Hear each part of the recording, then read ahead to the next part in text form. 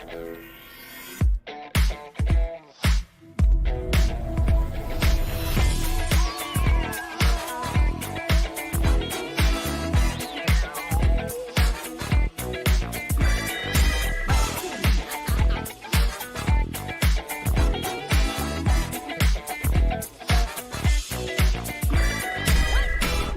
film me in the bathroom, man.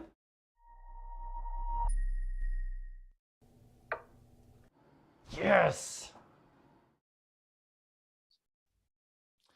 Welcome everybody to chess.com's round 8 coverage of Norway Chess.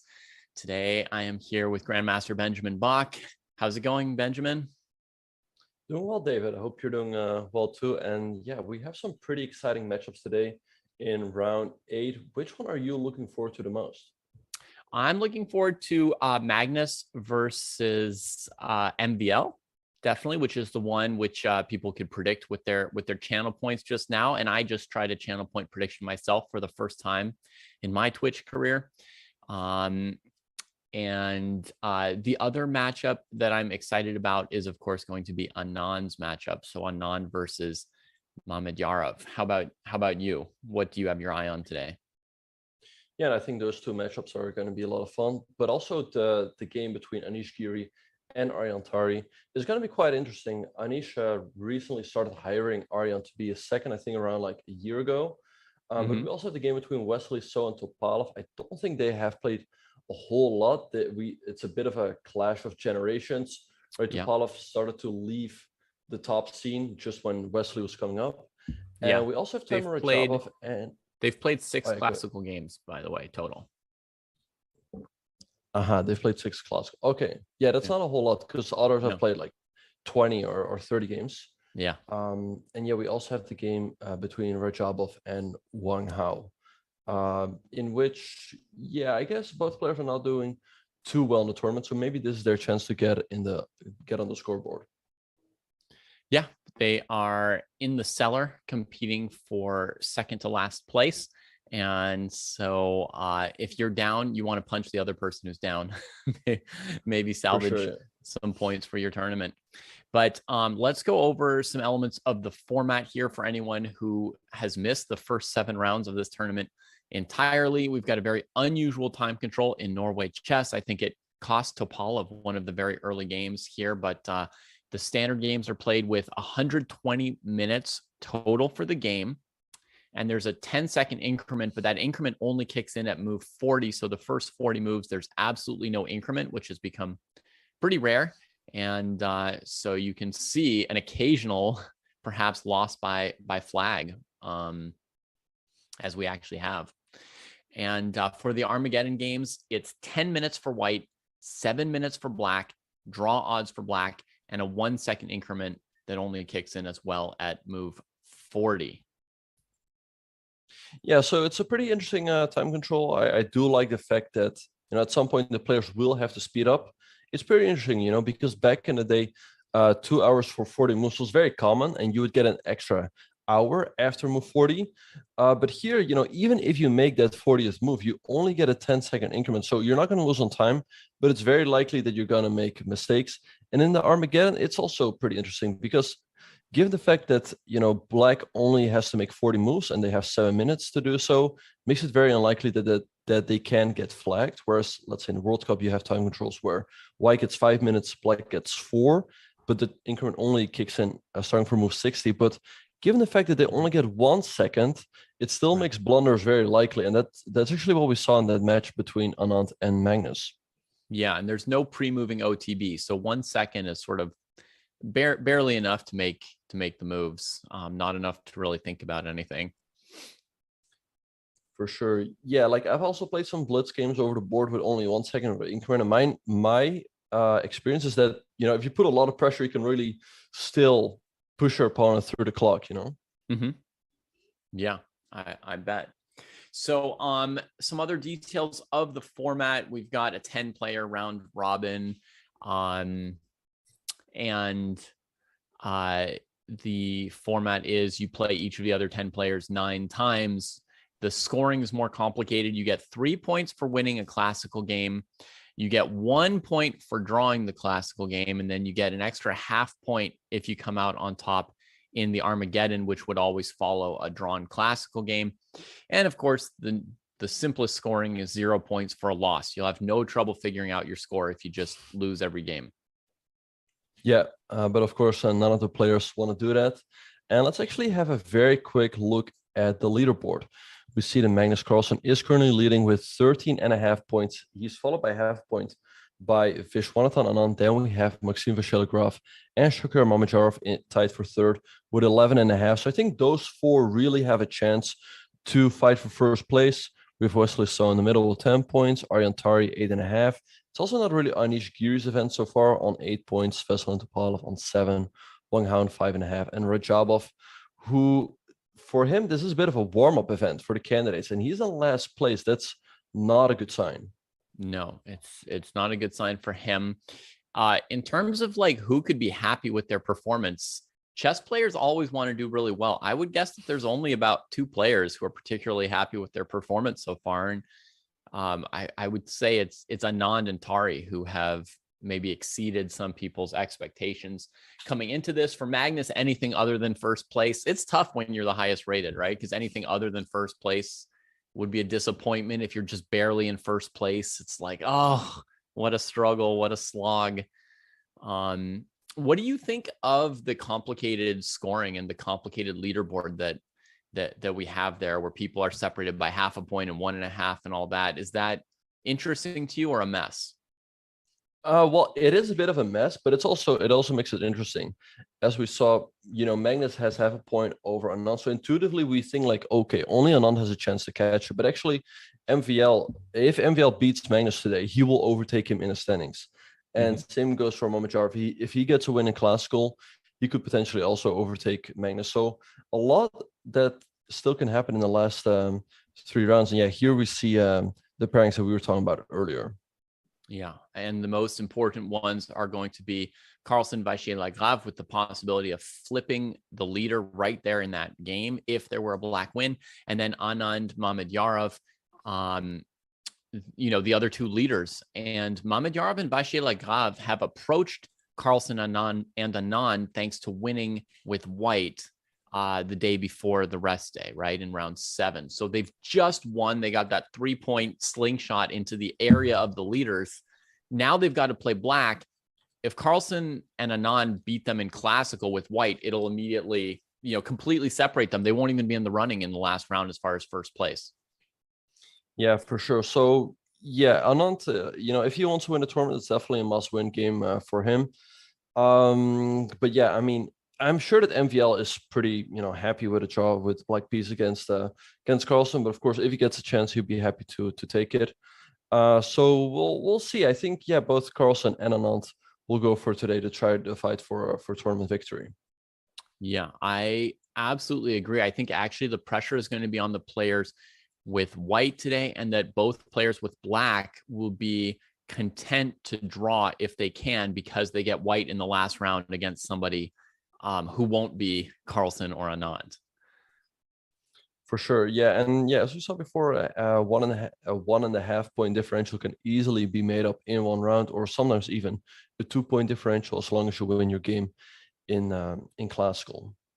All right, so the games are getting underway in 1 to 2 minutes, and before they get underway, we want to remind those of you who know and tell those of you who don't know about voting on /events. So you can, and we're going to show you how to do it today.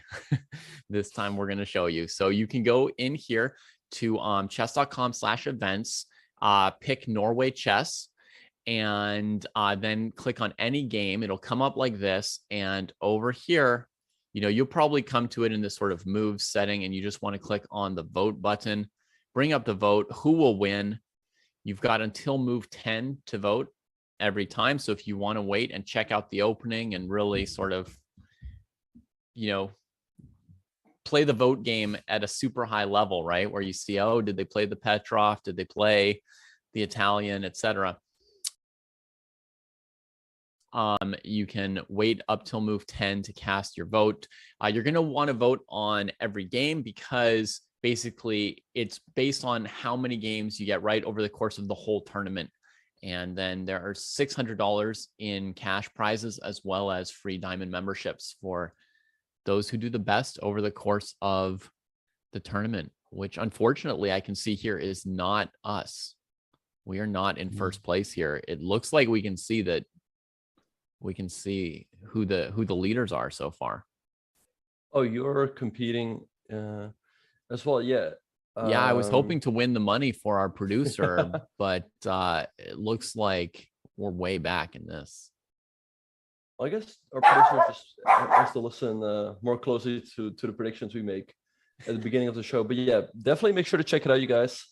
And yeah, as David mentioned, it's a good strategy to just wait for the first couple of moves in the game to see where the game is headed, and then setting your prediction. But don't wait too long, because you only have until move 10. Yeah, I always get caught up in the broadcast, so I have to guess before I see the opening. So I'm going to go with Magnus over here. Then we're going to go to Wesley So. Although they've only played a few games, Wesley So has a 2-0 lead in this matchup, along with 4 draws. And he's got the white pieces. And Topalov hasn't shown anything amazing yet this tournament. Although, I mean, you know, I would predict a win for Wesley. Yeah, I'm going to do the same. That would be a bounce back win for Wesley. He was among the leaders until he lost his first game in round 7. Giri versus Tari, they've played one classical game only. It was won by Giri very overwhelmingly in Tata Steel. Yeah.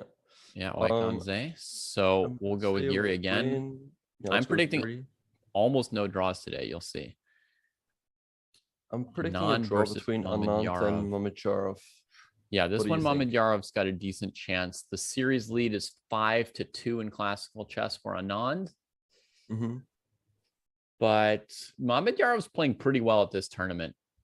You know, I think he only has one classical loss to Carlsen. Yep.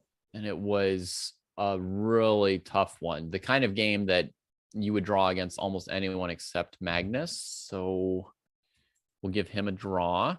And then Radjabov and Wang Hao is the easiest prediction. I'm going to say a draw. Yeah.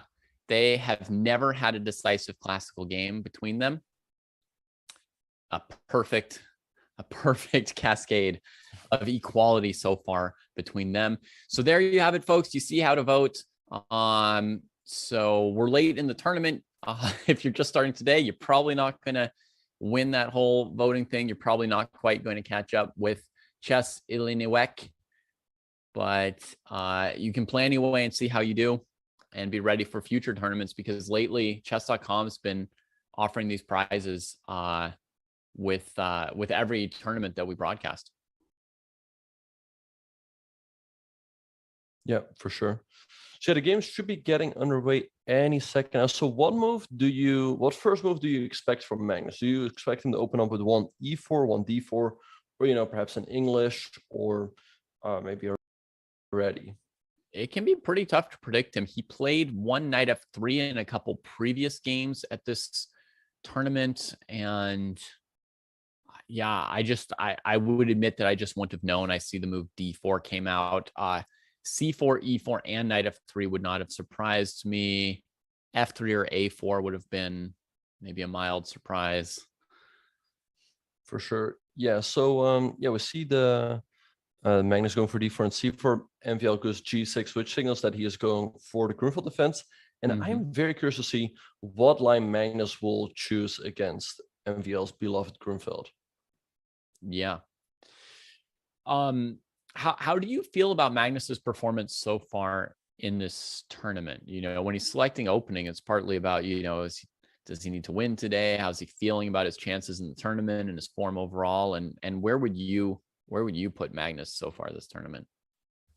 Yeah, it's a good question. I don't necessarily think he's played great. I mean, he was lost against Anand. He was a bit lucky to survive in that game. Also, I was hoping that he would maybe create a little bit more chances against Aryan Tari, even though he had the black pieces. And yeah, he did manage to beat Mamedyarov, but Yeah, of course, Magnus worked his magic, but it looked like that game was headed for a draw for a while. So I mean, of course, we're being critical of him, right? While he's on 5 out of 7, but still, I feel like he could do better. Mm-hmm. Yeah. One thing I noticed is he's actually not doing that well in the Armageddon games. In the classical, like his score is acceptable, I think, even for his standards. Like, you know, he might want half a point more or something like that, but it's pretty acceptable. But in the Armageddons, he's lost, I think, 3 of them. Right. Yeah. He lost to Anand. He lost to Wesley and Tari. Oh yeah, that's quite a lot. Yeah, especially losing to Tari. I was very surprised, to be honest, that he went for 1b6, right? I mean, I can understand that he would do something like that in a normal game where he wants to beat Tari with the black pieces, but in a game where a draw wins him the match, I did not understand that choice at all. Right. I see what you mean. If it were somehow a must-win situation for black instead of for white, yeah, could make more sense. Yeah, it's a good point. I feel like he's struggling a bit in those games, and I feel like he's feeling it too. And normally I feel like Magnus is equally dominant in rapid and blitz as he is in classical. Like you would expect a similar, ratio of point scoring. And the blitz tournament was sort of so-so, finishing second behind Wesley, and then losing a few Armageddons. I feel like he probably doesn't have a lot of confidence in the Armageddons right now, and that's part of why I feel he's going to be in kind of a must-win mindset in the classical game today. Yeah, no, that's a good point. Yeah, I don't know what it is. Also in the blitz tournament that we were covering, he was struggling quite a bit. I felt like he was just way too slow on the clock. Giving his opponent a lot of chances. And we see the same in the Armageddons against Anand. He was quickly, like, you're supposed to close the gap, the time difference, right? You start off with a 3-minute deficit, and many players they manage to close it a little bit to like 2 minutes or maybe 1 minute. But Magnus let it open up to 4 or 5 minutes, and he got a decent position. But if you have a complicated position with only a minute against 6 from Anand, it's very likely that you're just going to lose. Right. So, okay. So he's playing Bishop B5 against the Grunfeld, and maybe this system here will give him an interesting position. On some other boards, I saw Mamedyarov was playing the Petrov against Anand, which is, maybe not what all the fans were hoping for, but I would say a pretty good choice. So I'm reasonably happy that we voted for a draw. I think Mamedyarov's bringing one of his better options here against Anand. Right. And what I am slightly surprised by in the opening so far is that Radjabov is thinking on move 3. We see Wang Hao going for the Petrov defense. Not one of his main openings, I would say, but still, the fact that he's already spending spending a couple minutes here does surprise me. Maybe he wants to hide his preparation for the candidates. What do you think? Well, yeah, if his preparation for the candidates is to try and draw with the Queen E2 line, and he's afraid that people will know he's trying to draw with the Queen E2 line, then he would have to come up with some other way to draw this position that would be as efficient as that. And I'm not sure exactly what that would be. Yeah, it's a good question. In his last classical tournaments, he's actually drawn all of his games. He played in the European Team Championship in 2021, I believe, where he made all draws, and in the tournament in Romania, where he also made 9 out of 9 draws. This tournament, he's also lost some games, but yeah, he hasn't won a game in a very long time. So I'm very curious to see what he's going to try to switch up for the candidates. But yeah, to me, he's actually the player who has the least chances of winning the candidates. Yeah, I would guess that the last time he won a game was 2019. Right, when he won the World Cup, yeah. Which is what got him to the candidates Yeah. indirectly. Yeah, these two are playing very slowly. And if we click to the other game, Anand has played a very, very weird move. Have you ever seen it before against the same opening? In the Petrov, bishop d3 blocking the d pawn? Yeah, it looks very weird, but the knight is under attack, and very often what black does is so black basically has two main moves. I would say after the move bishop d3, which is to go either knight f6 or d5. We see the move knight f6 by, or let's see what Mamedyarov is going to do. But if black goes knight f6, white generally continues later on with c3, bishop c2, and d4. C3, bishop c2, I see. I didn't even understand what white's point would be against knight c5. Well, I guess we go bishop e2, and then we can go d4 with a tempo. Guess that's the idea. Modest, but it makes sense. Right. Now, if black played d5, do you just get back to like a main line if you play bishop d3? Yeah, so the thing, it's kind of interesting because you could go bishop d3 here, and the bishop on e2 isn't doing a whole lot, but I guess if you castle first, right, there must be a way to take advantage of the fact that the bishop is on e2 and not on f1. Yeah, maybe you just play with c4, knight c3, and don't play bishop d3. I mean, it seems like this wouldn't be too far from what Petrov player would be comfortable with for black, but okay. I had never seen this before. And instead we're getting bishop f1, and this looks a little bit like a Berlin. Like now you can't tell anymore if white played bishop b5, rook e1, bishop f1 in the Berlin or in the Petrov. Yeah, for sure. I would say if somehow magically black's knight on f6 ends up on f5, I would say it's very much a rook e1 Berlin, but I don't see a way to achieve that transposition. Right. Yeah, I think they have that opening pretty much in Wesley So versus Veselin Topalov. Yeah, they're pretty far into it, actually. They're going faster. But if I back up a few moves, you can see that they got this position here, right? With rook e1 and bishop f1. But as you say, the knight on d6 going to f5 is the difference. Hard to imitate. But yeah, I mean, this is a tough position to grind. I think black does quite well in this position that Veselin has here. Yeah, so this line has been very common with the pawns on a2 and a7. So I wonder really what Wesley's point is by including these two moves. Perhaps the b6, like let's say black goes c6 later.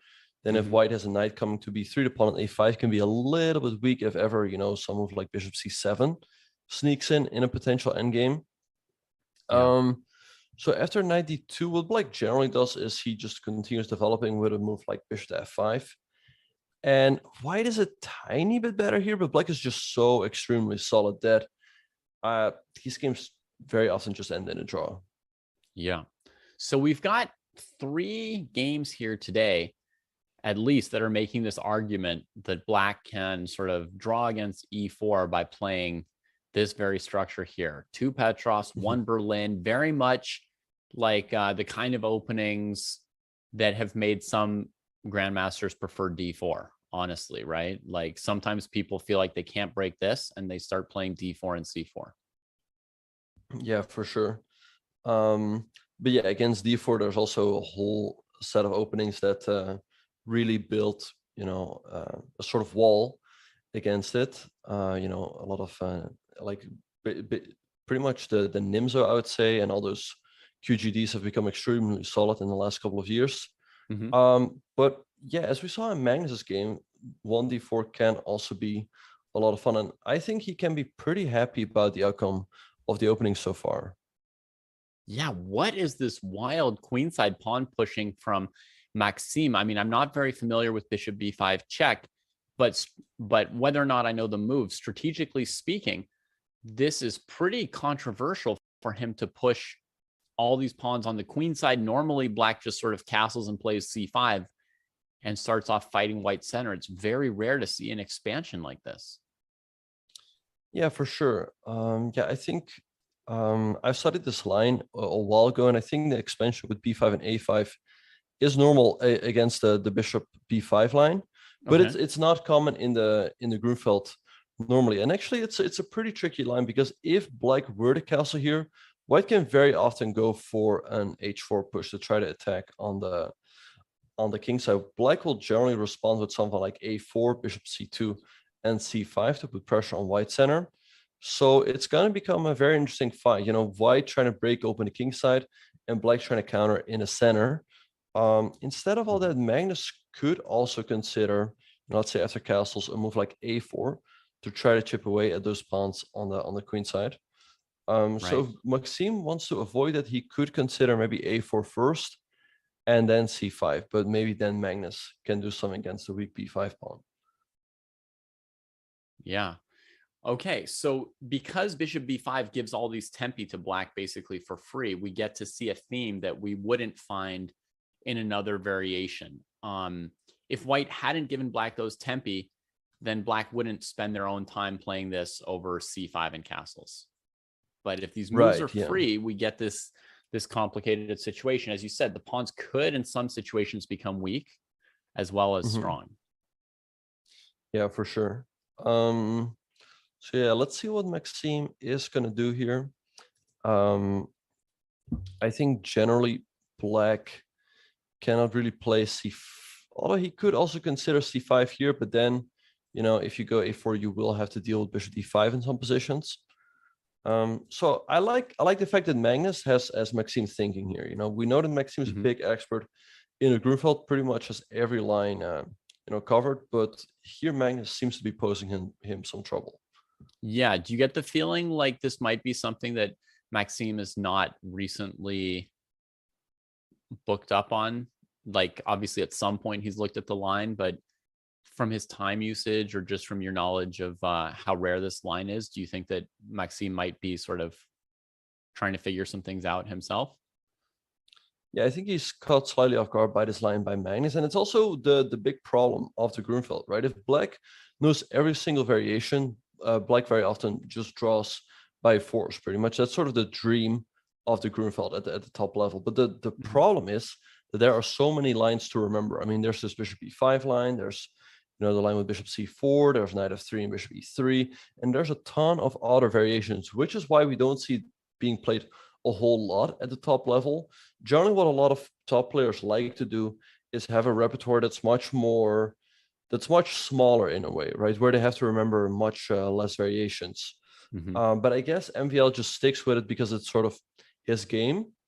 But yeah, as we speak, he has just canceled. So let's see whether Magnus will go for the very aggressive h4 or for the more conservative short castles. Yeah. I mean, there's also some advantage if, let's say, among the top 20 players, if you were the only person playing the Grunfeld and 18 people were playing a mix of the Nimzo Indian and Queen's Gambit Declined, and one person is playing the King's Indian, you get some benefit from, people are preparing more for the Queen's Gambit. Right, yeah. But yeah, no, for sure, because a lot of players are looking, at the Queen's Gambit, as you said. But the thing is, MVL has become quite predictable in recent years. When people prepare for him, they know, like, okay, if I go 1d4, I'm going to face the Grunfeld, and they just have to find one idea, right? That's all it takes. And against one e4, they know that he's going to play the knight or so. They can sort of choose, right, where they want to try to strike. Yeah. And up till this point, in Romania and here, MVL had suddenly trotted out this new weapon of the Queen's Gambit accepted, and he'd been trying to, I think he'd been fairly successfully neutralizing a bunch of games with that new opening. So it's also a little bit interesting to see his choice to go back to the Grunfeld here against Magnus. Yeah, for sure. I think by going for the queen's gambit accepted, he's just a little bit worried that he might end up in a very slightly worse position. As we said, that you will draw against 99% of all players, but not against Magnus, right? So I guess that's why he's going for a more direct approach against Magnus's 1d4. And as we speak, I'm a little bit surprised that Magnus is spending time in this position. Because you would say this would be really predictable for him. Like if he's going to play bishop b5, this would have to be one of the positions he expects. For sure, yeah. Because I mean, after bishop e5, black has to go to c6, bishop a4, and then after one move order or another, it's very likely that you're gonna end up in this position. So I'm a little bit surprised that he's thinking and that he's not all booked up. Yeah. I wonder if Maxime just kind of like bet on, I've got a better chance of being so booked up that I can kill the game with the Grunfeld than I have of defending for 80 moves in one of these Queen's Gambit positions that other people would say is drawn, is only a tiny disadvantage, but Magnus applies pressure forever. Yeah, for sure. So yeah, that's really the reason why I think MVL did not go for it. And perhaps Magnus also had some idea there. But, given the fact that Magnus' thing now must be a relief for MVL, right? I mean, we all know how annoying it is when your opponent is blitzing out his preparation. It's the worst. It's the worst, yeah. But when he starts thinking, you're like, thank God he's finally thinking on his own. I'm not facing his computer anymore. Yeah, honestly, some people hate blundering a rook after playing a great game and being up a pawn after 60 moves, and then they hang a rook. But I think the worst feeling in all of chess, worse than blowing a winning game, is when your opponent's just bashing out their opening and you feel like they know everything and there's nothing you can do. Yeah, like you think of a move for 10 minutes, you make it, and then instantly, boom, your opponent makes his move. But at one point, it is going to stop. But sometimes that's only after you've made a bad move. Right. You have to like play a bad move. And then they like, maybe in the worst case scenario, they give you the Nakamura look like, was that in my, no, that's not in my file, and then, okay, I've botched it badly enough that we're finally out of prep. No good. But since they are thinking, Benjamin, I think it's a chance for us to check on Giri and Tari as well. You want to? For sure. Let's check in with that game. So we see Giri opening up with the London, and he started off with the move knight f3. I guess with the move knight f3, he will sort of not necessarily avoiding the Grunfeld, but I think against the move one knight f6, he wanted to go for c4. Play the anti-Grunfeld. So Tari played d5, d4. Knight f6, and now the London. So maybe Anish wants to avoid a theoretical discussion. He knows how well Arjan is booked up. I mean, he's also a second. So we see c5 by Arjan, e3, knight c6, knight bd2, and the move bishop g4 by Arjan, which is a bit of a sideline.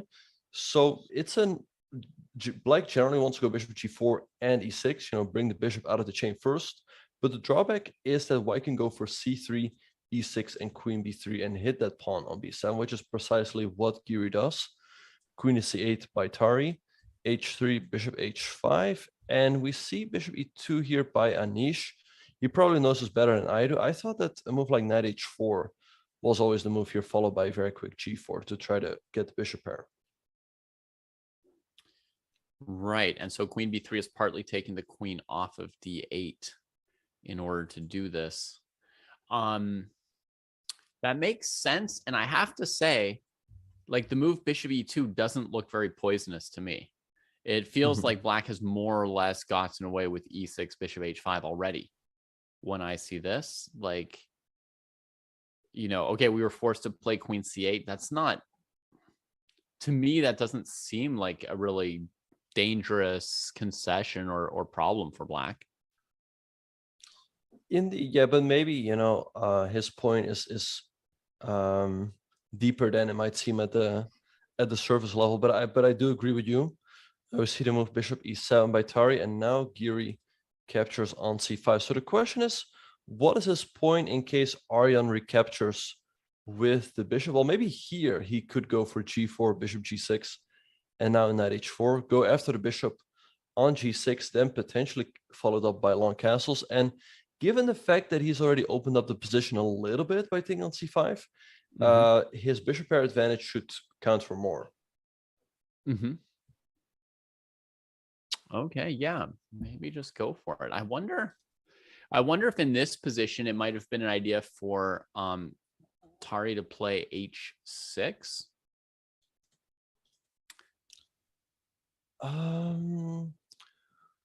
Yeah, but then I'm a little bit worried that Anish will be able to hang on to that pawn on c5. But the question is how? No, sorry, I mean instead of bishop e7. Oh, right, yeah.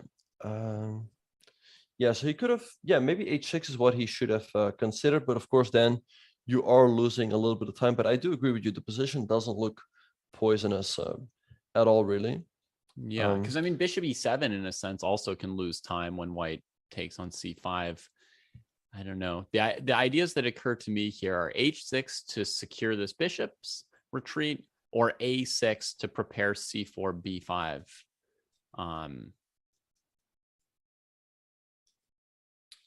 Indeed. If he needs an alternative, if this turns into something annoying. Right. What Arjan could also consider in this position after pawn takes c5 is perhaps the move knight d7 to take the pawn on c5 with a tempo, and you make sure that white cannot go for g4 and knight h4. Right.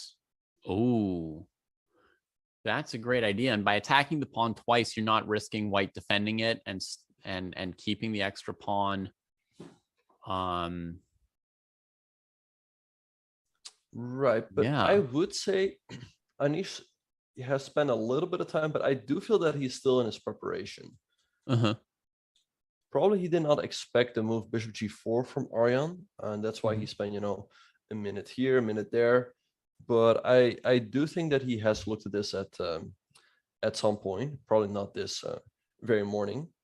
But yeah, the move knight d7 from Arjan looks very reasonable to me. Right? I mean, as we said, you solve that problem of g4, knight h4.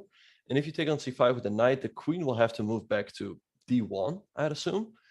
And then I have a hard time seeing how white could be better. Yeah. I mean, normally in response to the knight moving away from the center, you would look towards a move like e4. But knight c5 is going to come right back with tempo and fight for that square. So I don't see anything obviously good for white in response to this. Bishop d6 is another move for white to look at if black did something wrong, but knight c5 looks super. Right. In response to that. Yeah, that seems like a good move. Tari's having a think about it. But I think in terms of Giri's London system, anytime you play with somebody that you train with or study openings with, it's pretty tricky to select your opening because you have so much shared knowledge. Yeah, it's always a tricky situation. And yeah, a lot of people in the chat were saying, Anish is playing the London because he didn't want to prepare. Well, the funny thing is that these days at the top level, the London has become a theoretical opening. So I'm sure that he has done some preparation here. And he's went for the move d takes c5, which to a lot of people looks like a very unnatural move, right? Because you're giving up the center, which it's not usually what we do. But as we saw before, if black takes with the bishop on c5, which is sort of the natural move, then white gets a direct gain by going g4 and knight h4. But yeah, as we said, I think knight d7 looks very fine for Tari, and I'm very curious to see what Anish has cooked up in response to that move. Yeah. Let me see if I can guess it at all. Like, what would be a move for white against knight d7?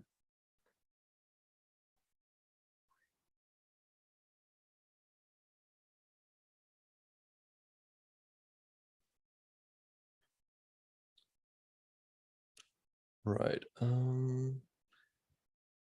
Yeah, in the meantime, man,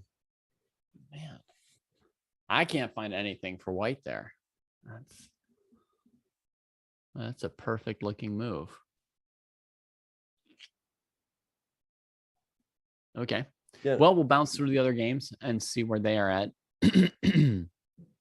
For sure. Yeah, let's have a look. So Magnus is still thinking after the move castle, so we'll check in with that game later.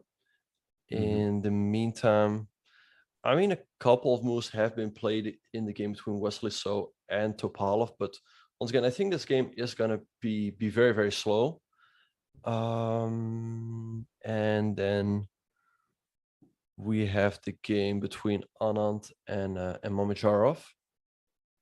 So yeah, bishop f1 was played by Vishy, d5 by Vachier-Lagrave, d4 by Anand, and after rook e8 he played the move c4, which is always a little bit double-edged, right? Because you can potentially end up with an isolated pawn on d4, but in exchange for that, white does get activity.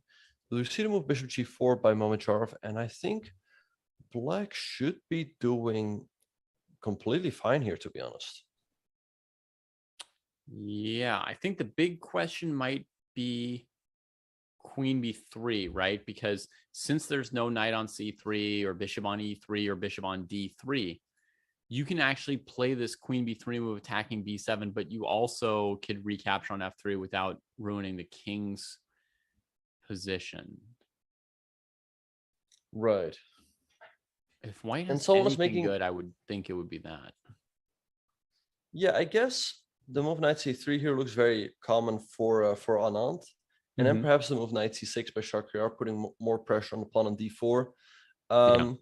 And we were talking earlier about the London, right? And actually someone made a very good comment in the chat, how people just hate on the London because they lose to it. I mean, I remember when I was a kid and I was a Grunfeld player, right? I love to, blast open the center with black, and I would just hate it when people played the London against me. And I was like, okay, what am I supposed to do here? Yeah. Yeah, I think if somebody has a good score against the London, they're probably not too upset about it. So yeah, knight c3, knight c6. I mean, to me, this looks really smooth for black. This position here after knight c3, knight c6. What might be the next move after queen b3, attacking b7?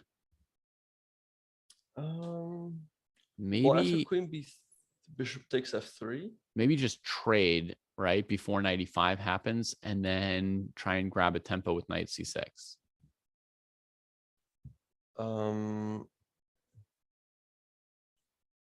Okay, yeah. Well, I was thinking, okay, so you're thinking queen b3 here right away. Yeah, that makes sense. But can I get away with sacrificing the pawn with knight c6? And if you take, I maybe could so. go knight a5 and take on c4. So let's say go knight a5, you go queen a6, I'd imagine. And if I take on c4, you can win a pawn here, but you'll be left with a shattered king side. If you take an f3. Yeah, we won't want to do that. Yeah, I'd be more likely to try knight e5 here, but I don't really believe in starting this fight with my rook on a1 not supporting me, so that doesn't look so hot. And I wonder how bad would be knight e5 in this position. Here again, we're not finishing the development, huh? Right. Yeah, I would think black should always be better prepared for any complications because he's pretty much developed all of his pieces. Right. While, white's pieces, some of them are not participating just yet. And after knight e5, perhaps black can just consider taking that pawn on d4. Right. Yeah. And so basically you're confident. Our theory for black is that we're basically just confident bringing out the pieces. And we don't need to worry too much about long variations because why would anything ever not work out for black when white's got these three pieces here and the center's opening? Indeed, yeah. Okay. So I like the move. I like how Vachier is playing this. He's playing this, very simple, but in a very straightforward fashion. And like I said, I think he should be doing very, very fine. Yeah. In the meantime, we also have more moves in the game between Radjabov and Wang Hao, which was also a Petrov. Right. So after quite a bit of thought, Radjabov played d4, and looking at him having spent 30 minutes at this point on a basic position from opening theory, it reminds me of the game with Topalov a couple days ago, where they repeated a game between Ding Liren and Yu Yang Yi. They repeated the entire game, but spent 3 hours to repeat, like a 20 move book draw. Right. And looking at this time usage from Radjabov, right? How did he spend 30 minutes on these moves, Benjamin? Look at this. It's a very good. It's a very good question, because all of this is theoretical.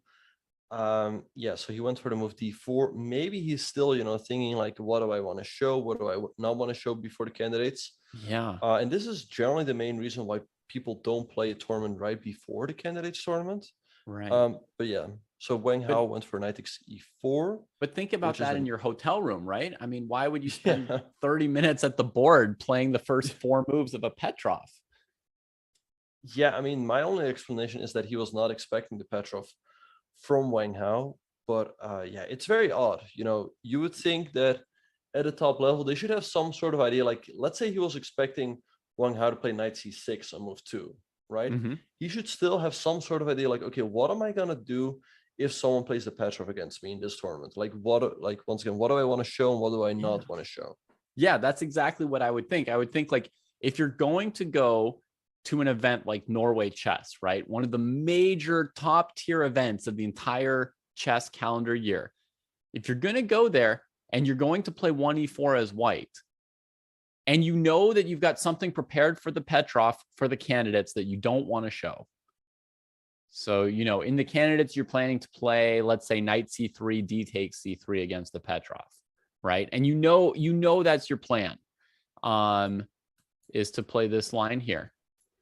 You figured that out already. I mean, the candidates is in a week, right? So let's assume he's come to this tournament, he's already done his candidates prep. So you want to play this at the candidates, and you don't want to tell everybody that a week before. So, I mean, I would think you would come to this tournament having plans like, okay, I'll just play the old main line with knight e5, knight f3, d4, bishop d3, or I'll just play the queen e2 line and agree to a draw. I mean, why? It just seems weird not to have some kind of a plan. Yeah, it's a little bit weird. And yeah, as you said, that's actually what Hikaru did in the FIDE Grand Prix. As soon as he qualified, when he made it to the semifinals, when he played Mamedyarov in that match, he figured like, okay, I'm not going to show any preparation with the candidates coming up. And he just played Queen E2 and made a quick draw. It's of course not really what the fans want to see on that particular day. But of course, he knows that the games of the candidates are going to be much more important than, a game in the semifinals of the Grand Prix. Yeah. I'm also thinking, like, you could also just play knight c3, and then everybody in the candidates would assume that wasn't what you were actually going to play in the candidates, right? I mean, they'd be like, there's no way he like showed us our prep 5 days before. Yeah, but you still, of course, check what your opponent played most recently. So yeah.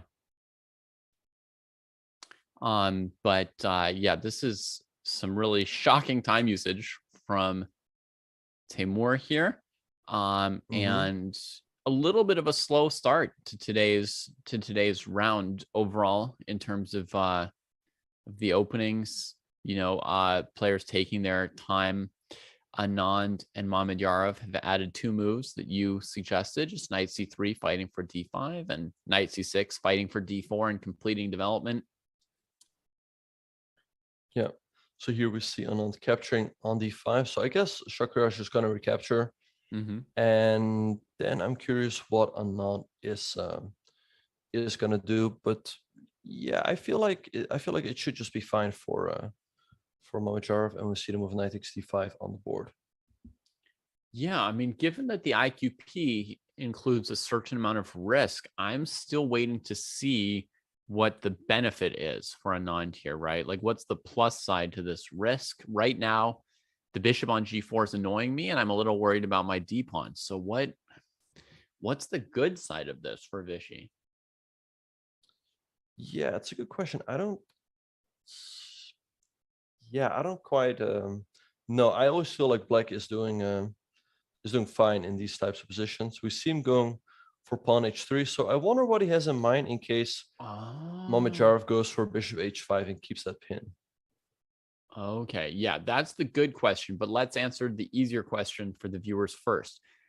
The easier question is, how is he not hanging his pawn on d4, right? The black was pressuring, and then he attacks the bishop, and I think this is why he traded on d5, was specifically so he could play h3 without losing this pawn, because he'd have the threat on the knight on d5. Indeed, yeah, you just recapture the queen, hit the knight on d5. And the thing is, if black trades on c3, we go pawn takes, and once again, the problem of the pawn on d4 is solved. Yeah, problem solved, and he can look forward to using these bishops on their starting squares. So after h3, Benjamin tells us the main question is, what's he going to do after bishop h5? Right, yeah, so bishop h5 to me looks very natural, just giving the pin on the knight. Mamedyarov could also go for bishop e6 to play for control over the d5 square. Yeah, that's true. This is a big question for Mamedyarov. He won't necessarily play bishop h5 immediately. Right. Yeah, so let's see which square he's gonna go for. But yeah, once again, I feel like he should be doing fine. And in the meantime, let's have a look at what happened in the other games. Actually, in the game between Anish and Tari, Tari did recapture with the bishop on c5, which is what we regarded as a mistake.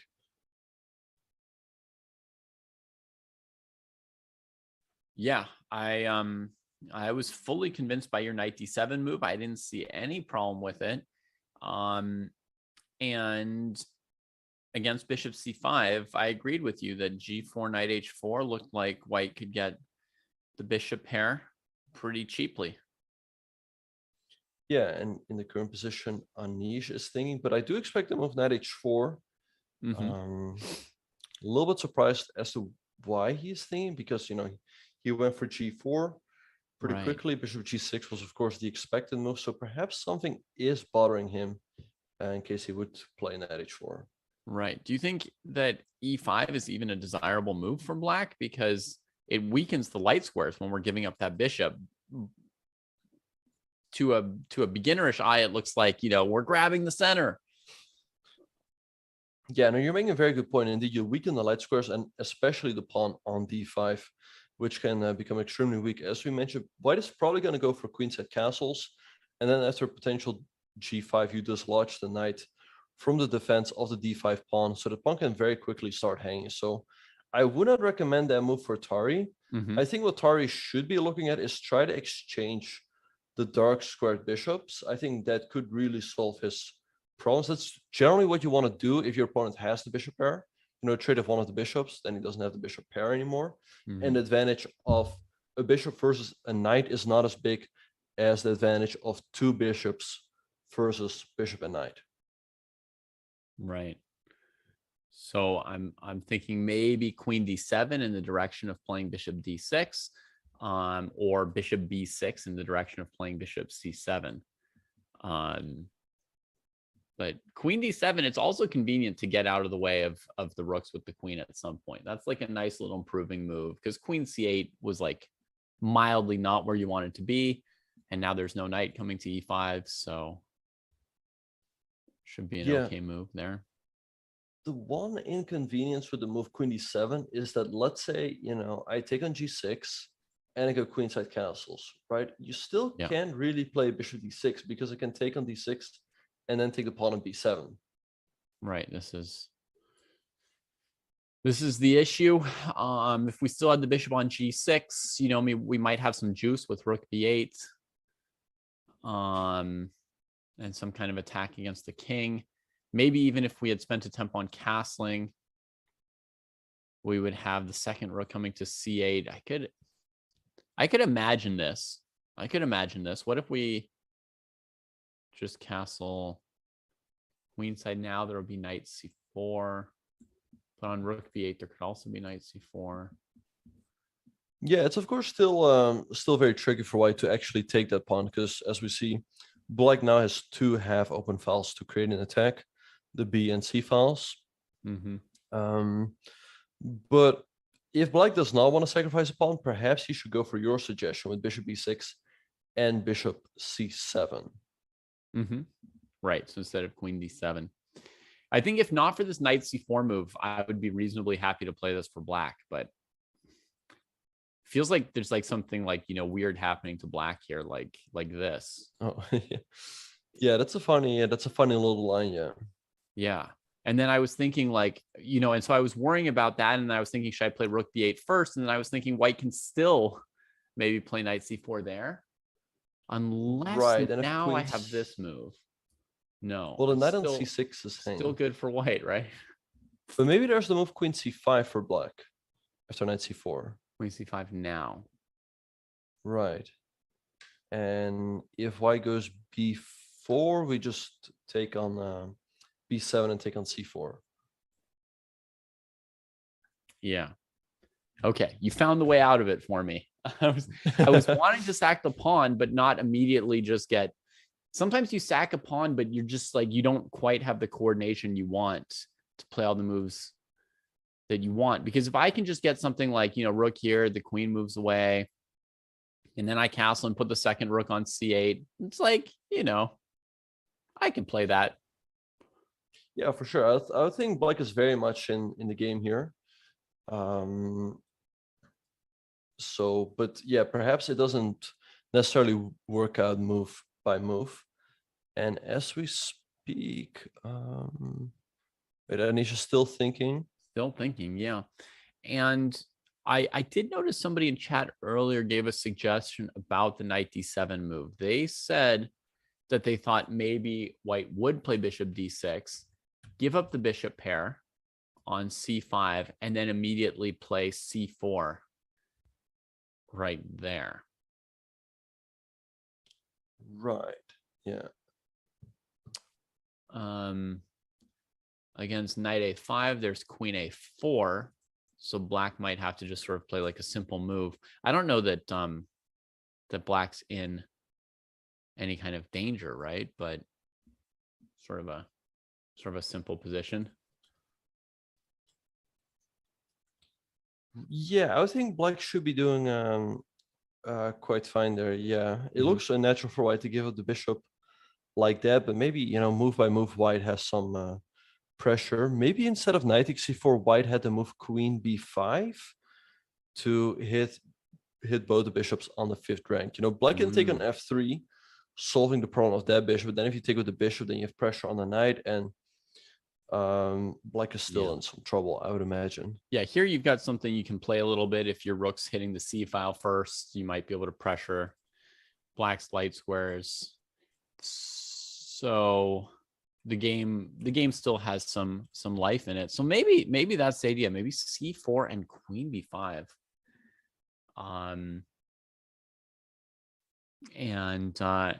Well, we wait to see if there's something that black has in this position, because obviously Anish hesitated a long time before playing knight h4, and we'll see if Tari shows us what he was afraid about at the moment. I mean, I can't guess yet. Yeah. But yeah, I think Anish can be happy about the outcome of the opening, right? Because usually very often when you play a low-rated opponent with white, what you're kind of worried about is that, you know, they get all their preparation on the board and maybe they will be able to draw pretty much by force. And he's sort of avoided that. He's got a playable position, I think a slightly better position, because he's going to get the bishop pair, also an original position, you know, with probably long castle soon. And for Tari, it's not going to be easy, because let's say he goes for short castles later on, right? What Anish can do is go for a very direct h4, h5, and just open up on that side of the board after, of course, he's traded on g6 and black is recaptured with the h pawn. So I think Anish has all the reasons to be happy here. Yeah, I agree. Let's see. Let's see the Grunfeld. Let's see what's what's coming here. So it has been black and not white who's played a4 this game. So Magnus on this move played a very tame castles, no h4, no a4, no rook pawn moves. Just a good old classical pawn center and then straightforward development. You know, he probably wants to play boring moves like rook e1 and bishop f4 and queen d2 and rook ad1 if left to his own devices. Indeed, yeah. So after castles, MVL went for a4, pushing the bishop back, bishop c2 and c5, the typical move in the Grunfeld, putting pressure on white center. And Magnus goes for a very good move, rook to b1. He's making sure that the rook is never hanging on that long diagonal, Right. and he's putting pressure on the pawn on b5. So let's see what MVL is going to do here. The typical Grunfeld move here, to my eyes, would just be knight c6. You know, very often in the Grunfeld, when your opponent makes a threat, you just ignore it and make your own threat. Yeah, especially when white's threat is to lose a rook, right? Like, I guess here rook c5 would be great for white. Yeah, here I really like the exchange sacrifice because a4 will then also be weak. But I guess we take on d4, yeah. But I suppose if we trade first and then go bishop a6, that shouldn't be too thrilling for white. Yeah, here black should be doing completely fine, I would think. d4 is still hanging as well as the rooks. Yeah, there's still rook d5 though. I mean, if there was not rook d5, white would almost lose here, I think. But the rook on d5 is quite awkward, right? And black should have something here. It's like we're winding up for an exchange sack, right? The rook is going to get cut off by queen b6 and maybe e6, and we're going to eventually trade it for one of black's minor pieces. Yeah, although I don't exactly see how, because after queen b6, let's say rook e1 and e6, there's still rook d6.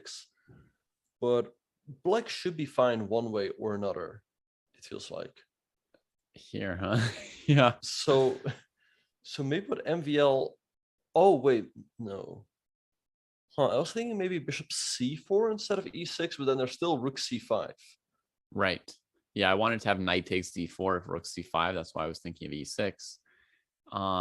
Maybe e6, rook d6, rook d8. And if you could win the d4 pawn back by force. I mean, I know my a pawn's hanging too. I've been kind of loose with black's material. Yeah. And maybe here white still has the time to take on the 8 and go bishop e3. Mm-hmm. 1, 2, 3, 4, 1, 2, 3. Well, I think I can just take the pawn. Well, oh wait, yeah, you're attacking it more times than, or you're attacking. Yeah, you can just take. I forgot about that. Yeah. Well, fair enough. But let's see. After the move knight c6, Magnus could consider taking on b5, but I don't really expect it to work out. So perhaps he should go for the move d5, right, hitting the knight on c6. Now you can play the move knight e7 to defend the pawn on d5, but that's not what you want to do because the knight's very passive there. Right. So I think MVL's got to go for the more active knight e5. We'll probably see a trade there in the center. And then, I don't know, I feel like black should be doing fine with the pressure on the c3 pawn. Yeah, big questions here for white between like c4 as a pawn sack, rook takes b5, bishop e3, queen d3. And of course, the overall dream for white in this position is f4, f5, starting a kingside attack. But first, we need to worry about all these hanging pawns. Indeed, yeah. So, yeah, I'm curious to see what Magnus has in mind here. But I don't really see another move for MVL in the current position, right? As you see, the pawn on b5 is under attack, and you don't want to make a passive move like bishop d7 or something. It's not really what you want to do. You could perhaps consider bishop a6 to prepare to move b4, but I think white just goes rook e1, steps out of that diagonal, and should have a very pleasant position. Yeah, you're not sure the bishop's going to be good on a6, right? It might be committed somewhere where it's not helping that much. It's keeping your rook from defending a4. So then are you just kind of bottled up defending this pawn structure? That's not what you advanced your pawns for, to just defend them. For sure, yeah. So I think MVL should go for knight c6 and then potentially bishop g4 later.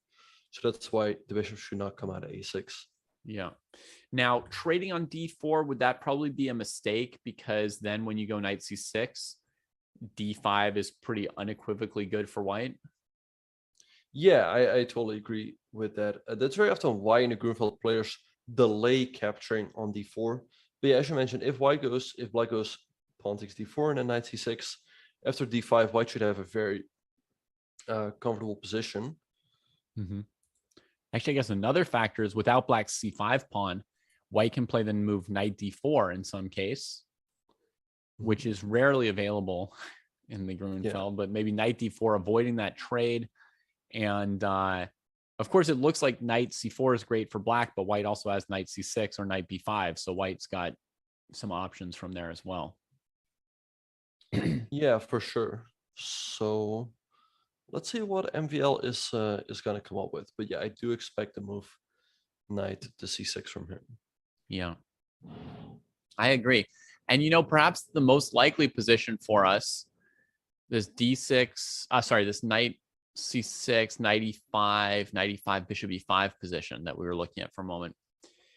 An interesting thing about this position is I know a position just like this where black's A and B pawns are on a7 and b7. From like the knight f3, bishop e2, rook b1 kind of. But then the bishop is on positions. e2, I guess. This bishop will be on e2 instead of c2, right? But basically, these pawn moves are almost in for free. Mm-hmm. So it's sort of like a position that I know that I can compare it to. And I feel like actually it might be nice for black, more counterplay to have these pawns advanced here in this kind of position, because white usually will find some way to take over the center with f4 and e5. Like the mainline position I'm thinking of, white normally just defends the pawn on c3 with queen d3 or queen d2. Yeah. Right. And then they play f4 and e5. Right. And if I compare that idea here with black having these pawns advance, I just feel like there's more interesting counterplay and stuff for black to do, either with queen a5 or with b4 or something of that sort. Yeah, no, I agree. So right, yeah, I think the pawns are definitely an asset here for black. You know, he can, as you mentioned, easily create counterplay. But actually, as we speak, the move bishop g4 has been played by MVL, not a move that we expected. Interesting. So he's avoiding the d5 move for now while ramping up the pressure, holding knight c6 in reserve for a moment, but definitely introducing rook b5 for Magnus as a major calculation point. Right, so let's say Magnus does go for rook takes b5, right? I guess MVL has to take on d4. Magnus has to recapture. And then maybe... So let's say black goes knight c6 here. Do we just hang on to the pawn for dear life with the move d5? There's knight d4, but then... We can also try your rook d5 move from a previous variation, although yeah, it's a little worrisome. d5, the knight could even go to d4, right? Right, yeah, that looks pretty attractive for black. I mean, you hit the rook on b5, you hit the knight on f3, and it feels like black should get a lot of activity here. Yeah, I'm feeling pretty worried as white. Because there's some funny lines, because let's say you go rook b4. Yeah. What black could consider is knight takes f3, pawn takes, bishop h3, rook e1, and bishop c3.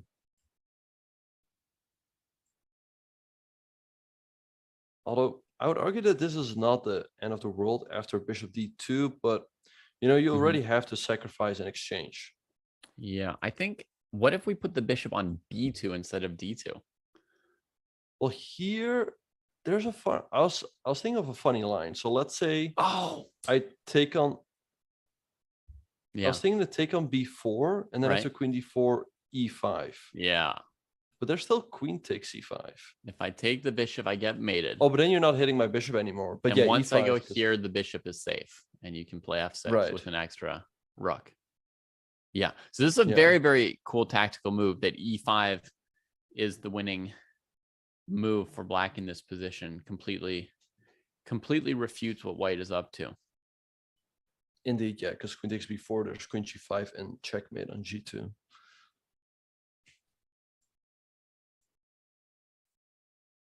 That's cool. You know, defensive tactics are really cool too. Like the little moves that refute what we want to do. Well, this position looks, yeah, tough for white. I'm sure you can get some compensation for losing an exchange here, but I mean, the white king's always going to be bad too, right? So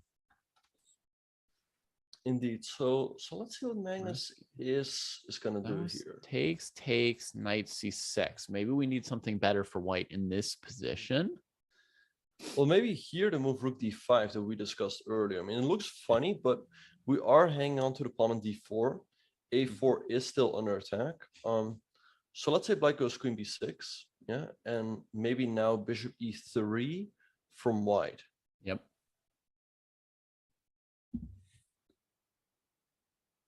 So I think e6 rook d8 is still going to be a pretty straightforward continuation, but now maybe white will have time for d5.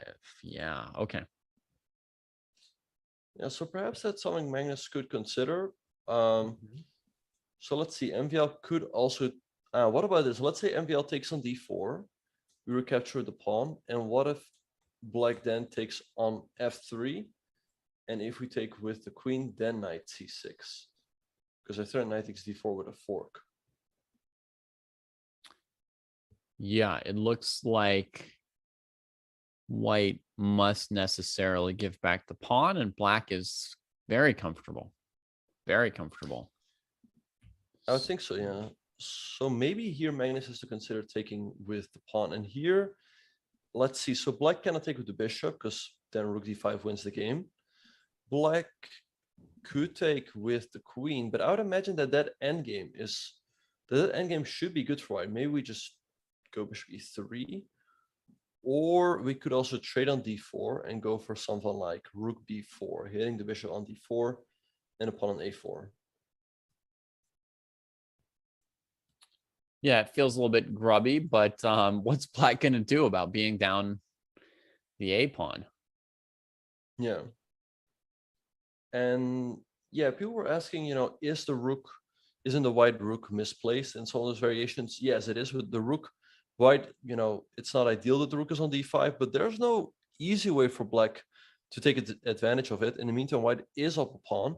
The pawn on a4 is hanging in a lot of variations. So this happens very often at top level chess, where you have to make decisions which are not ideal for you, but you get something in return. Yeah. I think that my take on the rook placement would be it really depends how the game develops. Like there could be scenarios where it's good and scenarios where it's bad. So anytime you've got something that could be good or bad, it becomes sharper, you know, as the battle is like, can you justify it or not? You know, like if you lift a rook to checkmate somebody on the king side and then the game goes to an end game, your rook will be badly placed. So it becomes really important what they can make of it. Right. So we'll see what is going to happen. All right. So yeah, so Magnus is still thinking here. I mean, he's spending a lot of effort on it. Are there good moves other than rook b5? Because black's pressure against d4 and f3 is coming no matter what. Rook b5 is kind of like the obvious Achilles heel of bishop g4, but other moves could be maybe bishop e3. Yeah, he could also consider something like e5 to shut down that bishop on g7. And maybe the point being that if black goes knight c6, here we could go h3. And then if you take an f3, we recapture with the queen and hit the knight on c6 immediately. No time to eat, right? Indeed. So this could be an idea for Magnus as well. Yeah. And once white plays e5, black won't really want to take on f3 as much. They'd sort of rather now keep the bishop on c6 or something. Okay, well, sure. Magnus is in deep thought here.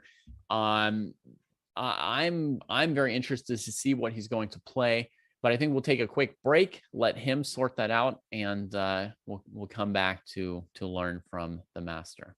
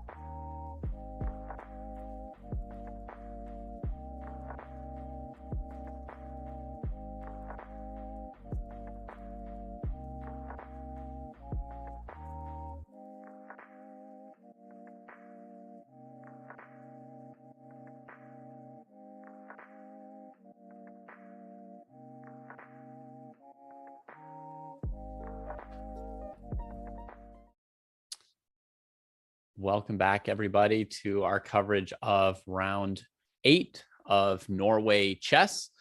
Magnus Carlsen and Vishy Anand in the lead, and they've got their final white games of the tournament today.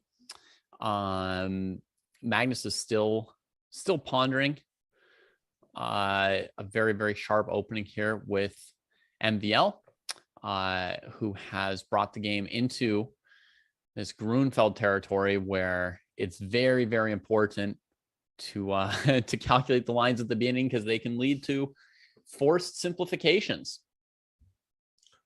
For sure, yeah. So yeah, I do expect Magnus to go for a bit of a think here. In the meantime, if we have a look at the other boards, so one board that, you know, is catching, well, I mean, I can't really say it's catching my attention, but I just wanted to go real quick to the game between Wesley So and Topalov. I think not much is happening here. It just seems that it's just headed for a draw. And I wonder what Wesley had in mind, to be honest, going into this game. And actually, I would argue in the current position that if anyone is better, maybe it's Black, because White just weakened the f4 square. Right. So like it would have been dead equal one move ago. Yeah, but maybe Black's position was already a little bit more comfortable.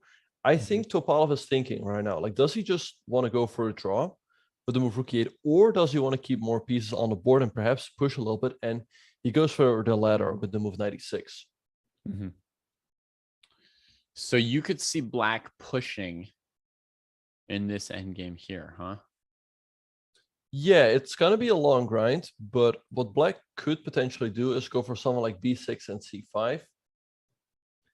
You know, put pressure on pawn on d4. If White were to take, then recapture with the b pawn. Perhaps he can then use the half-open b file to put pressure on the pawn on b2, or go pawn c4 at a good moment, pushing the knight away from the d3 square. And if Black, let's say, goes g5, he could establish a knight on f4. So Black is the one who could potentially be a little bit better in this endgame. Yeah, it's interesting you mentioned this b6 c5 plan, because we've reached the end game, and then you're suggesting a plan for Black that would isolate one of your pawns or split your 4 pawns into 2 pawn islands, right? So I think a lot of people wouldn't think of that plan, but as you explain it, I mean, I can totally see why that position could be nice for Black. Basically, you're improving the activity of your rook with the b file maybe, and by getting a stronger pawn situation in the center, your knight can become more and more better than White's knight, right? Because they're very responsive to who's got pawns in the center. For sure. So maybe what Wesley's got to do here after move knight e6, and actually he has just played king g2, which is probably fine. But I guess after b6, maybe he has to play the move f4, because now if Black plays c5, there's the move f5 for White, hitting the knight on e6, and then Black is going to lose the pawn on c5. Yeah. Although even here, gf, knight g7 might not be anything special. It's not. Yeah, it's not at all the end of the world for Black. It's just that White is not worse at all here. Yeah, not worse at all. Yeah, that's a good point. And given that f4 is already weak, once you've played g4, I mean, it wasn't just to create weaknesses. Almost always you would think this move would be in order to follow up with either f4, f5 or h4, h5. As long as this knight can't get to e4, I think f4 makes more sense. Yeah. So let's see what Topalov is going to do. I would think that, yeah, after b6, Wesley does have to play that move f4, because let's say Wesley would play king g3. Right, then after c5, I do think that White is in a little bit of trouble after this trade. I mean, the pawn on b2 is backwards. As you said, Black now has the split pawns, but White's structure on the queen side is also a little bit split, right? With the pawn on a4, which is kind of cut off from the chain, the pawn on b2 is backwards. And Black has the potential of creating a passed pawn in the center later on with the move d4.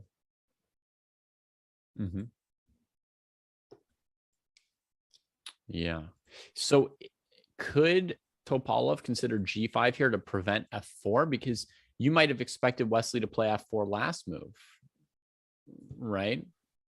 when he played king g2? Is that what you were thinking he would do? Yeah, so you're saying the move g5 in the current position? So yeah, so since he's played king g2, maybe g5 for black. Well, yeah, but here Wesley could play king g3 followed by f4, and that And should force solve it all through of his. anyway in time. Right. Okay, so he hasn't missed any opportunity by playing king g2. That's strengthening his position fast enough. Right. So let's see what Topalov could do. I mean, I had a funny idea. Maybe b6, f4, and rook to g8. Preparing the c5 push. But I would imagine that there's still a way for white to get a fine position here. Maybe rook f2 followed by f5. Oh, to take back with your rook? Right. Yeah. Oh, okay. I was thinking you'd be rushing your king off the f file, but rook f2, looking for f5. I can't let white play knight e5, so I can't play f5 to prevent it. F5's coming. What we're going to do there is maybe play knight to g5 in response. But then there'll be knight e5 maybe. Yeah. So it's kind of interesting, right? This position looks like it's just a dead draw, but there's still some subtleties left here. But I think Wesley's got it covered. I think, as we see, if Topalov's going to play b6, he will go for the move f4 to make sure he doesn't end up in any trouble. And in the meantime, Topalov has played the move h5. So what? I guess his idea is that, let's say Wesley goes for f4 now. I guess what he wants to do is trade on g4 and go for rook to h8. And it's a little bit uncomfortable for white in the sense that white doesn't have an easy move here, because if you go king g3, you allow rook to h1. Although in case rook h1, there's always rook e1. But black is controlling the h file, which probably has more value than the e file, because Wesley never has any entry squares with his rook. Yeah, I think like maybe the slight differential between the H and the E files is the black king can defend the penetration points while being centralized, right? So it could hang out on either F7 or D6 would be two possibly good squares for that king. Whereas the white king, if it wants to stop the black rook from penetrating, it's stuck on G2, which is a suboptimal square for the king.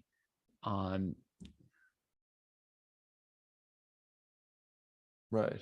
So, yeah, I mean, white needs to just find some neutral move to mark time here and not end up worse. Maybe just rook e1 with the idea of rook h1, or with the idea that your king can go on g3 while your rook's covering h1. Right, I like that idea. I think the rook e1 is a good move to just trade as the rooks on h1. And yeah, I think this one, okay, maybe Topalov could go b6 here. Let's say rook h1. Although after the trade, then white's king is, slightly misplaced, and here black could once again try to create something on the queen side or in the center. So I would give a slight edge to Topalov, but in general, I do think that it's probably just going to end in a draw. Actually, white also has another option. And white still has f5 there, which I think is very safe. Right, yeah. White could also take on h5 in the current position, but I would think after black recaptures, maybe black has a bit of an edge, because rook g8 is coming, and then you have to make a difficult decision to make with your king. Right, if you go king f3, you will always run into knight g5 check. And if you go to the h file, probably also knight g5 with the knight coming to f3. So still some small problems to figure out for Wesley, but I think he's got it covered. And my first thought here would be f3 to keep the knight out of e4, just like black has the f6 pawn, and put the king on f2. But then rook g8, king f2, h4. Maybe that's something I need to be concerned about as white. Yeah, definitely. I mean, rook g3 is coming, and I'm wondering if you can solve the problems by going f4 here, rook g3 and rook e3. F4 seems to really like walk into this thing, but then you want to hold it. Right, but even here, black could consider taking on e3, and if white, although no, white is just in time. I was thinking to take on e3, king takes and king g6. but white has a variety of moves here, but maybe the simplest is just knight e1 and knight g2, and maybe now white is better again all of a sudden. Oops. Well, that I thought it was good to advance my king to an active aggressive square. What happened? Yeah, I guess trading off the rooks is not what we should have done. Yeah. Okay. You know, it's interesting, Benjamin, but I feel like the start of this game was boring, but this moment here now suddenly becomes a little bit interesting. It's kind of funny. Some people would say, oh yeah, everything got traded off. Now it's boring, but actually it was sort of boring how there were no differences in the structure, but no matter what, you get down to some position like this and there's opportunities to create little advantages. Yeah, so and that's how, you know, like GMs very often outplay low-rated players in these types of endgames, where, you know, they manage to create small problems out of literally thin air. I mean, that's what Magnus is the best at. But yeah, I do expect that there's not enough life left in a position here for Topalov to really create something. I like what Chess Lover's pointing out in chat, which is that in a position like this one here, where the rook's going to g3, maybe the correct answer is to just still sit there and do nothing. So look at this: rook e1, rook g3, rook e2. Well, and if the rook ever takes on h3, then you go rook e6. Right. But there's the move knight g5 from black, which looks quite problematic. Okay, does black have another angle? Oh my goodness. Yeah, wait, let me wait around for white some more and play knight g5. Ouch. And here you could easily lose the f3 pawn and the h3. Yeah, probably here it's just lost. Yeah, we could lose everything now. Yeah. Well, at least that's not boring. We lost everything. At least not a draw. Yeah. My inclination as white would not be to take on h5 and separate the h3 pawn there. That felt a little bit more scary than just sitting here. One other option we looked at was f4. Another would be rook e1. Here, just waiting for rook h1. Yeah. So yeah, I think f4 looks very natural for Wesley, and then the line that you suggested after pawn takes, maybe just rook e1 and sit and wait. Mm-hmm. Yeah. Okay, we'll see where that goes. Let's check out Anand and Mamedyarov, other leaders. So last time we saw this game, it was h3 was played, asking this bishop that big question, you know, are you committed to this pin and the pressure on d4, or do you want to rejoin the rest of the game on e6 and keep d5 defended? Mamedyarov stuck with that bishop on h5, the pressure against the knight on f3, and the idea that g4 would be a concession for Anand. But I really didn't know whether or not Anand might play g4. Do you have any strong feelings about that move? Whether like g4 right now for Anand? Yeah, like is that like a horrible weakening move or a double-edged move or a great move? Like, I don't know. Yeah, I don't think it's terrible. I mean, you can put the bishop on g2 shortly after, so your king is completely fine, and there's no knight jumping to f4 anytime soon. So I think it would actually make quite a bit of sense to go g4 and bishop g2. But instead that Anand played a3, and we saw a trade on c3, which I wouldn't be too happy. I would not be too unhappy about if I were white, because then the d4 pawn is never going to be weak. Right, but Chakra traded, bishop d6, bishop just in general, I almost always prefer the hanging pawns to the isolated pawn. It just feels much less risky for you to lose control of the center. Yeah, for sure. Yeah, here you're never going to lose a d4 pawn, but with the pawn on b2 instead of c3, you can just lose that pawn in many variations. And after the move queen f6, do you think Mamedyarov is sooner or later gonna take an f3 and go into the endgame? And actually, it's pretty funny. You know what this very much looks like? This looks very much like the Scotch for knights. Okay. Oh, with colors reversed, it is 100% Yeah, with colors that. reversed. Yeah. I was going to say it looks a lot like the Petrov. That was going to be my first answer, which it is. Because, you know, in the mainline Petrovs with the pawn on c4, knight on e4, knight c3, you also get positions almost exactly like this. But they have currently actually transposed to that Scotch, just that this pawn on a3 would be on a2. Which I would think is an advantage for black because that pawn can be hanging in a lot of variations. That's literally the only difference, right? Like that's making it black is white and white is black. And maybe the fact that white has like some extra tempi, but yeah, it's very funny. It's just exactly that position with reversed colors. So black having put the bishop here, I mean, the big question to me is, you know, is g4 good or bad? And if it's bad, then I don't think it's bad, but I'm not thrilled by it. There's actually a funny line, like white could go g4, bishop g6. And here bishop g5 would look good because it seems like we're trapping the queen, but black has rook takes e1. And white is actually losing because if you take with the queen, then you're hanging your knight on f3. So what white could consider is g4, bishop g6, and bishop g2. And actually, it's a funny way to lose a piece. Right. Actually, I did notice an interesting difference in the position, which is that white has already played the move h3. I mean, usually in the Scotch for knights, as soon as white does play the move h3, you know, a trade happens, right, on f3, and we go into that endgame. But here, white can still keep the queens on the board by going g4, bishop g6, and let's say bishop g2.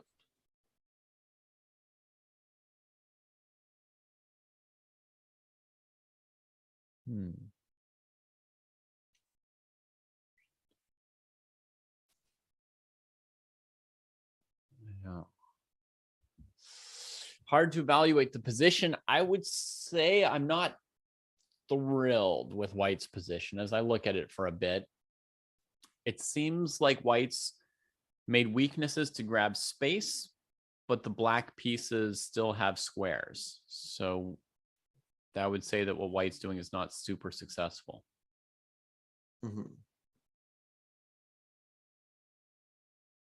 Right. Maybe bishop d4. Yeah, bishop e4 looks like a decent move. Yeah. Oh, Anand has played bishop d3. Bishop so now d3 his move.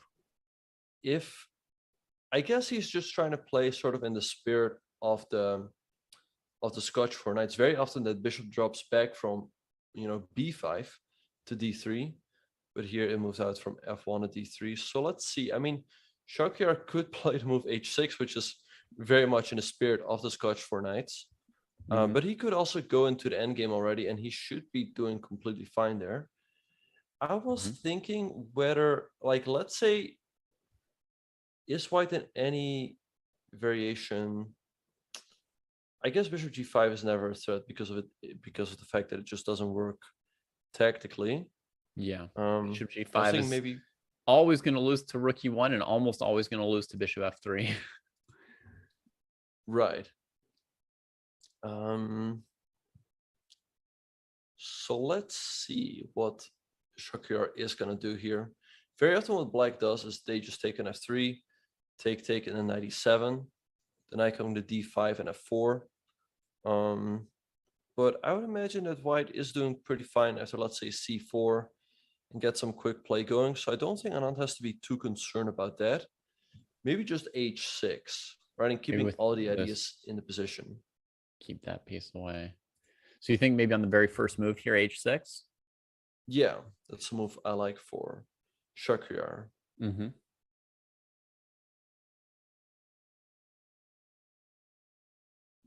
Yeah, I'm not sure what white wants to do because they're really, like, the queen and knight are stuck the way Anand's playing.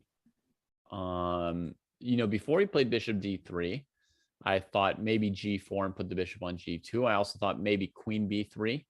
And then if the opponent takes here, at least you got the bishop to cover it, and queen b7. I didn't think it was good, but it to me, it makes less and less sense now, right? Having played bishop d3, both g4 and queen b3 look even worse. And he didn't play bishop e2, which would be the other way to get your queen out. So I don't know what Vishy wants to do next. I truly can't imagine his plan. So yeah, so let's say you play h6 for black. What's white's next move? I don't know, to be honest. And this is actually what's very annoying about these types of positions, is that it feels like black's play is very easy, right? Like, let's say Vishy makes an empty move like pawn a4, although actually the move does make sense to make sure that pawn is not hanging. But I guess black can just go something like rook 88, just bring his pieces to the center. Sometimes, you go knight e7 to go to f5 or d5 to put pressure on the bishop over there, or follow it up with a move like c5. And I would say black's doing extremely fine here. And I would actually prefer the black position here. Mm-hmm. Yeah, just a tiny bit. So can't guess on Anand's idea, but I would like to give an update in the Carlsen versus MVL game. So let's go have a look at what's happened there, because last thing we had bishop g4. We said long variations to calculate with rook b5. We gave some examples, but not necessarily thorough. And then we asked, what else could Magnus do here? And he did one of the other moves you came up with, Benjamin. He did e5. Yeah, so he went for e5, knight to c6, and bishop e4, hitting the knight on c6. We were looking at the move h3, but this move also makes a lot of sense. Rook to c8 by MVL, h3. Yeah. And here MVL took an f3 and played the move queen to d7. And I would say this looks fine for black. I mean, you have a lot of pressure on the pawn on d4. And I don't see how you can solve that easily. Yeah, Maxim's got it attacked 3 times. It's defended once. And if it pushes, there's just knight e5 probably winning the game. So,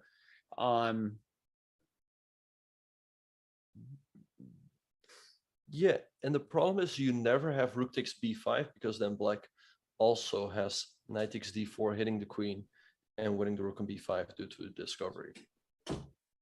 Yeah. Okay. So what could Magnus have in mind here? I'm also noticing he's more than 20 minutes down on the clock. So he came up with bishop e4 and h3, but it looks like Maxim pretty quickly had an answer ready. He's only spent about 5 minutes on this sequence of 3 moves that Magnus spent almost half an hour on. Yeah, so I don't quite like what Magnus has done here. To be honest, I feel like MVL should be doing completely fine. So let's see, after MVL's latest move, right? So black has tremendous pressure on the center, and I don't think we can defend the pawn. So maybe what Magnus has to consider is going bishop takes c6. Black has to take with the rook, because if you take with the queen, we're just going to trade. I'm just going to hesitate. I'm just going to hesitate for a moment as we say goodbye to this amazing bishop that could have ruled the board if our center weren't hanging.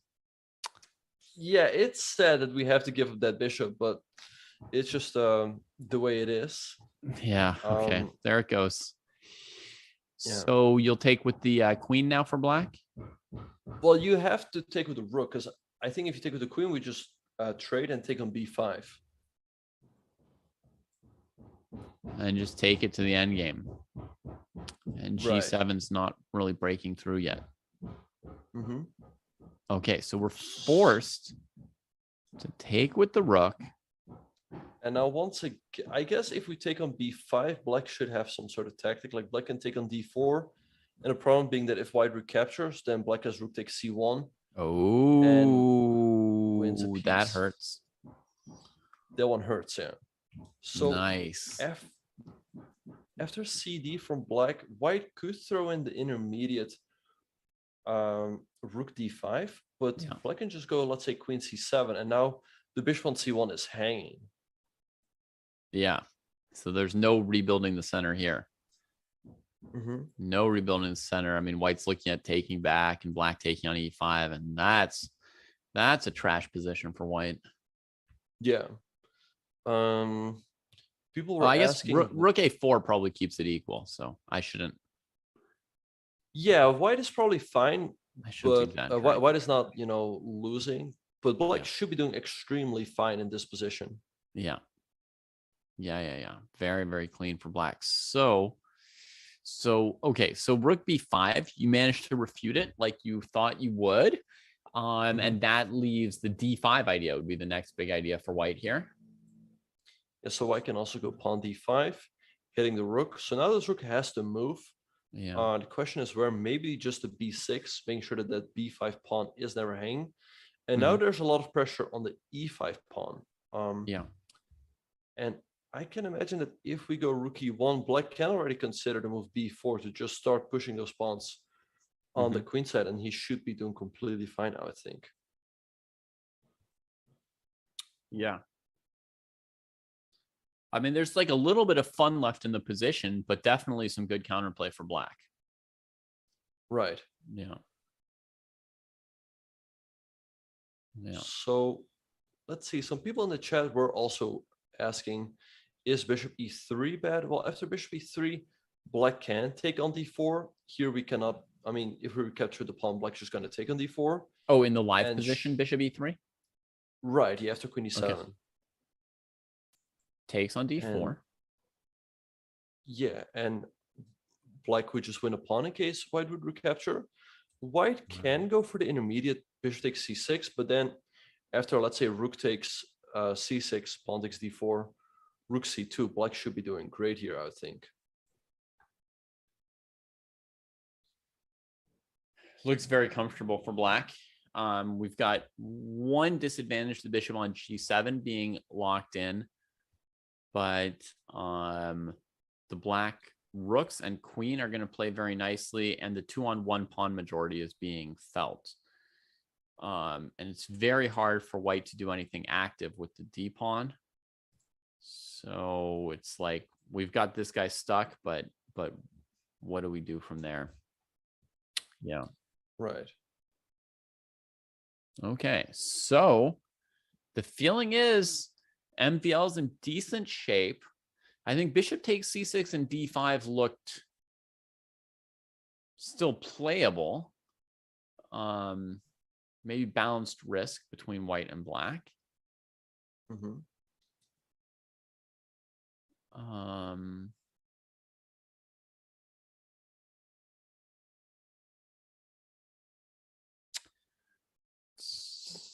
I wonder what Magnus is feeling right now. I'm guessing like if he saw a way to bail into something really simple and equal, he might even take it. With the clock situation. Yeah, and I think MVL should be doing completely fine here. And yeah, Magnus perhaps already has to be a little bit careful. As you mentioned, he is down half an hour on the clock. And black's position looks very comfortable to play. But it's still too early to say that, MVL is bad or anything. And by the way, in the meantime, the game between Wesley So and Topalov has ended in a draw. Right. So remaining moves were rook e3, takes, g5. Yeah, he just prepared to. Yeah, and I'm really puzzled as to what Wesley So wanted out of this game, right? I mean, he didn't want to make a draw today, right? I mean, that's sort of what it looked like. I mean, he had this idea of a4, but it didn't look too dangerous. And after that, pieces were just traded off, and a draw was agreed very shortly after. Yeah, I mean, I never saw a glimmer of a proactive plan for white to achieve something. So the best bet would be that he was looking to draw the game. I mean, if that's what he did, maybe that was the plan. I don't understand it. Yeah, to me, it looks very weird. I mean, it's really, it's a quick day, right? To play your classical game in just over an hour.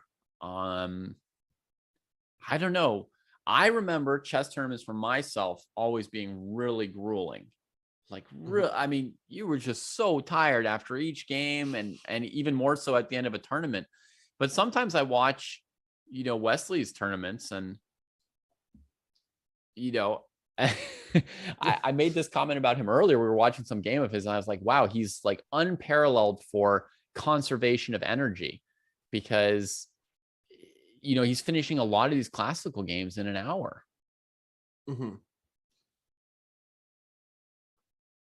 Yeah, it's a good point. Well, the Armageddon game is going to start very, very soon between Wesley and Topalov. That's a good thing about this tournament. Even if they make a short draw, we will get the Armageddon game. But we are going to a very short break. But don't go anywhere, because you don't want to miss this action between Wesley So and Vesel and Topalov.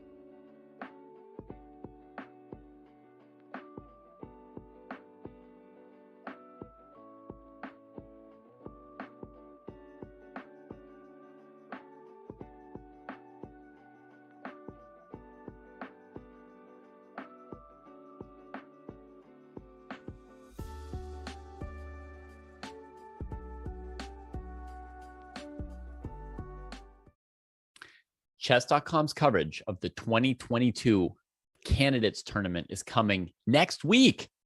Watch the world's best players, including Alireza Firouzja, Fabiano Caruana, Ding Liren, Jan Nepomniachtchi, Hikaru Nakamura, and more. The winner may get a chance to face Magnus Carlsen for the World Championship title. And the exclusive video feed will be right here on chess.com. That coverage will be produced on site in Madrid, Spain.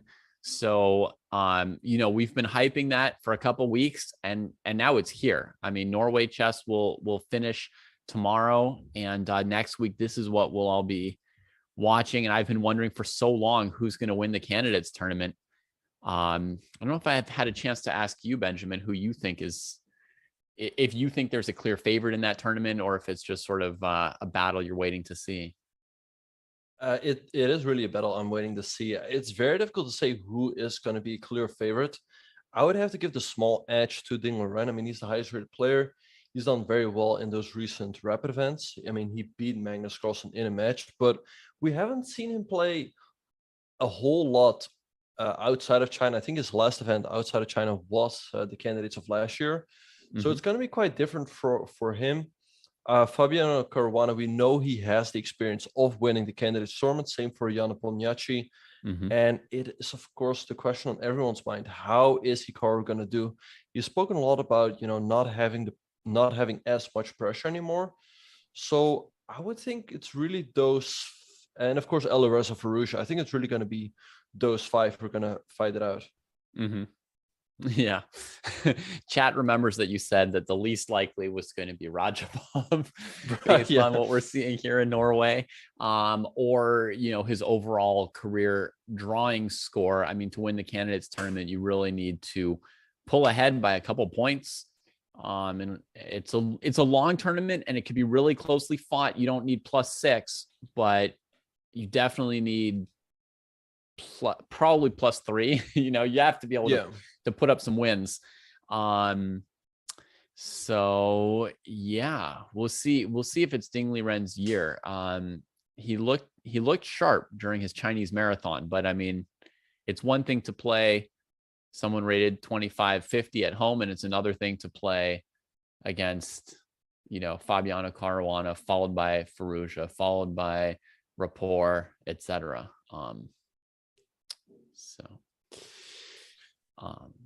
Magnus is still thinking, by the way, no moves there. I don't see the Armageddon game just yet.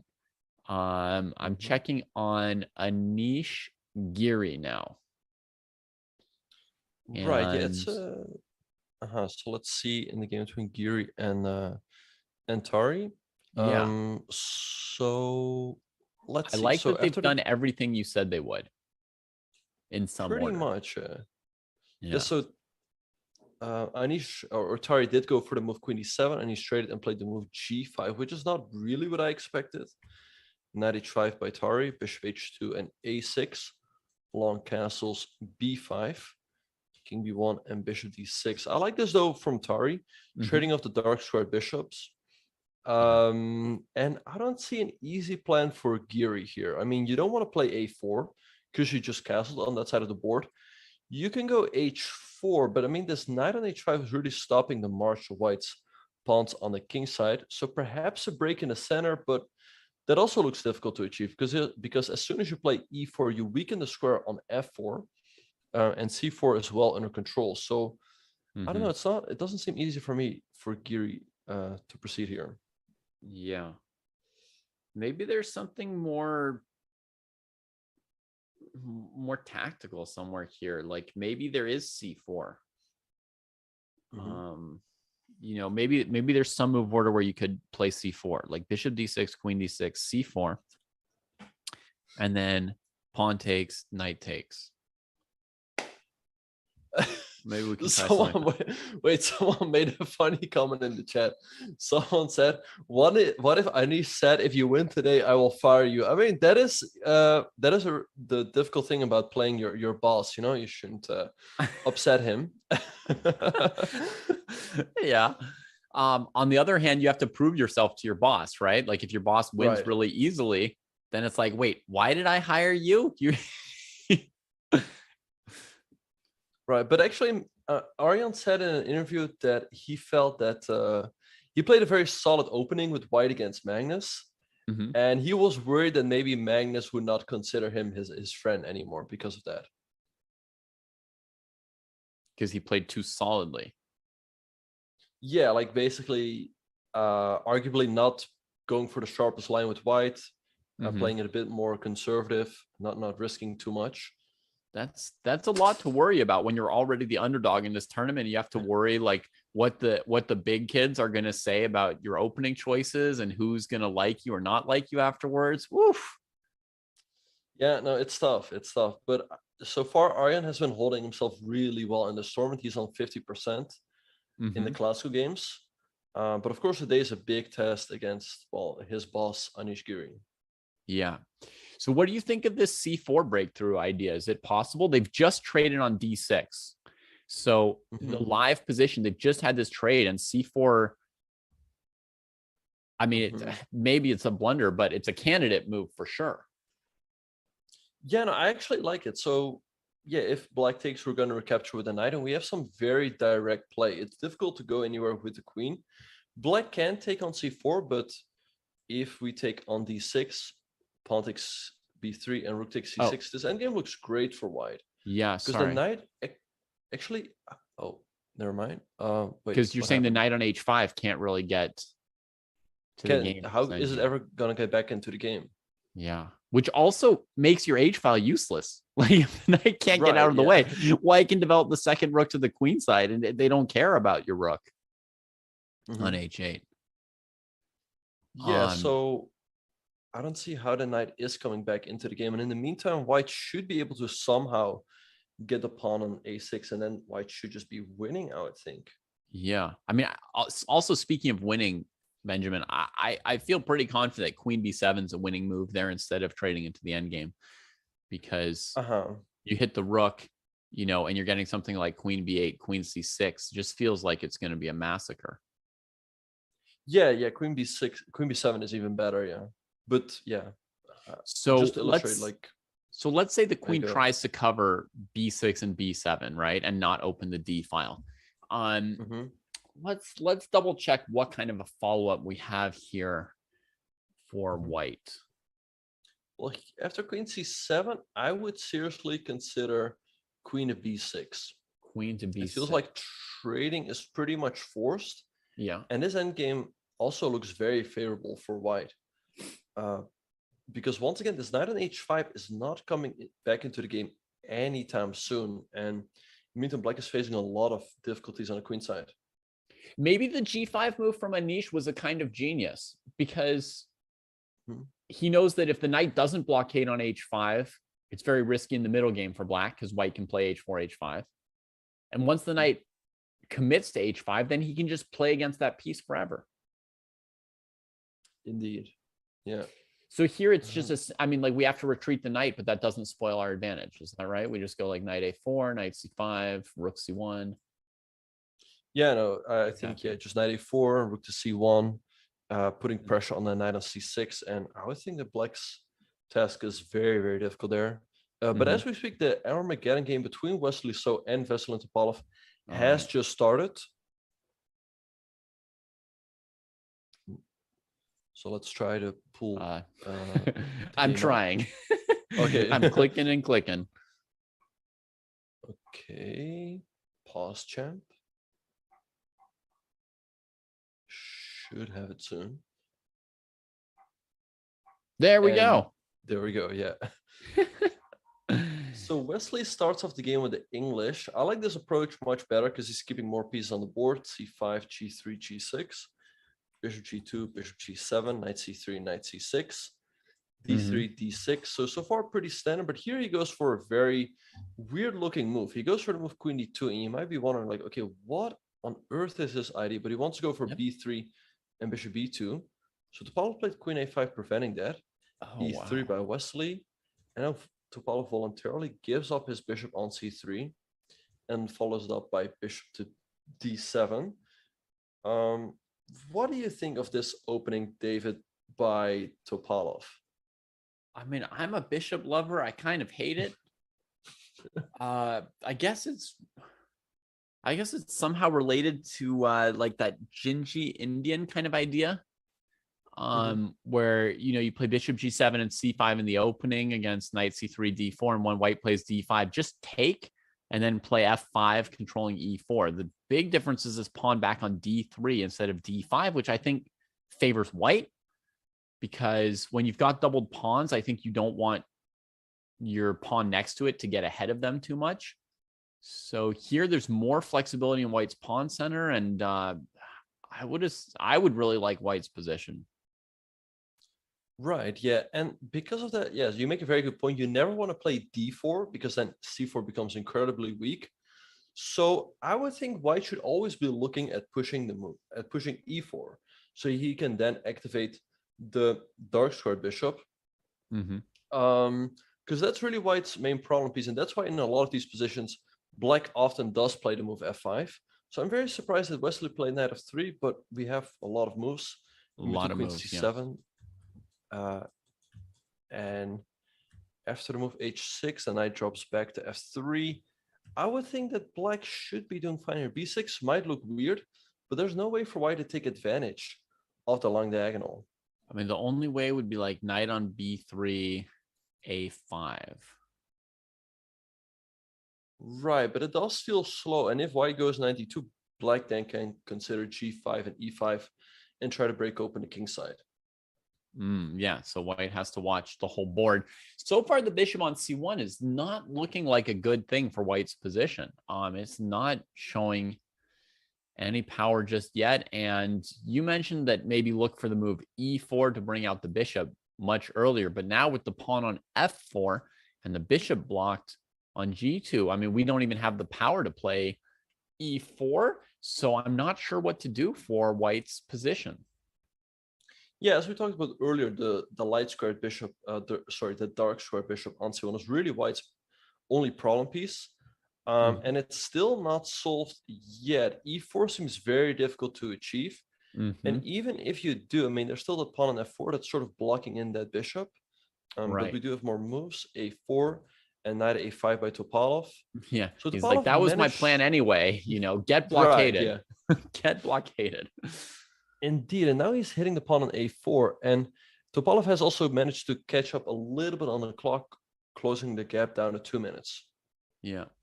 Also, I think, you know, partly because it's like a rapid game, you almost don't, as black, want to entertain the question of, is a5 a good pawn sack for white, right? a5, knight a5, you get the pawn. Like, why deal with that? He immediately blockades that thing, right? Right, and we see queen c2 by Wesley, bishop c6. Yeah, black's queenside looks extremely solid. I don't see a way for white to ever break through. I mean, you would have to go knight d2 to b3. Well, first of all, you allow the trade on g2. I'm not sure if that's really what you want to do. Oh, It's and Wesley not. goes rook b5. Yeah. But Topalov is like, I don't care. He just goes rook g8. And Yeah. I like it. I mean, rook b5 is not doing anything, I don't think. Right. I mean, I think he could take, but honestly, if he doesn't, the play is easier, which is very important. I think even for like a super GM, if you're playing a blitz game, why not have like an easier game plan? Basically, white needs to play knight d2 to b3. You'll trade that bishop and play g5. Very easy life for black. Indeed. And yeah, g5 is a nice plan. Also to move e5, and perhaps followed up by e4, shattering white's pawn structure. Ouch. And Wesley is really struggling here. Topalov only 1.5 minutes behind on the clock. Yeah. So overall, Topalov's used 2 minutes so far, Wesley 3.5. So he's getting a little bit back on time. There was one hilarious Armageddon game. I don't know if you saw this, Benjamin, but Topalov was playing black against Tari, and he used like a minute, and Tari used like 9 minutes. And what? And so it's like Topalov was just playing every move instantly, like the whole game. It was just, I've never seen such a differential. And he also was winning on the board. Like he won 1 pawn, then 2, then 3, then 4. He was up 4 pawns for nothing, like not a doubled pawn in sight, perfect pawn structure, everything. And then he gave like a perpetual check. Like it was minus, 10 or whatever. But he had the draw odds from the Armageddon. And he just like spent no time on this game. He just boom, boom, boom, boom, boom. Oh, there was, I think there was against Radjabov. Yeah, it was against Radjabov. Oh, Radjabov? Yeah, it was against Radjabov. Yeah, Topalov, he spent barely any time. And Oh, Radjabov yes, it was spent all of his Radjabov, yeah. time, but he just gave the perpetual, yeah. Exactly. Radjabov, yeah, where he played the semi-Slav in the second game. Here, it looks like he's got a very easy life again. Yeah, but I mean, it's very understandable. If you're in an Armageddon and you see perpetual, you just take it because it's basically a win. Yeah. Okay, Right. White's achieved E4 finally. Okay, so yeah, that's at least an achievement for Wesley. He's putting pressure on opponent F5, and now perhaps that bishop on C1 can come to life. So let's see, Topalov could still go for, let's say, H5, H4 to put further pressure on White's king side. Yeah.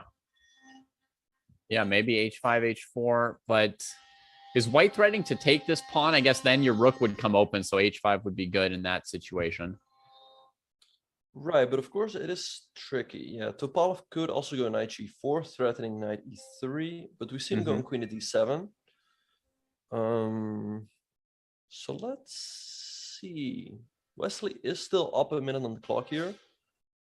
I guess taking on F5, Black just recaptures, that works out in Black's favor. So maybe Wesley has to move the knight and hit the pawn on H6. And knight B3 is the main plan for White, right? I mean, we need to break through B6 and C5 at some point. So knight B3 to play A5. It feels like the best position Wesley's had yet this game. Yeah. Oh, but instead he sacked an A5 and went for knight B3. Very interesting. He's hitting the C5 pawn and the A5 pawn. The knight was so close, but he just couldn't wait. He sacks the rook. And 8 by Topalov, but take on C6, queen C6. Gives C5.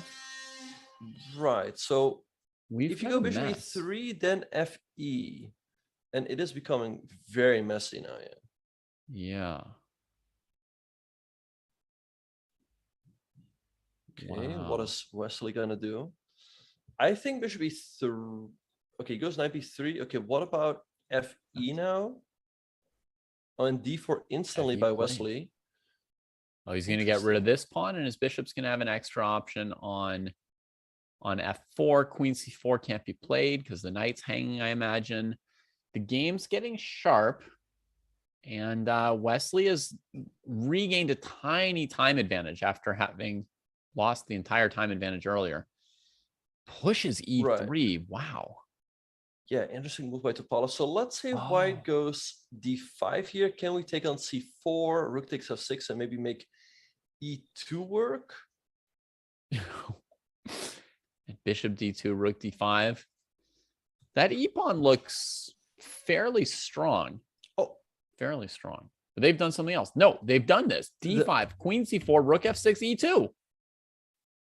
So E1 is a huge threat. White, I guess, cannot play king F2 due to rook D F8 or the other one. Yeah. And you simply cannot, keep the F file close, so White just loses. Yeah. So you would have to play bishop D2, but then can we take with the rook or with the queen on D5 and put pressure on that bishop? Yeah, I think so. Because it's hard for White to use these pieces, and we're preparing bishop E1, rook D1 to increase the pressure. So I think that makes sense. I'm surprised. I feel like Wesley, and these moves have just been played, bishop D2, rook D5. I feel like Wesley was so close to having a decent position with knight B3, and then he did this weird exchange sack and this D5. I mean, it just got so messy here for him. Yeah, well, you would think that, a mess is good for him because he's in a must-win situation. But I don't know, it seems to be working out in Topalov's favor. Bishop E1, it's still very unclear. So I guess rook D1 looks very natural.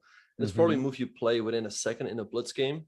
Yeah. White has to play king F2 only move, but then I don't quite see a breakthrough for Black. So that's why he's having a think here. Oh, and rook D8. I like that move because now if White takes on E2, we can take on B3 and never mind, the rook on D1 was protected anyway by the queen. Yeah, I was thinking of the idea of E4 here as well to sort of try and play E3 check. He's threatening rook takes E1. King takes on rook D1. That's a huge threat. So clear threat. White has to do something. I mean, knight takes Against a5 knight runs to d2, he can queen take it, and then he's got rook f1. Oh, rook f1, right. Yeah. So Yeah, I knight just wanna d2 loses instantly here. So knight e2 loses. I mean, knight takes a5 runs into queen c5. You don't want to do that. Maybe queen takes g6. Yeah. But then we can just pick up the knight. It's played. Right? I mean, Queen rook g6. And queen takes b3 is on the Queen board takes as well. b3. I mean, I don't think there's anything for white. I mean, rook c6, just king b7 or b8, and looks fine to me. And rook takes one is still a huge Queen threat. f5 has been tried. So on king b8. b8, there's queen e5 opening up some diagonals. This looks vaguely hopeless. Right. So let's see. Topalov tucks Wesley. the king. Black also has draw odds, by the way. So like even a perpetual, Topalov could allow a perpetual for white. He doesn't even need to cover his king. And then Topalov's even up on the clock here. So let's say, queen e4 looks like a natural move here for Wesley. Does black have to? Okay, Topalov on queen b7 and queen takes e2. Maybe a rook b1 followed by rook to b2. Oh wait, after queen takes e2, here queen b7 was played. Never mind, I thought it was black's move for some reason. Yeah. No, I thought queen e4, queen b7, and then takes happened, but that's not the case. But he just directly took the pawn here. Black put the queen covering the king on the light square diagonal. Rook takes and h6, he grabbed another rook pawn on h6. b1. That looks like a very difficult threat to deal with. I don't see how white is stopping that king g1. Now the rooks can double on d1, right? Against this move. Oh no, rook h8. Rook h8. Black has a lot of good options here. Black could go rook b2, but there's also rook takes e1, queen takes and queen f3. And I don't see how you're stopping rook to d1. Wow. That is evil. Rook e1, folks, is Benjamin's idea. And then queen f3. That's a killer shot. But he didn't find it. Well, what he did was also looks very good. He went rook b2, queen f1, rook e8, rook f6. Threatening rook e1 at some point. But rook f6. Rook b1. This looks very clean. I don't see how you defend e1. And if you go rook f8, we just go rook takes e1. And then if you take on e8, we recapture the rook. King f2 by Wesley. But at the very least, you can... there's still one trick. If you take twice, then there's rook f8 at the end. Oh, wait, he took? He took. Oh, but there's queen b2. There's queen b2. Queen b2 here before recapturing the queen. And Wesley has resigned point to Topalov. Or half point. Extra half point here. And black takes an Armageddon. And we've got a result in a classical game. Oh, wait, what happened? A shock result. Let's swing over there and see what happened. Queen b5 and resigns. Anand played queen b5 here and resigned. Oh my goodness. Folks, do you see? Can you tell why Anand resigned before Mamedyarov even moved here? Something you guys should never do. You should never resign when it's your opponent's move. But why did Anand resign? True, but there's no chance Mamedyarov would miss it. Yeah, but everyone here in chat, they don't play against Mamedyarov normally. Right, yeah. It took me like 10 seconds to think like, huh? What's he resigning? What are the pieces? All right, chat's found it. Queen f3. That's a surprise. King takes f3, knight h4, checkmate.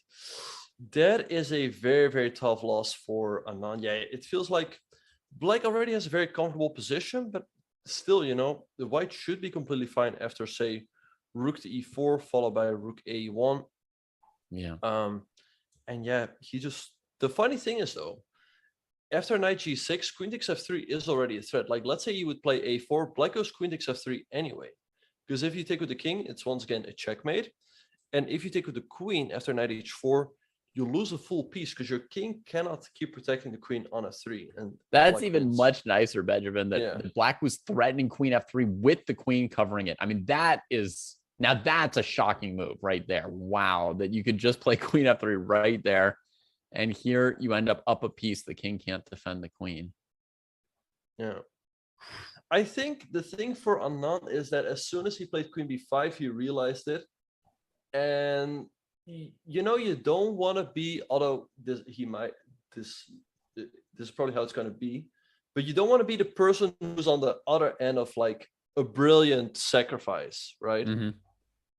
So he's like in a rush to resign before his opponent gets to play queen f3. Yeah. Yeah. I think just like an important lesson though for chat who don't play against Mamedyarov is when you see a good move for your opponent, don't resign. I've had so many students in the like 1,000 to 2,000 range resign when they see a tactic available for their opponent. And then afterwards, when they talk about their game, their opponent wasn't planning to do it. Like their opponent hadn't seen it. Yeah, no, definitely. Yeah, you don't have to resign. Just wait for your opponent to deliver the final blow and then resign, because of course you have nothing to lose. Yeah.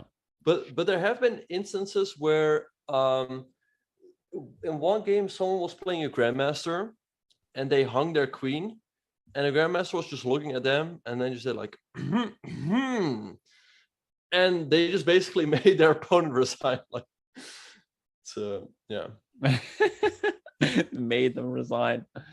Yeah, I was doing commentary just recently with Ketty, and she said that she was in some like tournament against, you know, a 2,400 player, and the opponent had mate in one available and resigned against her. Like the opponent could checkmate her in one move. Wait, what? And but instead resigned because they didn't see it. So that's like an example at, you know, a pretty high level of you shouldn't resign because your opponent has a good move, right? I mean, if Ketty had said like, oh God, I'm getting mated, I resign. Mm-hmm. Yeah. Yeah, no, yeah, pretty tough loss for Vishy. Yeah. Can I say one other thing about this game? Yeah, for sure. We had several games today where like White did not bring it in the opening. And I just, you know, you asked what was Wesley's plan in that Berlin against Topalov. We never saw any kind of plan for him. For Anand also, like this position here, when he played bishop d3, I asked, what's his next move? Like, how does this help with g4 or queen b3 or anything? Like, where is he planning to go with this? Well, it turned out his plan was to then play g4 and just trading the light squared bishop. I mean, I don't get it at all. This looks like all he's done is weaken the f4 square, and White has achieved nothing. Like I just don't see at any point what Anand wanted positively from this setup. Yeah, it's been a very odd game to me. It felt like he was drifting, and then this blunder. So perhaps just a bit of an off day for Vishy. Mm-hmm. And it's a bit of a pity because he started off this tournament so well with 2 wins in classical. He was very close to beating. Carlsen. Magnus with the white pieces. Yeah. So he's lost a bit of the flow in the tournament, it feels like. Mm-hmm. Yeah. Okay, let's check our other games. Radjabov and Wang Hao we haven't looked at in the longest time because frankly, I mean, they were playing very slowly. There wasn't that much going on, but Radjabov is caught up on the clock and finished development. And they should actually get to play an interesting endgame here. Mm-hmm. Right.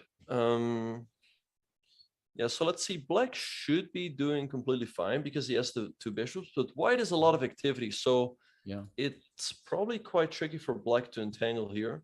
Means a move like bishop e7 runs into knight d5 with attacking the bishop and opponent c7. So what about the move c6 here from Black? To stop all those knight jumps. I was even thinking that bishop c7 might be good against bishop e7. That might actually be even better. Yeah. Black is in so much trouble. Idea being, you know, knight d5 to win this bishop, and if the king comes to the d file to defend the bishop, then you can take the one on d7. So black's under some pressure. You can't move the bishop because rook d8 isn't defended yet. The only move I was really seeing was like, I was wondering about bishop c5, but again, white's going to go after c7, right? With like maybe rook c4 and knight d5. Yeah, and I think so too. Yeah, rook c4 looks extremely annoying because, yeah, after b6, we have to move b4, hitting the bishop. And I don't see how you're keeping it together. Like bishop e6, there's rook e4. So I think you cannot play the move bishop c5. I think c6 is pretty much forced here. And if you go bishop b6 in this position, knight d5 is too strong. Yeah, it looks that way. Yeah. Yeah, like bishop c6 at minimum, you can win the pawn on c6 with knight e7. Yeah, and that looks like a very good endgame for white. Yeah, very good. Okay, so actually, it's not even easy to pick the next move here for Hao. Well, I think he has to go for c6 to make sure that nothing bad happens with the knight jumping around. You said pawn c6? Yeah, I have a funny line. Okay. Let's say you would go h5, right? Okay. And I want to go knight e5, hit the pawn on c7, and let's say you would play c6, right? Here I could go knight d6 check. You take. Sorry. Bishop g3, h5. Knight d5. Knight d5. Let's say you go c6. I go knight b6 check. You take and rook a4, and you cannot stop rook a8 checkmate. That is pretty sad. Even if we try to bail the king out, the exit's already sealed. Well, I think it's pretty beautiful, but yeah, of course, the depends on your perspective. Right. Sad for black, beautiful for everybody else. Just like Anand is probably sad right now, but it was beautiful for everybody else. Right. Yeah. But that's really why it's main threat, I would think. So that is why I think the move c6 has got to be played. Wow. To me, c6 is not obvious because, like, I mean, I'm very worried about my dark squares as black. Against rook a4, are you playing a6 as well? I think so, yeah. I think a6 just keeps everything together. Every pawn to a light square, huh? Every pawn to a light square. After c6, you have the, very cheap knight a4. You cannot play bishop b7 due to knight b6 once again. But I imagine that either b6 or b5 is completely fine for black. Oh, wait, sorry. Yeah, I'll go back. You're saying knight a4 here, threatening knight b6. And then if you move the b pawn, black gets a flight square. Yeah, so knight a4 is just too cheap, actually c6 has just been played by Wang Hao. Okay, wow, you completely called it. I would have been terrified to play this move, so it's a good lesson for me. Yeah, I think it's of course not ideal to weaken, the d6 square, but knight d5 seemed too scary to deal with. Yeah, chat's discussing whether or not Mamedyarov had seen the checkmate. Saying on video he looked a little bit surprised, but Anand resigned really, really quickly. Wait, some people are saying Shaq didn't see the checkmate. I mean, they're not sure because he was away from the board when Anand played queen b5 and resigned, I guess. Like he came back to the board and Anand just resigned to him. Well, maybe he was thinking, why did Anand resign? But I feel like he must have seen it. It looks like he would have been threatening queen f3. I mean, right. From that position he had when he played knight g6. I mean, he has the proactive threat of queen f3. It feels like the pattern would have been alive in his brain. Oh, I'm getting word here. Mamedyarov says he also thought queen b5 was Anand's best move and only realized he had a win when Vishy resigned. Shaq actually asked Vishy why he had resigned. No way. You're kidding me. That's what I'm hearing. But of course, let's say you would see that position in a puzzle after queen b5, you would see it pretty much instantly, right? But of course, when you're playing that game, you're just moving the pieces around. You don't necessarily think there's a win, right? Right. So that would mean So- that would mean he wasn't aware that he was threatening queen f3 when he played knight g6. He was just gunning for Right. the f4 square, which is also what Anand thought, that they were fighting over the f4 square for the knight.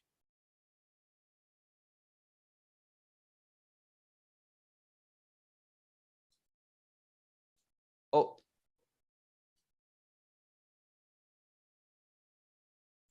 Are you getting more live news? well, I was just.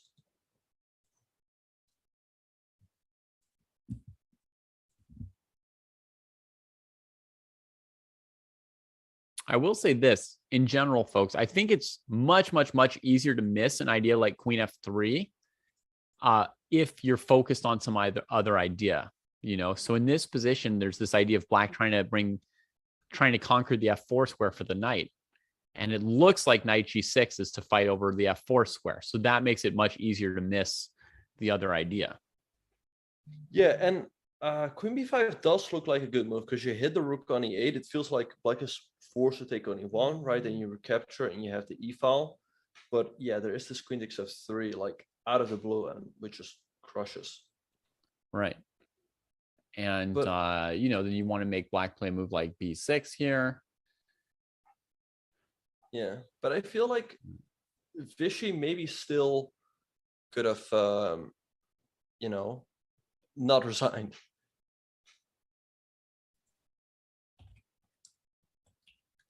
Yeah. I mean, that's my advice that I gave to everybody in chat. And people said it doesn't apply to, you know, 2,700, 2,800 players. Maybe not. But I mean, me, yeah, I won't resign because I see a good move from my opponent. I'll resign when my opponent plays a good move. Right, yeah. Once queen takes f3 happens on the board, that's probably, you know, a good time to resign. Or, you know, you can let your opponent play the checkmate because it's so pretty. Yeah. But yeah, perhaps he could just, like, you know, sometimes when you sit there with your poker face, your opponent might not, you know, feel that there's a chance. Yeah. Yeah, you never know. I definitely use a poker face in these situations. If I sit there shaking my head upset, then of course my opponent's gonna find queen f3. If I sit there like, oh. Yeah. Let's see if MVL is still looking good. Indeed, yes. So let's have a look. So after, okay, so a lot of moves have been played. The bishop is still alive. Let's see what happens. So queen d7, bishop d3. What? Yeah, quite a surprising move. That was not even on my radar. No. Look at Magnus's time. Right, he's 21 minutes on the clock. He's almost down an hour on the clock. So let's see. So after bishop d3, MVL took on d4, bishop takes b5, pawn takes c3, queen takes, queen at d5, bishop takes a4, and queen takes a2. And I would think black's doing completely fine here. I mean, the pawn at e5 is weak, bishop on a4 is under attack, and the rook on b1. And if anyone's better, it's MVL, and Magnus has to be very careful here. He could easily be down a pawn, and also with the time situation, it's gonna be a really tough game, I think. Mm-hmm. He can't bail out with bishop c6 because of queen b1. Mm-hmm. Rough. And Yeah. if he goes rook a1, can black even? No, Maybe there's no some- bishop e5 at least, right? Bishop e5, he has queen e5. Right, and is there knight takes e5? I was thinking queen think- a4 here, but let me see. Knight e5, you're saying? Rook a2, and then what? Oh, no, sorry. After rook a1, then knight takes e5. Oh, instead of bishop e5. Right, and there are some funny variations, because if white takes the queen, then black takes the queen on c3, and you're up a Yeah. pawn.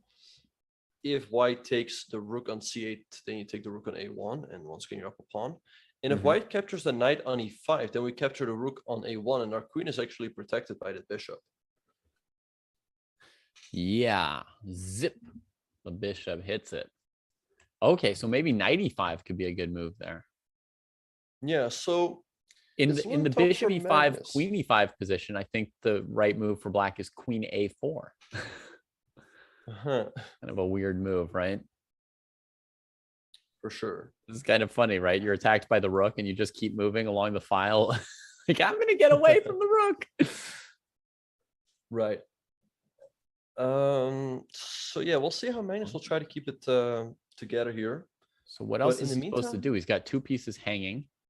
So he could Mhm. play like queen b3 and just say, I'm down a pawn. Let's trade queens.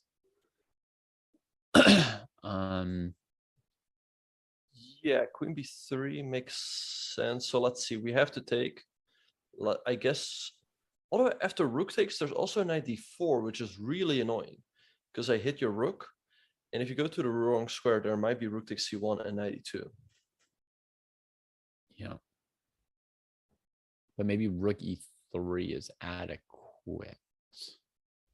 Mhm. Ooh, rook e3, bishop h6, rook e4. Right, and you're still holding there, yeah. Yeah, so we don't totally lose. But, I mean, black could simply take the pawn, right? They're just up a pawn for nothing. Rook a1 has yeah, been no. played by Magnus. Rook a1 has been played. The bishop rook has a1. returned to the diagonal that you said it didn't want to be on. And now there's tactics in the air. Yeah, so MVL could go knight takes c5. So yeah, it looks like Magnus is going to be down a pawn. The question is whether he will have enough compensation to be able to draw the game. But yeah, I don't know. Yeah, it's scary. He's going to be on the wrong side of the grind. I don't know if he's got much experience with that lately. He is not used to it because usually he plays so precise that he does not end up in, worse positions. Mm-hmm. But yeah, it feels like things have gone wrong here. And it's also important to point out that Mamedyarov did beat Vishy with the black pieces. He picks up a full 3 points there. Right. And he could easily overtake, Magnus in the standings. We're completely shaking up the standings today because Anand and Magnus were the leaders. And now Mamedyarov and Maxime are both looking really good. For sure, yeah. So yeah, if Magnus loses this game with the white pieces, then MVL and Shakuyar would suddenly be in the lead. Of course, I feel like it's still most likely that he will draw this one, but then the question is, how will he do in the Armageddon? Let's say he loses the Armageddon, then he will be tied for the lead with Shakuyar going into the final round. But let's say he wins, then he will still have half a point edge over Shakuyar. Yeah. Yikes. Well, I mean, we did just calculate this rook a1 move, and it seems like black's comfortably up a pawn with knight e5, and maybe also up a pawn with bishop e5. Yeah, I think so. But he could, of course, also retreat the queen, because I feel like there's no way for white to actually protect that pawn on e5, because the discovery. So if he wants more on the board, he could just go queen e6, for example. Yeah. And so you're saying white can't play f4 because you just play knight e5 anyway. Indeed, yeah.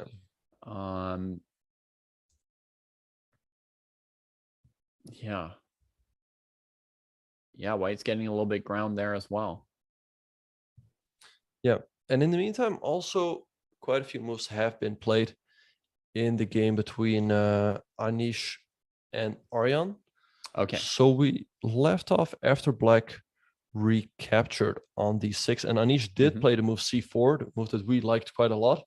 And Aryan just castled. Anish took on d5, and Aryan recaptured with the pawn. But I would say this looks great for white. In the knight on h5 is still out of the game. d5 is extremely weak. Maybe just knight f3 for Anish to hit the pawn on d5. Yeah, just one note. I mean, Tari was potentially sacking a pawn on b5, but anyone in chat who thinks that would be the way to play this position, that's really a very, very risky way to try and play this position. You leave black's center extremely strong and give them two open files for both rooks. So that's a pawn I personally wouldn't even look at for white. I would only be looking at breaking up black's center with CD5, the way Anish did play. Indeed. Okay, so now you wanted to play knight f3 next, I think, right? You're controlling the blockade square and starting to pressure that pawn. I don't know how I'm ever going to play this game without my knight if I'm Tari. I don't know either. Yeah, well, first of all, he has to make sure to keep the d5 pawn on the board. So let's say rook after d8. Maybe Anish can just go, let's say, rook d2 followed by rook h d1, or rook c1 and rook c2, shifting his attention to the c file. And yeah, it looks tough for Tari. Yeah. Even if you're going to double on the c file, this rook d2 move is very flexible. That's just as good a way of doing it while keeping your eye on this pawn. And yeah, I just don't know what to do. I don't know I don't see any plan really. I'd been looking at like d4 for black, when white played c4. What I would normally want to do is play d4 to try and get the knight off the edge. The problem is just the tactics with the rook straight on the queen. Knight f3 and then e5, maybe pawn takes. Right. Yeah, no, it looks tough for Arjan. I don't see really how he can create any counterplay here. And yeah, he first of all has to make sure not to lose that pawn. And also look at the time. Arjan is down at 27 minutes while Anish still has 1 hour on the clock. So that's also not making things better for him. Yeah. Well, it honestly looks hopeless. I don't know what to do for Tari. But we're going to take a quick break here, folks. We'll leave Tari to suffer, and we'll be back in a couple minutes to see whether Maxime can grind the grinder in chief, Magnus Carlsen.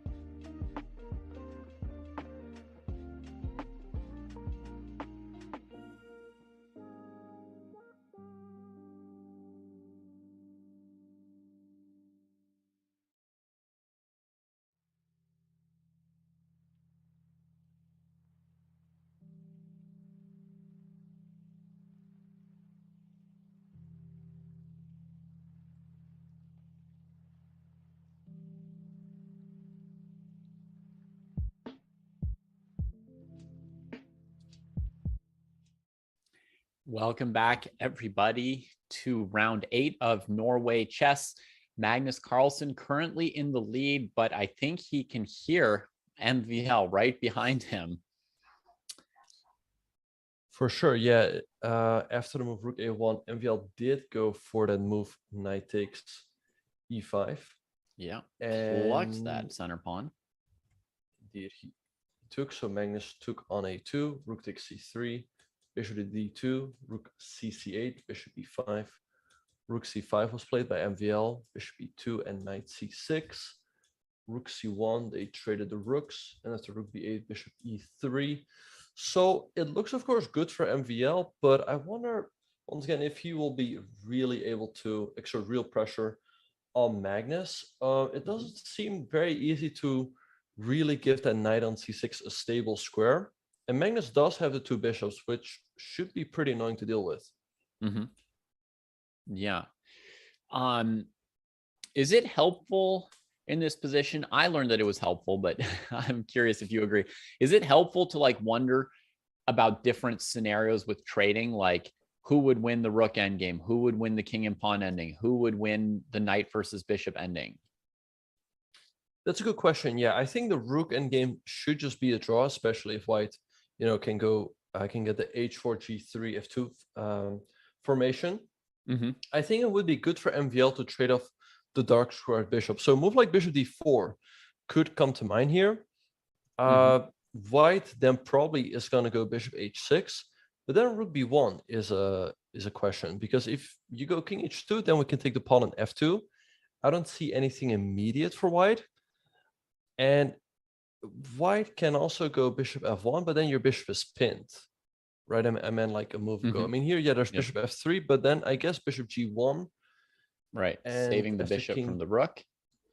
And after king g3, I wonder how we defend that, but maybe we have knight d8, and if rook Knight a8, to bishop d8. e6. Yeah. Right. Or knight a7. Or knight a7, yeah. Yeah. It's tricky. Yeah, definitely does look tricky though. And bishop d4 has just been played by MVL. So we might see all this. Okay, so the game, bishop e3. Okay, so you're saying if white could get the pure rook endgame, they'd be happy. But if black could trade off one part of the bishop pair and then try and play with knight against a single bishop on the king side, that might be a best scenario for black. I think that's black's best scenario, yeah. So Magnus should try to keep the bishops on the board here. So I think the move bishop h6 looks very natural. But yeah, then the big question is, how is he going to answer rook to b1? Because you can play bishop f1, but you pin your own bishop, so that's not really what you want to do. You could go king h2, but then you are sacrificing another pawn. So the question is if that works out. Both unpleasant choices. I mean, here with the bishop on f1, I'm struggling a little bit to figure out my plan for untangling with white. I suppose it's g3, king g2. Black could force a rook trade, so I got to ask you, what do you make of rook b2? Is that something desirable or not for black? I think after rook to b2, the rook trade shouldn't really worry Magnus too much. Okay. I just don't really see. Yeah, I guess this should just be a draw. It seems very difficult to really start pushing the pawns forward, and the 2 bishops should always be able to create enough counterplay. Okay, so by far our best scenario for black, rook and 1 minor, rook and 1 knight against bishop. Yeah, because of course knight d4 could also be played by MVL on the previous move. Right. Here Magnus is not even forced to take it. But even if he does, it's probably a draw. Yeah. Feels largely holdable. There's one weakness here on f2 that we just have to keep covered. And indeed. Yeah, I mean, for the moment, I would think G3, King G2, and we try to hold some of the dark squares, but it is an option to at some point switch to like, F3, Bishop D3, and just completely give up the dark squares. And sometimes you still have a blockade. Right, but then you do have to be careful of maybe, the black king walking in. Let's say the king goes to G7, F6, G5, F4, G3. So I would probably go for a setup with G3 and King G2. Mm-hmm. Yeah. Okay, so Bishop D4 was played. Now, what about Bishop F3 for Magtown? That is a good question. So I guess after Bishop F3, we do have to take on E3. White's going to take on C6. Yeah, I mean, you can throw in Rook B1. I don't know if that changes anything massively for you, but yeah, my idea is that you'll take on E3, and then I will take on C6. Yeah, well, actually, black sooner or later, actually in this position, has to throw in the move Rook B1. Because let's say you would go Bishop C5, then Rook A8 forces the draw right away. Right? Right. Yeah. So time to shake hands. Indeed. So Rook to B1 has to be played, King H2. And now let's say Bishop C5. I would say that White should be able to draw this, but it still looks quite annoying, especially with the time situation. Mm-hmm. Oh. Yeah. And Magnus would be absolutely the master of torturing people with the pawn up side of this. We'll see if he's just as good defending it. But right. Bishop H6 has been played. I feel like Bishop F3 was not a bad resource. Yeah, but I think going from this endgame with the knight and the bishop to going to opposite color bishop endgame should be progress for MVL. I think he would rather have that endgame than this one where White has the two bishops on the board. Oh, yeah. Okay. Bishop G7, Bishop E3, a single repetition comes in, huh? Okay. Yeah, so I guess I wonder what he was not sure about. The question is, of course, what Magnus would have done after Rook to B1. I guess Bishop F1. It seemed too dangerous to sacrifice another pawn, and there was no immediate way to punish Black for taking that pawn. So maybe just Bishop F1, and you keep the pressure towards Black's king alive, and it's not the end of the world to pin your own bishop, because you can play G3, King G2 on the next two moves. So we see MVL going pawn to H5. So his idea is that after a potential Bishop D4 and Bishop H6, his king will not be boxed in. Yeah. Now, I would expect here that Magnus wants to take the H4 G3 formation in response to this. Do you see any like downsides to that? Is there any like trick here where H4 has any problems for White? No, I don't think so. So yeah, we could start with, let's say, move like G3, making sure we always have that G2 square for a king.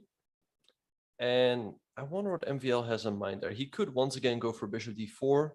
But now you can just move your bishop to G5, let's say, and there's no real problem. What Magnus could also do is go for G4, because generally when you are defending, what you want to do is you want to trade down pawns. And what's the plan against H4? Avoiding your pawn trade? What's your follow-up there? That is a good question. Are you going Bishop G5? Right, but then there is still Bishop F6. And maybe Knight D4 as well. So Bishop F6, I mean, Black gets the dream, the knight against the bishop, but the pawns get messed up. Can Black still torture this? Probably. A knight on F4 is amazing. But yeah, no, indeed. Knight D4 maybe. I And guess your bishop's E8. defended. Well, so you could just take the pawn. Oh, wait, sorry, you're also hitting H4. I thought if you take on E7, then there's Rook to E8, but of course you take on H4. Yeah, so here, it's good. Yeah. Okay, so potentially G4, a possible move for Magnus right here. They're at move 31. He's got 8 minutes left on the clock. Chat is double checking the time control to understand what's the situation for Magnus. He's got a 10-second increment that will come in 9 moves. Other than that, he's basically got his 8 minutes to play this one out. And he's made a move, G3. Mm-hmm. Okay. Yeah, so G3, also a very logical move. So let's see what MVL is going to do here. There is still bishop d4, but I guess here, maybe just bishop g5. Yeah, it feels like now this bishop should just be able to always run away, and it's going to be a little hard to pin it down for a trade. Right. Could you maybe use king h7, bishop h6? And see if you can force that bishop somewhere shakier, like c5? Yeah, I guess that's an idea, but yeah, I think the bishop will just go to a square like c5. And it'll be okay still. Right. Yeah, the time situation is going to get tricky because Magnus is down to 8 minutes and VL still has an hour. And, they're going to reach move 40 pretty soon, although there's still some moves to be made to get there. But then, Magnus can't really accumulate time, right? There's only a 10-second increment. So his time is only going to tick down further and further. And then, even if the position is a draw, you're still under pressure, right? Just because of the time. Mm-hmm. Yeah, you've got potentially another 100 moves to make in a game like this if Black really wants. But e6, that takes away about 49 moves Black could have played by pushing the pawn already. Mm-hmm. Yeah, but I think e6 is a good move. I mean, it allows the knight to maneuver, let's say, to d5 potentially, or actually knight b4. That's a nice move by MVL. Because where are you going to go with the rook, right? Like, let's say you go to d2, then we can go knight d5. I think it should be progress for us to take on e3. Okay. And I guess maybe just bishop g5 for Magnus, but then you do have to consider the move f6 for Black. Black would like to play the move bishop f6, but the problem is that white has rook takes d5. Mm-hmm. Yeah, I think also king h7, bishop h6 is very much in the air here with the rook on d2. F6, you're kind of saying you're going for the opposite colored bishops, right? Right, yeah. But the thing is, white would have to make a concession. Either he has to go bishop e3 or bishop f4 and weaken his pawn structure. But with the move f6, we've also severely weakened our structure. So I feel like white should be able to hold there. Yeah. Yeah. So I think like I was gonna say before knight b4 came, I was gonna say I think Magnus would be, or I mean his rook would basically be ideal on the second rank like it is. So he's pretty happy with where his pieces are, and it's a matter of can MDL, poke some of them, force them somewhere different. And yeah, maybe it's coming. Right. We also had a comment in chat, Benjamin, which I suspect you're going to disagree with. Somebody said that time is not like an issue or a problem for Magnus in this game. They think he's good enough and the position's simple enough that the low time is not going to affect him too much here. I do think it is going to be a problem here. I mean, he's not going to lose on time, right? He still has to make, 7 more moves, and he's got 6 minutes to do so. So that shouldn't really be an issue. But, well, actually, first of all, making it to move 40 without making any serious mistakes could already be an issue. But then once again, he's not really gaining any time on the clock. He will continue to be under pressure. And if MVL will manage to pose some real problems, which it seems that he's doing that, then it's definitely going to be a factor. Because this is not a dead draw. This is still a very unpleasant position to defend. Right. And like he wouldn't be spending 3 minutes on this move if he didn't need time for this position. Right. Sure, I mean, he could play his move in 10, 20, 30 seconds at this point if the position were no real trouble. So chat thinks the position isn't that complex. That's interesting. I wonder if chat has much experience playing out end games like this with 5 minutes on the clock and drawing them. I have practiced that quite a bit over the past year. Generally once a week, I practice some end games like this. Normally I play a time control of 2 minutes plus 30 seconds because that's more like what you would normally get in a game. But I guess, you know, here it would be like 5 minutes plus 10 seconds. Right. And it is really tough for anyone who thinks it's a dead draw and hasn't practiced it. Take this position and go play it with a friend later today. See if you draw every game with white. If you get in like 4 repetitions. Right, and then see if you draw MVL here, and then try against MVL. Once you've drawn your friend 4 times in a row, you're ready for the next level. Yeah. Indeed. Yeah. All right, so rook to d2 on the board. Actually, as we were speaking, there might also be another interesting possibility for black, which is the move bishop c3. Right, we hit the rook. Let's say the rook slides back to d1. Running him off the second rank completely. Because then after bishop g5, there is the move rook b2. But I guess after bishop f3, we are defending the most important squares. Yeah, for the moment, but black's taken over the second rank. I would say that's clearly not nothing. And now we should remaneuver this knight to control d4 if we could. Although I'm not sure just yet how to get there, but there is the idea to go through c2 because you've got e1 and d4, right? So maybe knight b4 could be an interesting try here. Right. So let's see. Yeah, MVL could throw in this tricky bishop c3 move or go for 95 right away. I think what MVL really would like is let's say black. Okay, let's say after rook d2, we want to go 95, bishop g5. Let's imagine that bishop c3 and rook d1 is on the board. We would want to go king g7 and bishop f6, but white goes bishop f3 first, hitting the knight. And we sort of have to deal with that first then. Yeah, it's a little hard to set up long-term on that square. But what if you played rook to b5 with the plan of taking e takes d5 and making a pass pawn? That's another question you can ask white, and it leaves white, I think, not with an instant way to resolve the situation. Right.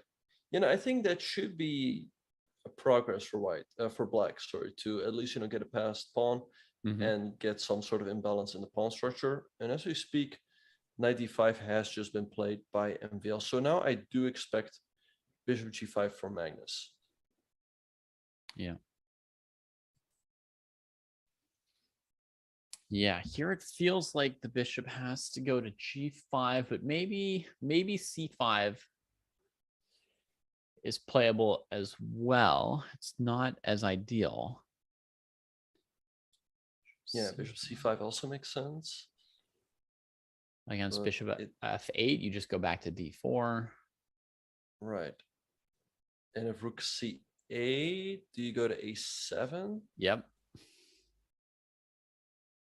Yeah. Again, Magnus thinking for... Oh, but I got an idea. Let's say I go, after bishop a7, I go rook c7, I hit your bishop. And now you're kind of running out of squares, because if you go to b8, there's rook d7, bishop d6, rook d7.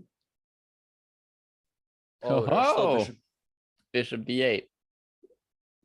Am I blundering? E3, not f4. Indeed. But there's still the only move not to lose on a spot, which is bishop b4. But already, you got yourself into a lot of trouble. And actually, as we speak, Magnus has played the move rook d3. Nice move. Rook d3. Okay. So he's okay with knight e3. I think I mostly would be as well. And I'm not saying I'm right, but if I were defending this position, I would basically... I would start off with that question to myself about which trades I am or am not okay with, and then sort of follow that once the pieces start fighting. And I would say I'm not willing to trade bishop for bishop. I am willing to trade into the opposite colored endgame. Yeah. Yeah, no, I agree. So let's see. MVL could. So what MVL would really want here is to go rook b2 and bishop d4. But unfortunately for him, Magnus can make 2 moves in the meantime. I think white will just play bishop f3 to meet bishop d4 with rook e2. And this does look like a very solid defense. I don't really see how we are breaking this. And let's say the move rooks away. I guess white can just go h4. And to me, it looks tough for black to make progress. But I guess what you can try is to go, let's say we go king g7. And sorry, then let me throw in some moves. So what are you saying here after rook d3? Okay, so let's say knight takes e3. Knight takes e3. Oh, okay. So rook takes. Yeah. Rook b2. Yeah. Bishop f3. Yeah. Bishop d4. And that's sort of the point I was making, that white can go rook to e2. And then let's say the rook moves back to, say, b6, right? Yeah. I think white wants to go h4 here to sort of stabilize the pawn structure on the king side. And here the only plan that's really left for black is to go king g7 followed by f5, e5, and e4. But even then, it seems tough, to make real progress. Yeah. You can cramp white's bishop, and white has to find a square for it to live on here. Right. And yeah, even then, how do we progress after that?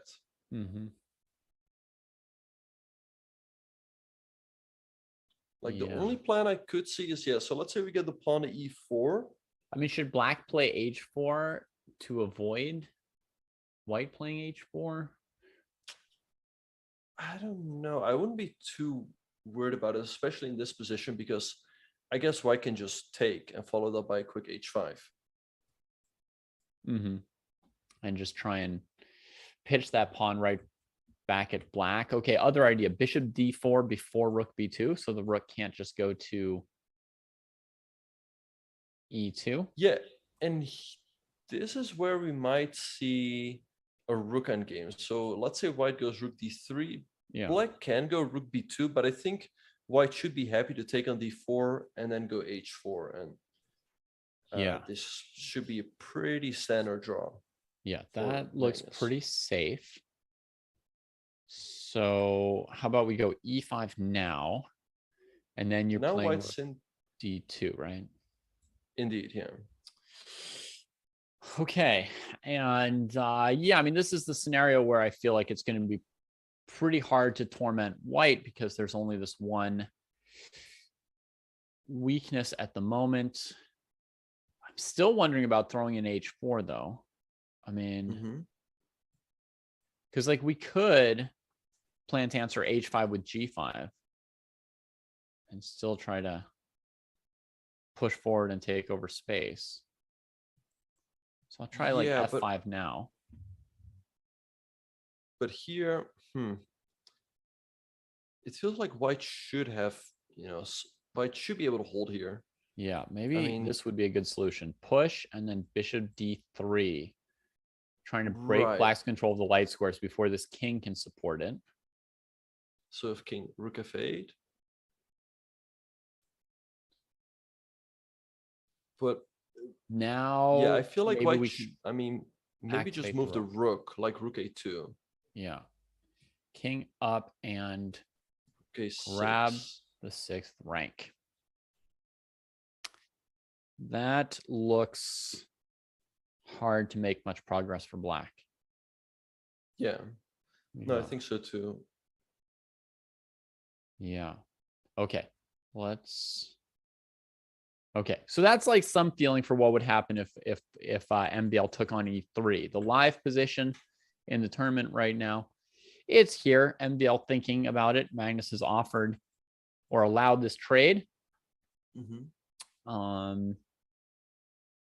Now, knight e3, probably not good enough to win, in my opinion. Let's have a quick look at rook b2 as an alternative. And then I think we'll see the idea from Magnus would probably be bishop f3, hitting the knight. Right. And then when the knight moves, if the knight moves, but if the knight moves, then you come back to defending your second rank. Well, if the knight moves here, you could also just consider going rook d8 check, king h7, rook d7, which looks extremely annoying for black. Yeah, it's clever, but maybe we can still disrupt things a little bit with knight d5 there. Oh no, the bishop's on it. I can't go back. Yeah. My chances you are up. can go knight c2, which is a little bit tricky because you not only threaten knight e3, but also knight e1. Yeah, this is one of the main things I've been wanting to do as a way to get at white, is to use knight e1, since you can't break white head on at f2.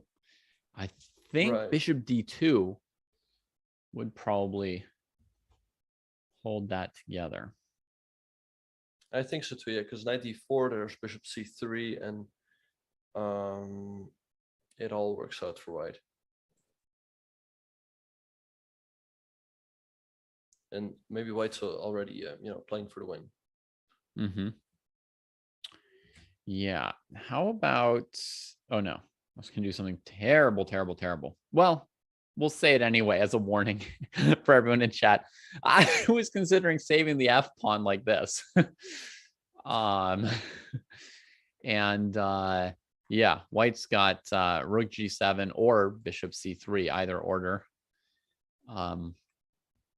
winning the game. And otherwise, Benjamin wants to just hold for white with rook d8, rook d7, back and forth. So that's a fair defense against rook b2 for MVL here. See what he can come up with. Right. Yeah, it's not looking easy to create. I mean, he can just keep the position, make a slow move like bishop f6, but then maybe after bishop f3, go rook b5. And I think that would make sense from a practical standpoint, because you're keeping a lot of pieces on the board and you're making the position undefined, right? But as we speak, he has just traded. Let's see, he's still thinking in the current position. Yeah. So what you mean by keeping it undefined is you're giving Magnus the most different scenarios to keep thinking about. Right. And he still has to consider knight e3, bishop d5, or all the pieces staying on the board. Right. And also he's keeping more pieces on the board, keeping the position more complicated. And here we could get to a position where Magnus could just start shuffling, right? Like, let's say he trades off the knight for the bishop, then Magnus is going to put his rook on the second rank, and he might just gain some time by going, let's say, rook c2, rook a2, and, just gaining time that way. Yeah. So, yeah, onus on MVL here to make a choice. I like this option here for black. I also wonder if there's some, he's gone for the trade. Bishop d4 instantly, so I guess rook d3. Bishop d4 quickly, so we'll see rook d3. And then I think e5, rook d2. d2. Yep, and all of that is on the board. Played. So, I mean, one thing is those were easy moves for Magnus to pick. And now I tried h4. Didn't really feel it. We could also play f5 and try and centralize the king and let white play h4. I would expect that's what's going to happen. We get king g7 first. Right. So h4 instantly from Magnus. All right. So let's see. So what about f5 now for MVL? But I guess you go rook to c2 and try to create some counterplay.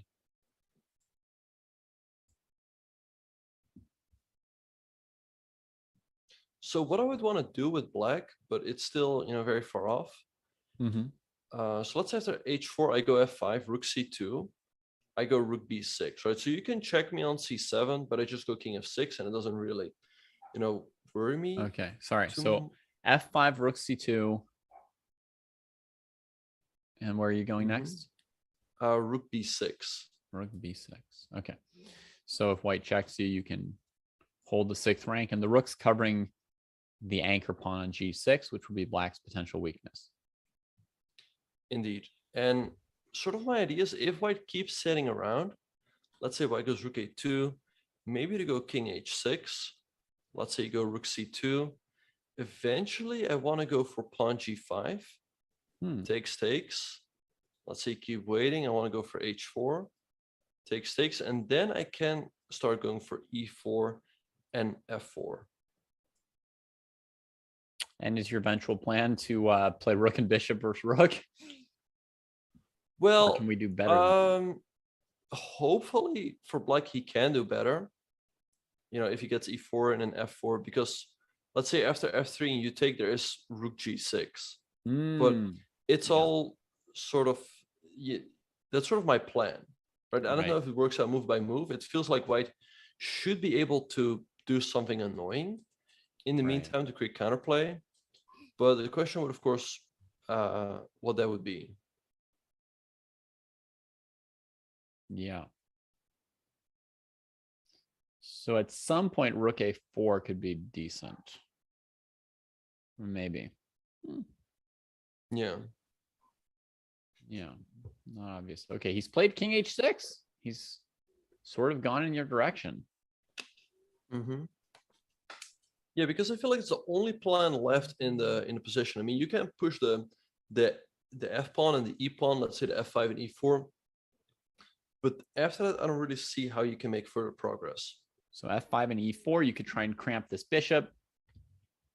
But if it just sits on e2 and the rook on a2, what do you do from there? What about you play like f5, f4? Right, but then put like your king on f5 with the idea that if white ever plays gf, ef, you can go after the h pawn with your bishop. Yeah, but I feel like it would weaken the black position too much. Mm-hmm. Like if you go f5, f4, white can maybe just go bishop f3, e4, and then rook c2 to c6 and create a lot of counterplay that way. Yeah. So it's actually quite instructive. Very often what you want to do in opposite color bishop endgames is put your pawns on the side, on the color of your opponent's bishop. Because if you put your pawns on the color of your own bishop, he can easily blockade on the square. Yeah, then you can't move anything anymore. Oh, we got to move f4 from Magnus. That's a very committal decision. Proactive. I guess it works out. Yeah, so what does he calculate? Bishop e3, rook to d7? Yeah, I guess you have to go rook d7 there. But let's say black takes on f4. Could this be tricky? Wait, this could be tricky because let's say I go bishop e3, right? You go rook d7, I take an f4. Mm-hmm. Rook takes f7, I have rook b2. And if king f3, I have pawn takes g3. If you take my bishop, I go pawn g2. You have to go to f2, and then I take on e2. And you lose on the spot because king g1, there's rook e4, and it's just game over. Woo! Thank you. Very good. You saw that very quickly for us. Well, but that means that MVL must also be looking at it. That means rook b2 is actually very, very strong here. And that would mean that Magnus would have to have planned g takes f4 in this position. I was going to say, or king f3, but I think king f3, rook b3 might not help him too much. That does look pretty annoying indeed. So let's say GF. So let's say here GF4. Now, I mean, you could play bishop f4. You could also consider f5, right?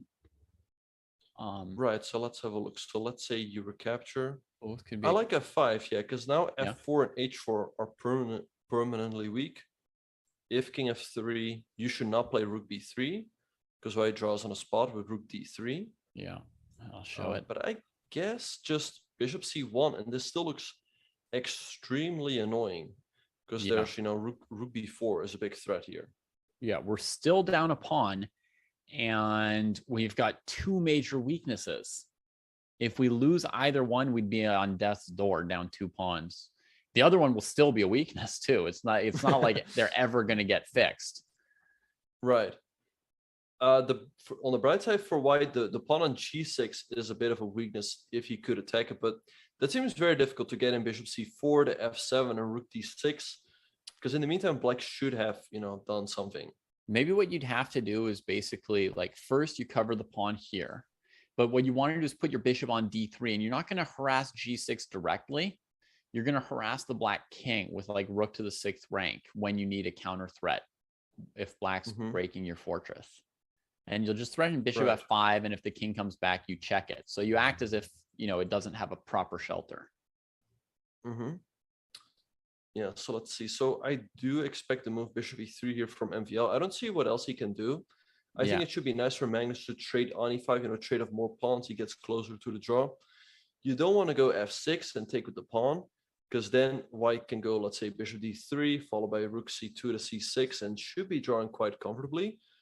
But I think bishop e3 is a real opportunity for MVL. He has 43 minutes on the clock.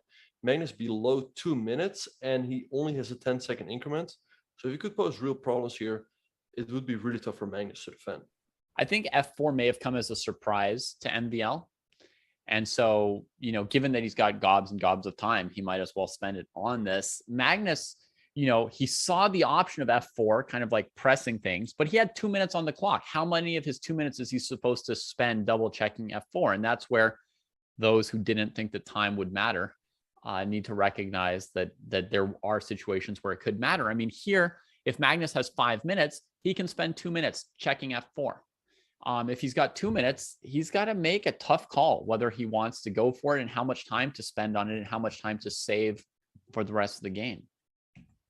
Yeah. So we have bishop e3, rook d7, and ef on the board. Yeah. It's looking really tough for Magnus. MVL's gone for it. Magnus has the 10-second increment now, folks, but the 1 minute and 30 that you see ticking down, that's real. That's what he's got left in this end game. And we're kind of expecting gf4, f5 with a very tough defense. Yeah, because I think rook takes f7 already loses to rook b2. So he goes for gf. Now f5, as you suggested, looks like a great move for MVL, fixing the pawn on f4 and on h4.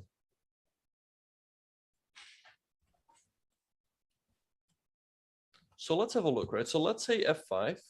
I feel like king f3 is the only move for white, right? We go bishop c1. Now rook b4 is a big threat. So maybe white has to go rook d4, but then let's say we give a check on b3. Right here, you cannot block with the rook because we go rook b4 and you lose the pawn. So you might have to go king g2, but then maybe something like bishop e3. And I think bishop d3 is part of our plan here. But right, so this is where it gets interesting, right? Like you can force the rook off the 4th rank now. You can take over the 4th rank, but you have to watch out for bishop f5.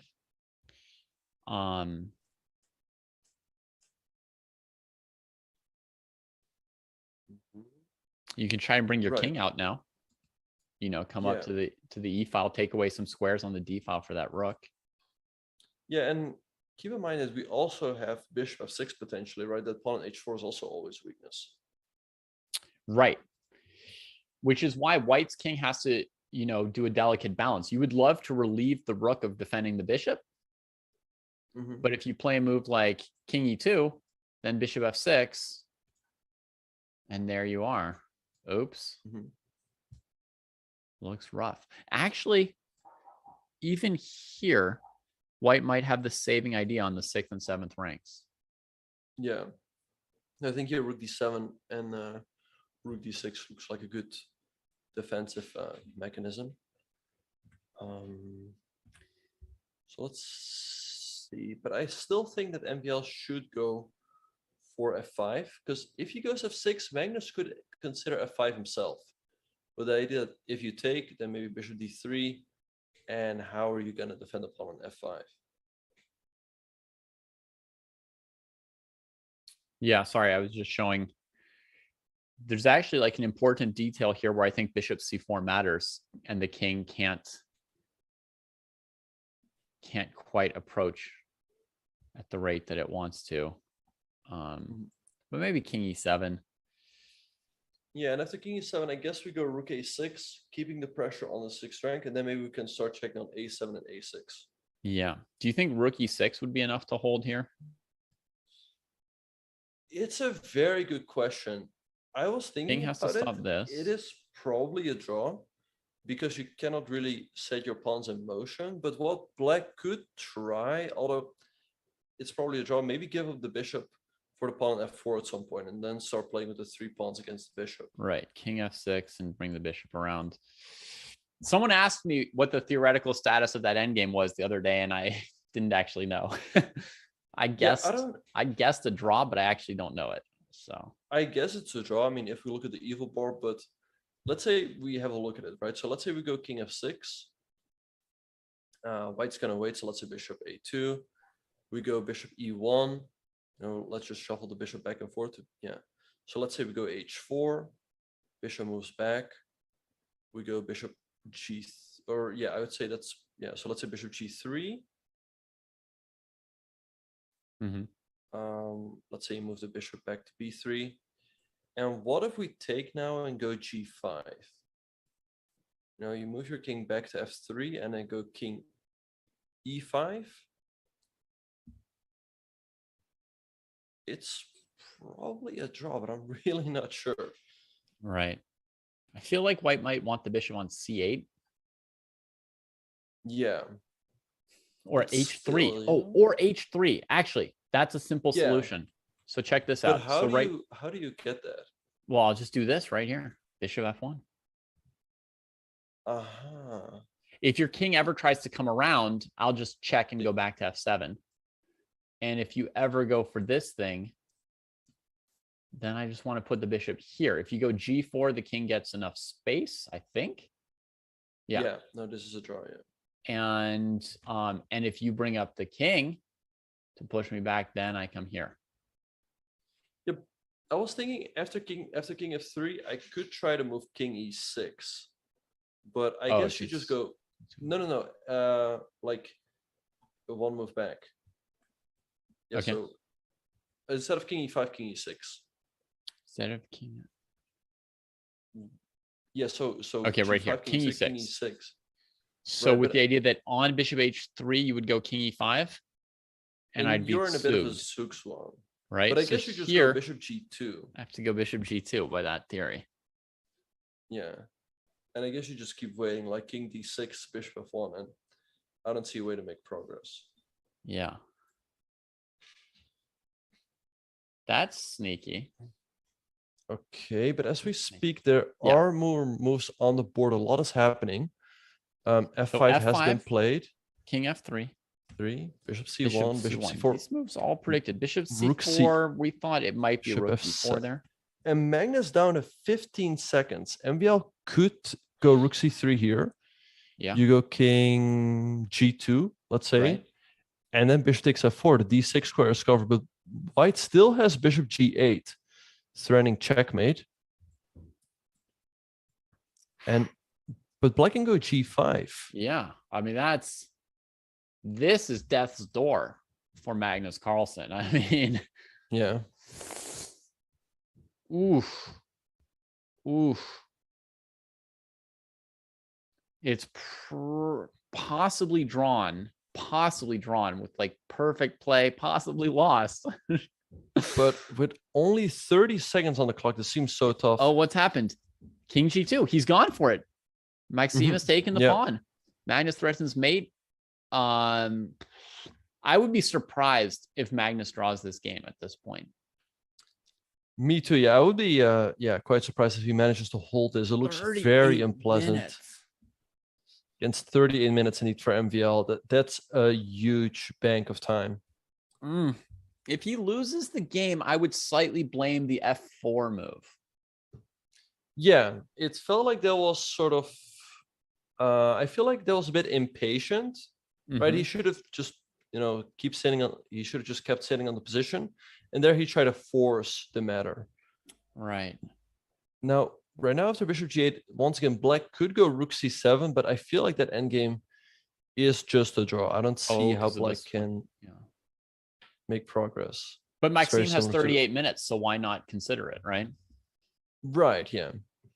But let's have a look. So we're looking at the move g5, white's going to Mhm. take, and I guess we take with the king, right? Let's say white gives a check on g7. Where do we go? Or maybe we just go king f6, and if rook f7, king g6. And actually, this h-pawn could start running down the board really fast with h4, h3. Yeah, white's kind of trapped their own their own pieces here in this corner in a way. Not a lot of breathing room for the bishop there. Magnus always finds a way, somebody says. Ordinarily, yes, but he has been slow this week in Norway. From the Blitz tournament to the Armageddon games, and now even in the classical game, 2 hours was not enough for him today. Yeah, no, like you said before, it is tough because your time does keep ticking down, and you only get a 10-second increment once you reach move 40. So I don't know. I don't see him holding the game at this point. And the good thing for Magnus though is that now MVL's thinking he can think on his time, right? But of course, MVL doesn't want to, throw it by playing too quickly. Yeah. Wow. The French fans are getting really excited right now because it's gone from like, do we maybe have a chance to, oh my goodness, this is looking like a win. And we wondered if Magnus could himself be ground down, and looking very, very likely here. Another result. I mean, I know very few people are going to care about that in the face of this interesting endgame, but Radjabov and Wang Hao have drawn their game. Right. So that game will go to Armageddon. And the Giri versus Tari game, what kind of position do they have? I mean, the knight's still on h5, so still hard, a hard life for Tari. Yeah, and actually, I was just looking at that game between Radjabov and Wang Hao. It seemed like a very boring draw, right? But actually, it seems like Radjabov did miss one opportunity in the game. Perhaps we can pull it up real fast. Sure. So I'm back where we had been at rook a4, a6. Yeah, so knight to e4, I believe, was played. Okay. Bishop e7, bishop d6, rook h8, takes, knight to c5, and here Wang Hao played the move b6. Now it seems like that pawn on a6 is poisoned, but perhaps Radjabov could have taken it, because if black plays the move c5, right, hitting the rook and taking away that last escape score for the knight, white can play rook d6, and if king b7, b4. Now, if black goes c4, oh, that's hard to see. Then there's b5, and if you take the knight, we take on c5, we have the pin on the pawn, and you simply cannot stop pawn at c6. Wow, that was actually a huge chance. Yeah. But yeah, it was missed by Radjabov. Yeah, I mean by both players, I imagine, right? With b6. Yeah. Here played by Wang Hao. And there is also, after knight takes c6, there is also the option of going king b7, knight b4, and c5. But now white has knight d5. If you take on d4, you take on e7. It's still a bit tricky. Right, with your knight still needs to get out. Right, but do you actually trap it is the big question. All right. Like bishop here, then maybe rook e1 or something. Yeah, there's rook d6 though. So, but apparently you go rook e4, and if king c7, rook f4, with the idea of rook of knight f5. Well, that is pretty quite insane. A no knight left behind situation. Well, and then after g6, you don't take on f6, but you go rook h4. Saga continues. And right, if rook f6, your knight is still trapped, right? It's not the f pawn trapping your knight. Like, oops. Right. So now you go to h4 to defend the knight from the side.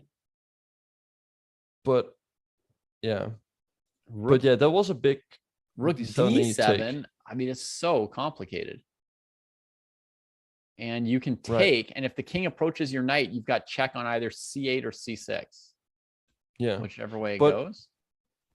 But yeah, that was perhaps a missed opportunity for Radjabov. We're getting word that more moves have been played in the MVL game. Yeah.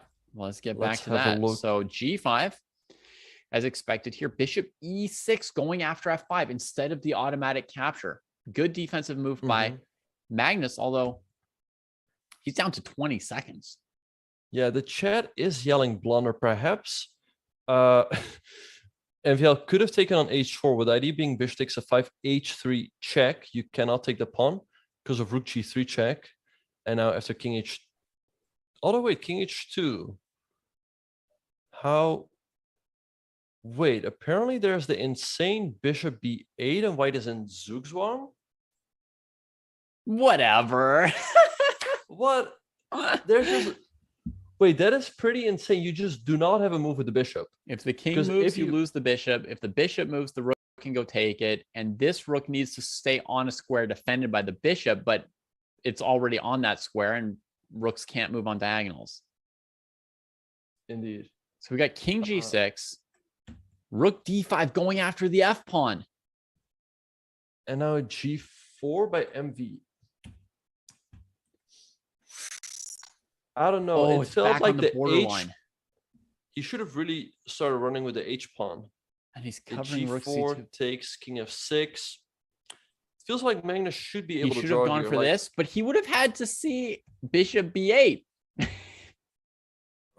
In the meantime, Magnus played bishop g6. You know, like I don't bishop like e5 doesn't work because white can attack the bishop with the rook. And then if you go to take the rook takes the bishop. So bishop b8, normally a terrible square for the bishop. It has the property that wherever this rook goes to attack it, he can play rook g8 or rook b3 and defend the bishop while attacking the rook. Yeah. Anyway, so yeah, bishop. Yeah, of course, really tough to find. I mean, it's a very pretty study potentially. Yeah. But Magnus played the move bishop h7. He's not out of the woods. I think now bishop e5 is probably the move for MVL because rook f5 is a threat and rook takes h5. So you shut both of those moves out. After bishop e5, white could consider bishop g6, but what about rook g3 there? You know, king f2, and then I take on g6. You take on e5 and rook h3. Oh, he's gone for bishop g6. Oh, but the problem is after rook h3, you go king g2, rook takes h4 and rook e3, and your rook is trapped.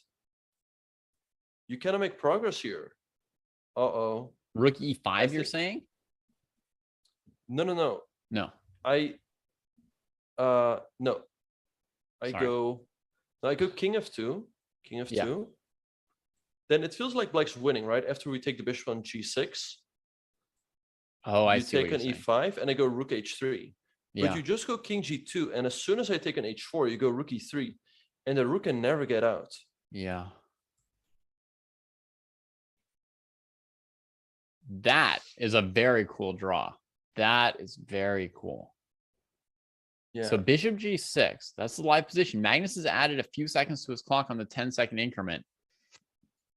I mean, he's on every move he's going for it. He's playing like the calculated moves here. High difficulty level. Yeah, but it feels like he is probably going to hold the draw. What MVL could try is go maybe rook h3 in the current position, bishop takes h5 and rook takes h4. But I feel like Magnus should know how to, should be able to hold this quite comfortably after taking g4. He could just take, yeah.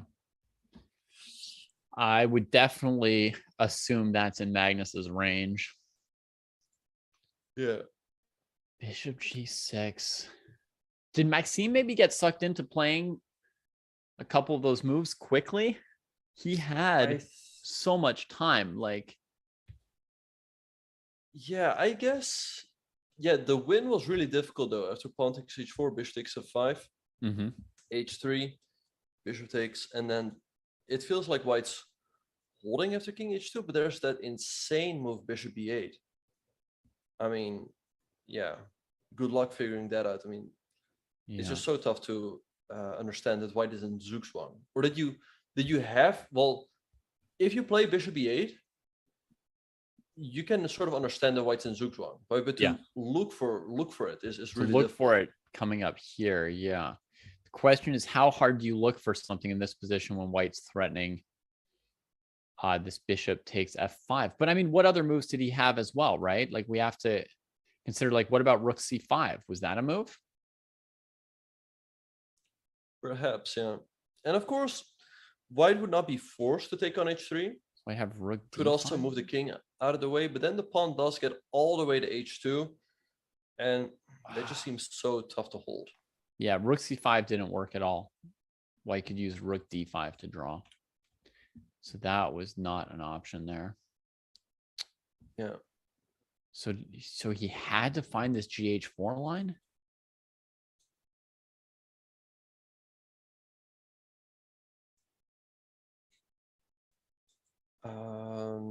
Yeah, he had to find this this insane line with bishop to b8 at the end. I mean, very tough to figure out, I would think. Yeah, that's like too difficult. Man, the f pawn. Magnus had like a real defense in mind with bishop g8 to bishop e6. I mean, he was so low on time that I sort of underestimated how resilient a defense he was actually going for. Right. And live position, MBL is now thinking quite a while about bishop g6. So maybe some regret right here. Mm-hmm. Yeah, I guess he realizes that Magnus holds that rook endgame that we showed earlier. It looks winning for black, right? Because we pick up the h4 pawn, but white holds, which is sort of a miracle.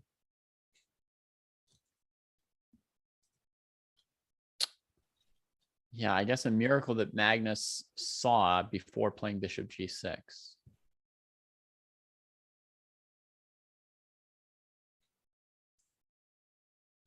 Anyway,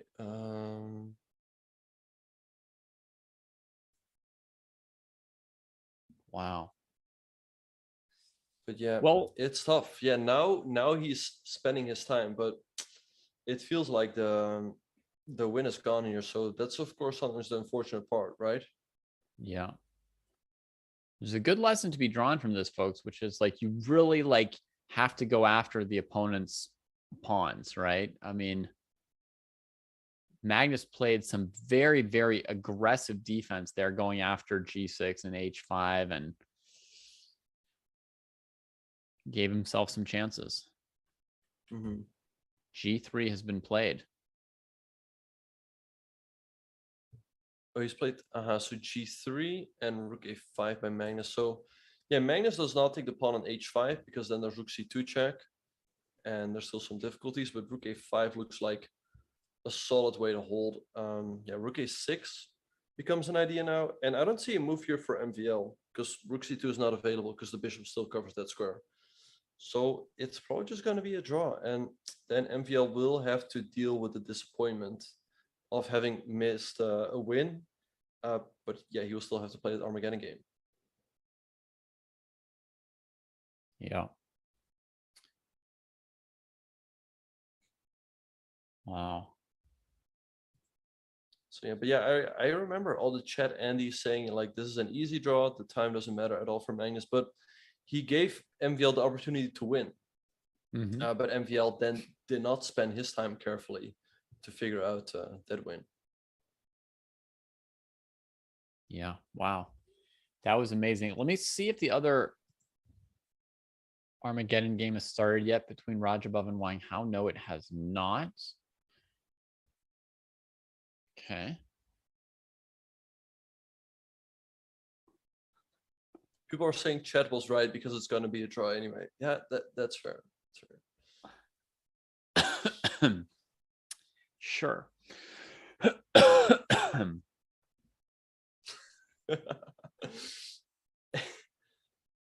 Anyway, Let's see. Yeah, that Armageddon should be getting underway very soon. And let's see what's happening in the game between Giri and Arjan. So where did we leave off? And yeah, so it looks pretty pleasant for Anish.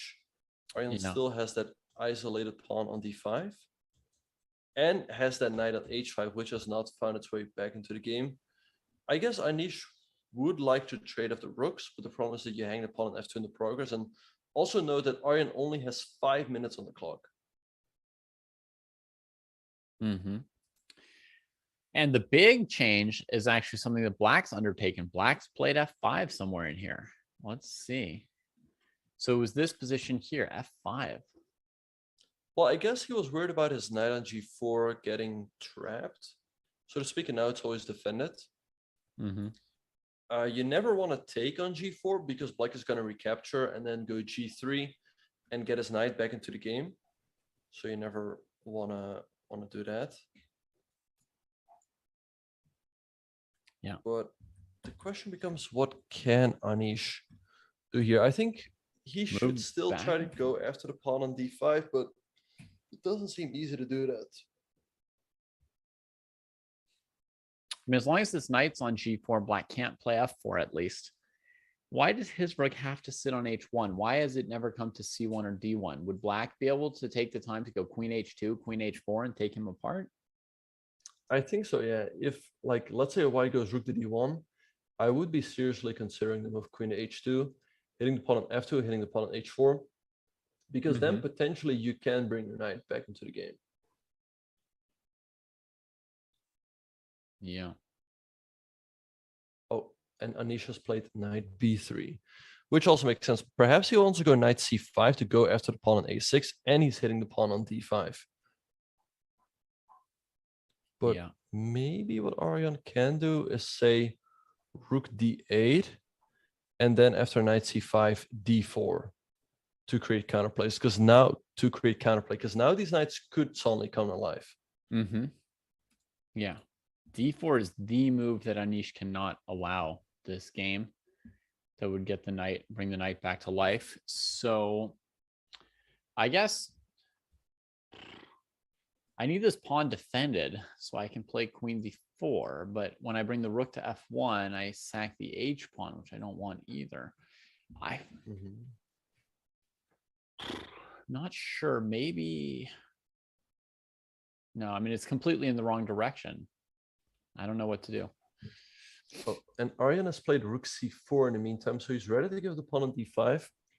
So let's say Anish takes it with his bishop. I guess he wants to go knight takes f2, hitting the rook. And if you take the knight, then we take on d5, and Black's suddenly in great shape. Yeah, this knight can get out as needed. There's also queen h1 and rook c3 threats. But that can fall apart quickly. This king is pretty open. Right, and Black's king is still sitting pretty safe, you know, behind those pawns on g7 and g6. Yeah, definitely no attack for white, just some positional chess.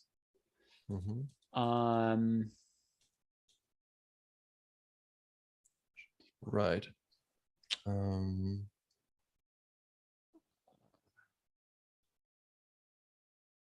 In the meantime, we have more moves in the Magnus game. So we left off after rook a5. MVL played rook c4, rook a6 check, king g7, bishop takes h5, rook takes h4. So Magnus is not out of the woods just yet. Rook g6 check, king h7, and rook g5. I guess rook h2 has got to be played here by MVL. And now white needs to be very careful where he goes with the king. Maybe just f1, because if you go to g1, you allow bishop d4. And I'm not sure you want to do that. Yeah. Feels like white's pretty close to the finish line. I feel like once you get your bishop to the long diagonal for white, you'll be safe. Yeah. But it's not that easy to do that, because if you go king f1, then if we move the bishop, let's say to b8. Then you kind of go bishop f3, do the rook f2. And king h6 would be a legitimate threat here. So it seems like you don't get full control. Like you're not controlling the g pawn that easily. And with 36 seconds, it's still very tricky. Right. And if you bring the rook away, out of the way of king h6, then black simply queens the pawn with g2, bishop a7. So the rook is sort of required on the g file, but awkward, so near the black king. So still some real tricks. Yeah. Oh, but Magnus just played king to f3. Rook check, king Okay, f3. so what if we give a check on f2? You have to go to e4. Or you could go to g4. But can you? Right. You could send the king, or you could play again, bishop b8, keeping the king h6 threat and the rook f2 threat. Yeah, rook But f2 he's check is gone on the direct. board. He's gone direct with the check. Now the So where's king's he gonna go? getting far from the queening square. Oh wait, but this is very dangerous because let's say you go king e4. He has played king g4. He's played king g4. I just wanted to say real quick, if you go king e4, there's king h6. But the problem being that if you take the bishop, then there's g2 and you simply cannot stop the g pawn, which is why he's played king g4.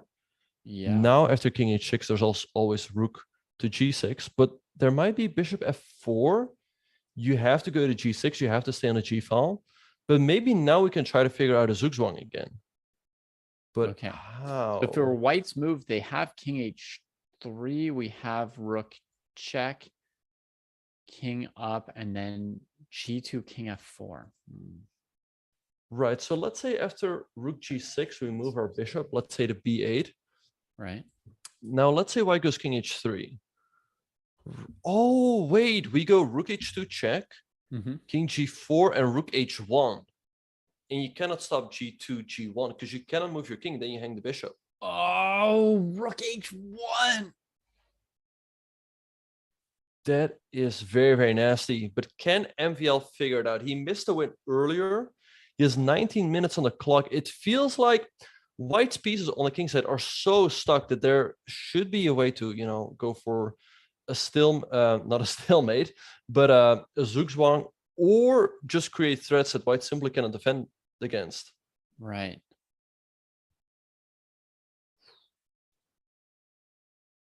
So right now we're looking at the move bishop f4. Right, it feels like rook g6 is forced, because if you move the rook anywhere else, let's say rook b5, we go g2, and you cannot stop the pawn. Bishop f4 on the board, rook g6.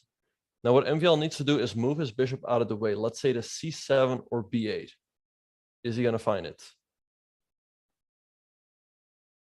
And that should lead to a win for him, I think. So I was just wondering about one thing, right? Let's say bishop b8. Yeah. You go king h4, rook h2, and king g5. Right here, let's say we go g2. You have to try king f6, because if you go to f5, I take your bishop with a... No, actually, if you go to f5, there's also bishop a7. Yeah. So let's say you go to f6, but still bishop a7, and you don't have anything... What's the deal for white? Well, you can try rook g7 check. King h6. Oh, wait. Oh, Something's bishop happened. g6. Something's happened. King h6 was played right away. Is No, this wait, right? Bishop no, f4, that's not rook the... g6. No, that was maybe our it's analysis. King g4, bishop f4, rook g6. But the current position is after rook to g6. Okay. But so here, bishop b8 is winning. Seems so.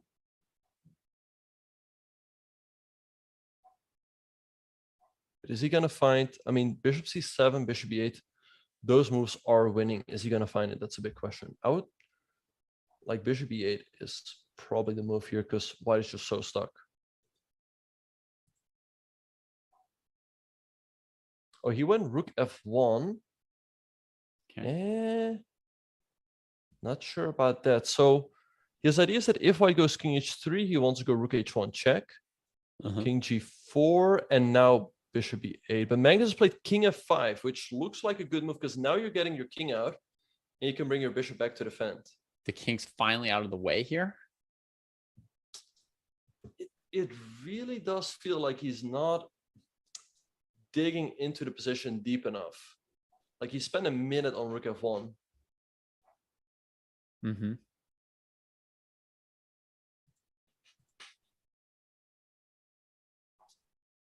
Yeah. And now I don't see it. Like, what can we do, or what can we try here? Oh, maybe he missed that if black goes bishop g5 check, you don't have to take the bishop. You just go king e4.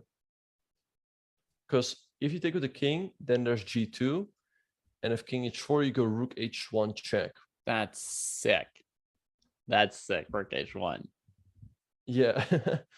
But the sad thing is that white can just go king e4. And he's played bishop g5. So that was his trick, but king e4 and black's just drawing the game. There is one funny line. Let's say you go king e4, rook f4 check. And if you go king d3, we can go rook f5. But you just go king e4, and after g2, you take an f5, and you take an f5, and you take an g5, and this should be a draw. And king, yeah. Yeah.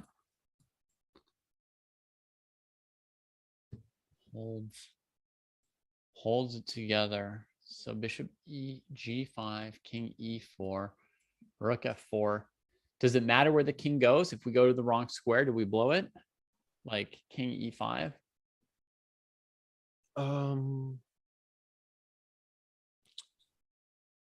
Let me it feels like king e5 should hold. Mm-hmm. Or no way, but here you might have rook a4.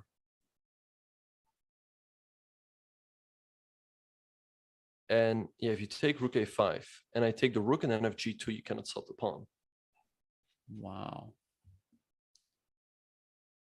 And you don't have bishop f3 because your rook would be hanging. So rook a4. Bishop f3, the rook's hanging. Can't get back. So I guess that's what he missed.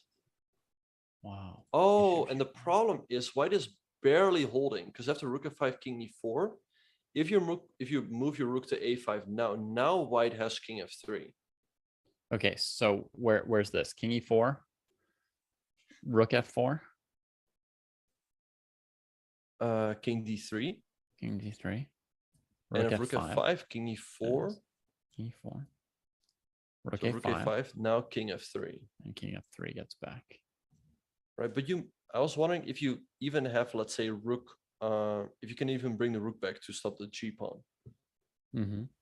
I mean, Anyway, even this they can keep playing, right? Rook a3, bishop f4, and do it all again. Anyway, yeah, rook f4 check is on the board, and king d3, the right defense by Magnus. I wonder if MVL can even still squeeze out a rook and bishop versus rook endgame.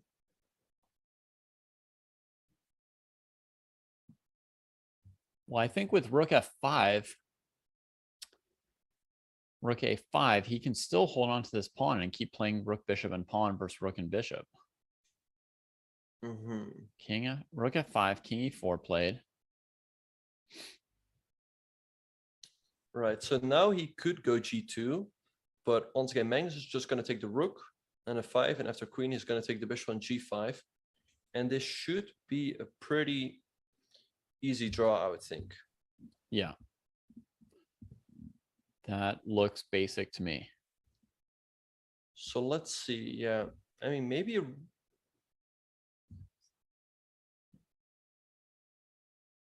Okay. So we're getting word that the Armageddon between Radjabov and Wang Hao has started.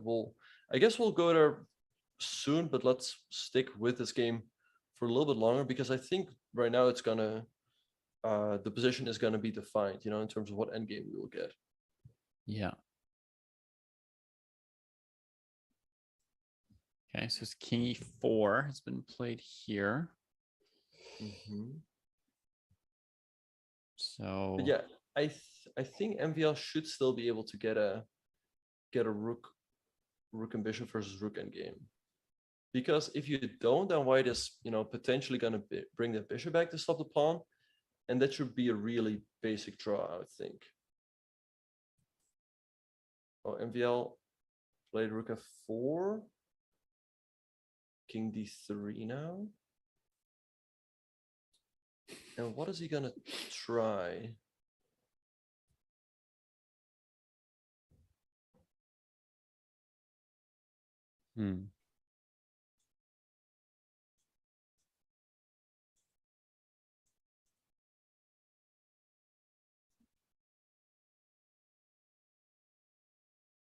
Maxime is gradually using all his time here. Yeah, but yeah, it did feel like he played too fast at a couple moments.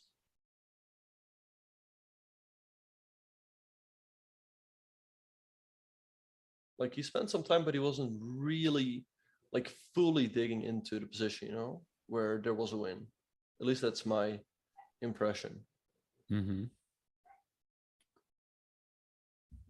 Yeah, I mean, I don't know if he would have found GH4 and H3, but it did seem like he went a little bit quickly at that phase. Yeah. But I mean, some of these moves are just really, really hard to find. That's what it tells us. I mean, Maxime had tons of time on the clock overall. He had the GH4 H3 chance. He had another chance as well. Just a couple moves ago, right, where he just needed to move the bishop further out of harm's way and leave the white king sort of stuck on the G file. Very interesting that sort of the theme here was you need to keep the king trapped on the G file where it interferes with the rook and bishop, right? If it's on the G file, it blocks the rook. If it's on the H file, then it can always get checked and squeezed back onto the G file. So this king was badly placed and he needed to do this quickly to keep the king trapped there. He missed one tempo and Magnus walks away from the pawn and into discovered check, but gets out of the way of the rook. I mean, it's not by any means obvious. This was a cool trick, but it wasn't forcing.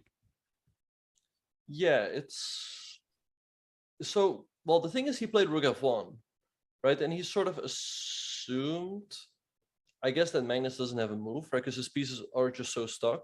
Right. It did look almost like he's just finishing with G2. Right.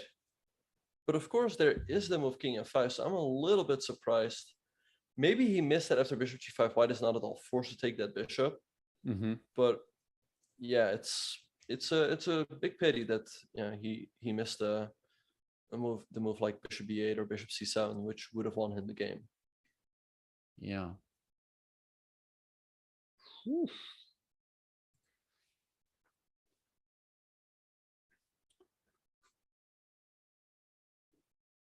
Yeah. These moves were possible to find, but difficult. I mean, he spent some time. Yeah, got something wrong with king f5, bishop g5.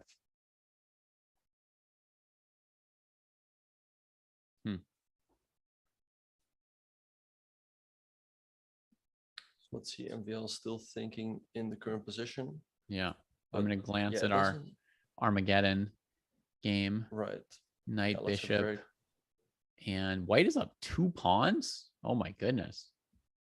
Yeah, this looks very good for Radjabov. He's also up a minute on the clock. So 95, 94. The knight's coming to c5. Yeah, he should win this one. Okay, rook a7. Maybe just bishop v6 or bishop c3 also looks very good. So yeah, Radjabov should be winning this game. I mean, up 2 pawns and 40 seconds. Knight c4. It's a funny move by Wang Hao. Yeah, don't take it, but just dodge around. Rook e2, defending the pawns.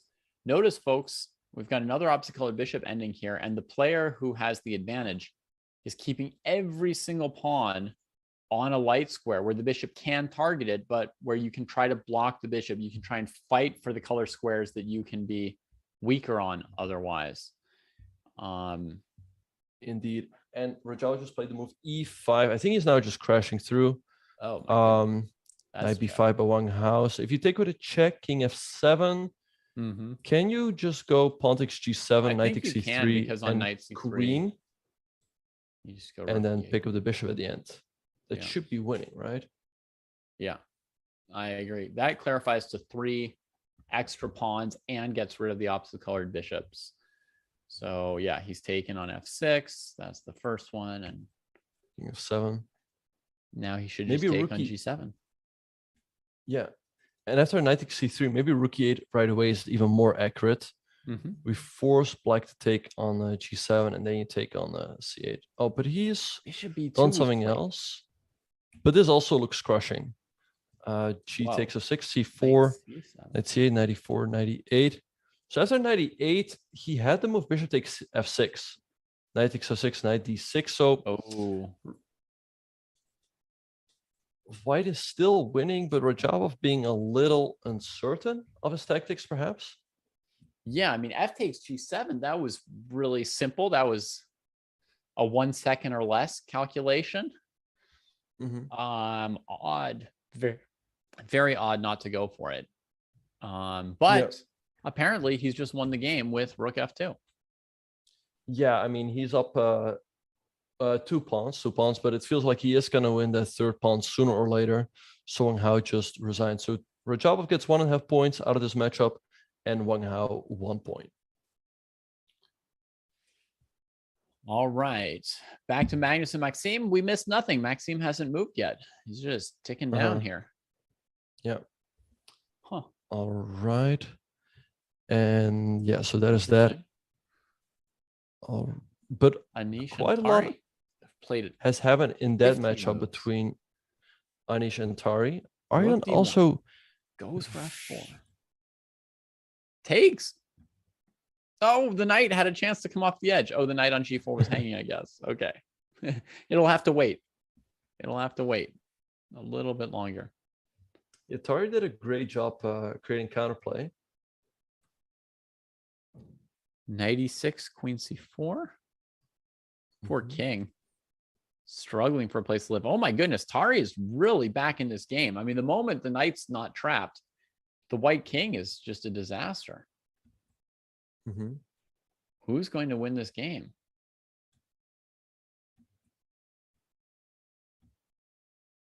Oh. Again, looking for a safe choice. But it does look tricky. You know, the G pawn could start rolling.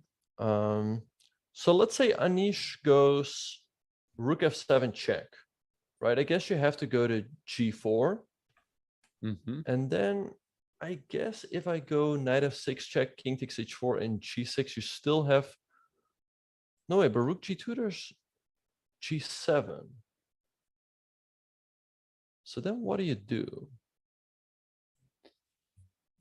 Ordinarily, in this situation, you try and put your knight on C3, but it doesn't seem possible to do it fast enough. Oh, black still has a defense. We actually have all of that on the board. Black has rook E1 check. But it seems like he missed it. He played knight D2, which is a blunder. King C1. So why is rook E1 a defense? Well, if rook E1, king C2, you check again. Yeah. The only move you have to try is to go king D3. Yep. Right, but now I go rook G2. And if G7, there's knight E5. And you take the rook. Nice. Only square to get out. But Tari blundered with knight D2. And now if you go king C1, I think black's in a lot of trouble. Because you probably... No, wait, it's not. Oh, I thought knight E4, knight takes C4, rook takes G7. But there's rook E1 still. Because if you go rook G4, I have rook F4. And I win. And if rook E8 and rook F8. But there's rook E1, king D2, rook G1. Actually, king C1 and knight E4 on the board. And if rook G1, maybe king up, king H3, king up, H4, king up. And I guess white's just faster. The white king can get to the A pawn at the end, you mean? Well, I just go king F5, king H2, king F6, H3, and rook F8. And in the pawn end game, I will eventually go to the A pawn, yeah. Wow. King C1, knight E4. It's been played. Yeah. So yeah, can Anish figure out the win here? Rook e7. That's probably also still good because he's hitting the knight on e4. Does look pretty good. What moves are there? If knight g3, you can take it and just queen. Right. I would just go like king d2, I guess, to make sure you don't have any checks, and then I'm gonna queen my pawn.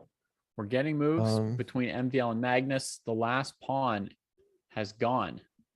So he played rook f4 twice, then bishop h4, g2, rook back to g6. So eventually we did get this famous rook and bishop versus rook endgame, but I think Magnus is gonna hold this. Oh, and they've just agreed to a draw. I feel like he's giving him a lot of respect there. Wow. Yeah, people rarely get that. MVL may have been partly exhausted. I mean, if you don't have the energy to look for the win anymore, it could be pointless to make mechanical moves, right? Sometimes the tank is empty. Right. Yeah. Yeah, quite shocking that he just gave Magnus a draw. It felt like he could have definitely kept trying longer. Because also the Armageddon game is coming up, right? And it's going to take Magnus more energy to defend this endgame than MVL to make random press. Moves. Yeah. Yeah. All right, so let's see what's happening in the game between Anish and Tari. So back to live, we get knight c3, rook trades. I said that here the pawn would queen, and yeah, Tari resigned. Okay. That's I mean, there's really no way to get bad back. time blunder mistake by Aryan. Yeah. What I didn't like was his choice to go to the end game, actually. I thought his position was amazing.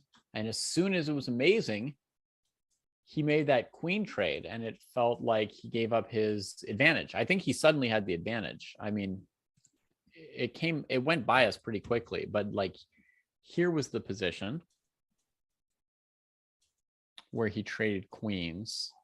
I mean, I guess he thought like this is hanging. Let's just go to an end game. Yeah, so yeah, very unfortunate loss for Aryan. He was suffering for most of the game, but when it seemed like he was just making his way back, he blundered in the time scramble. So Anish does get the full 3 points there.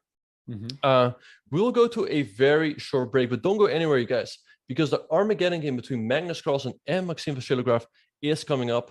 We'll see you guys at the other end of this break.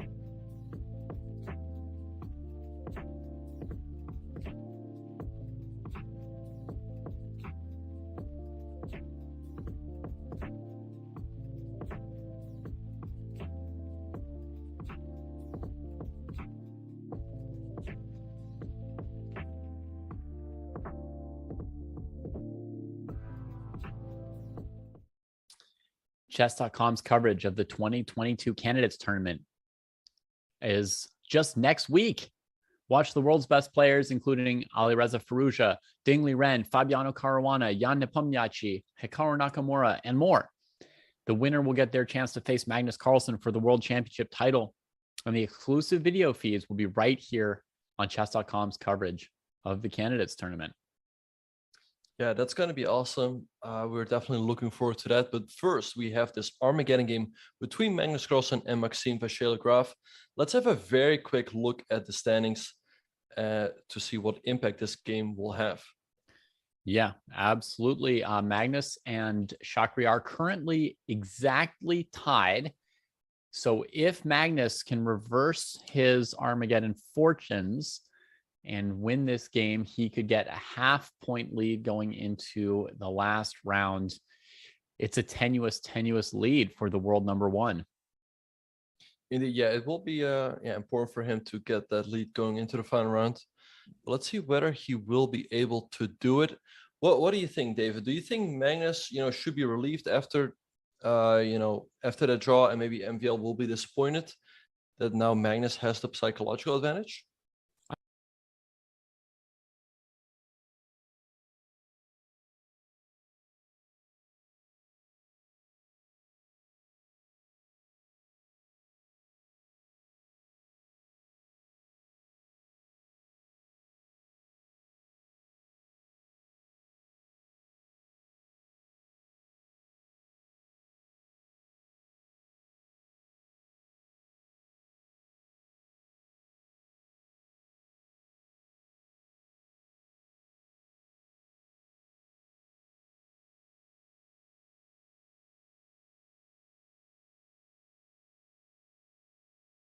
Like he is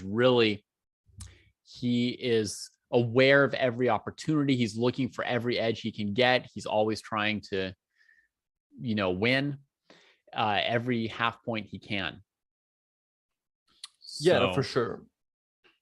So yeah, I was surprised by MVL just making the draw there very quickly, because I feel like he should have tried to push, make Magnus make 50 moves in the rook and bishop versus rook and game, because once again, it should take Magnus more energy to defend. He can always offer a draw, right? Well, Magnus has to suffer. Yeah. So I think that even though Magnus could be potentially disappointed about the game as well, he played white. He used all his time. He was a little bit sluggish at the start of the game. He suffered. But I think that all Magnus needs is to sense that there's some weakness in the opponent. And although he's got high standards for himself, I don't think he beats himself up too much during the games. I think he just goes for everything he can get, just that tenacity and that focus on the next step in front of him. And so I expect he will have the psychological edge in this Armageddon game. Indeed, yeah, I do think he has the edge as well. And as you mentioned, he found all the precise defensive moves when it mattered. MVL missed the wins at the end. So it feels like Magnus probably still has more energy. Yeah. Yeah. So he'll be taking the white pieces into this Armageddon game. The score has been favorable for white this year, although not a complete wipeout at this point. And Magnus's personal score in the Armageddons is something like he won 1 and lost 4, I think. No, yes, lost 3 or 3. Yeah, lost 3. Yeah. Sorry to not be certain. Right. So he beat Wang Hao in Armageddon. Then he lost to Wesley So with black. He lost to Anand and lost to Tari. Yeah. And he lost to Tari. So 1 and 3. But the good thing for him is that his losses in the Armageddons were with black. The one Armageddon he played with white, he won. So perhaps he does not like, being under pressure in the Armageddon. But maybe he likes, putting his opponents under pressure when he has the white pieces and that extra 3 minutes on the clock. Yeah.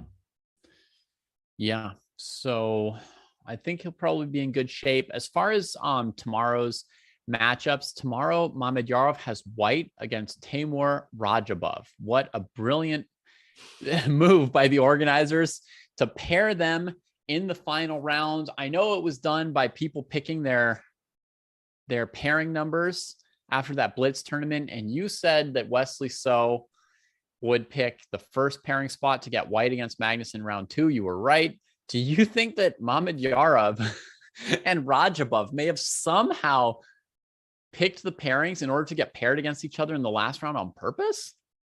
No, that's a little too far-fetched. They cannot pick only Wesley could pick his pairing number, and then the others were seeded, according to their standing. So the others were seeded. They didn't then get the next pick and the next pick. No. So Wesley gets the first pick. So let's say he picks 1, and the others are 10th through 2 through 10th. But let's say Wesley picks number 5. Then Magnus, who came second, gets number 1, etc. And then etc. Okay. So they couldn't have arranged this, but do you think that they might play their first real classical game if Mamedyarov goes into the round half a point behind Magnus, let's say? I mean, yeah, he does need a win in that game to win a tournament. It's, of course, it's also too much. I don't think. I do think he's just going to play for the win. I don't think we'll see a short draw. It wouldn't make any sense in this tournament situation. But all of their other games, in previous encounters have been very peaceful. So, I mean, we'll see. Rumor has it they've never actually played like a classical game together.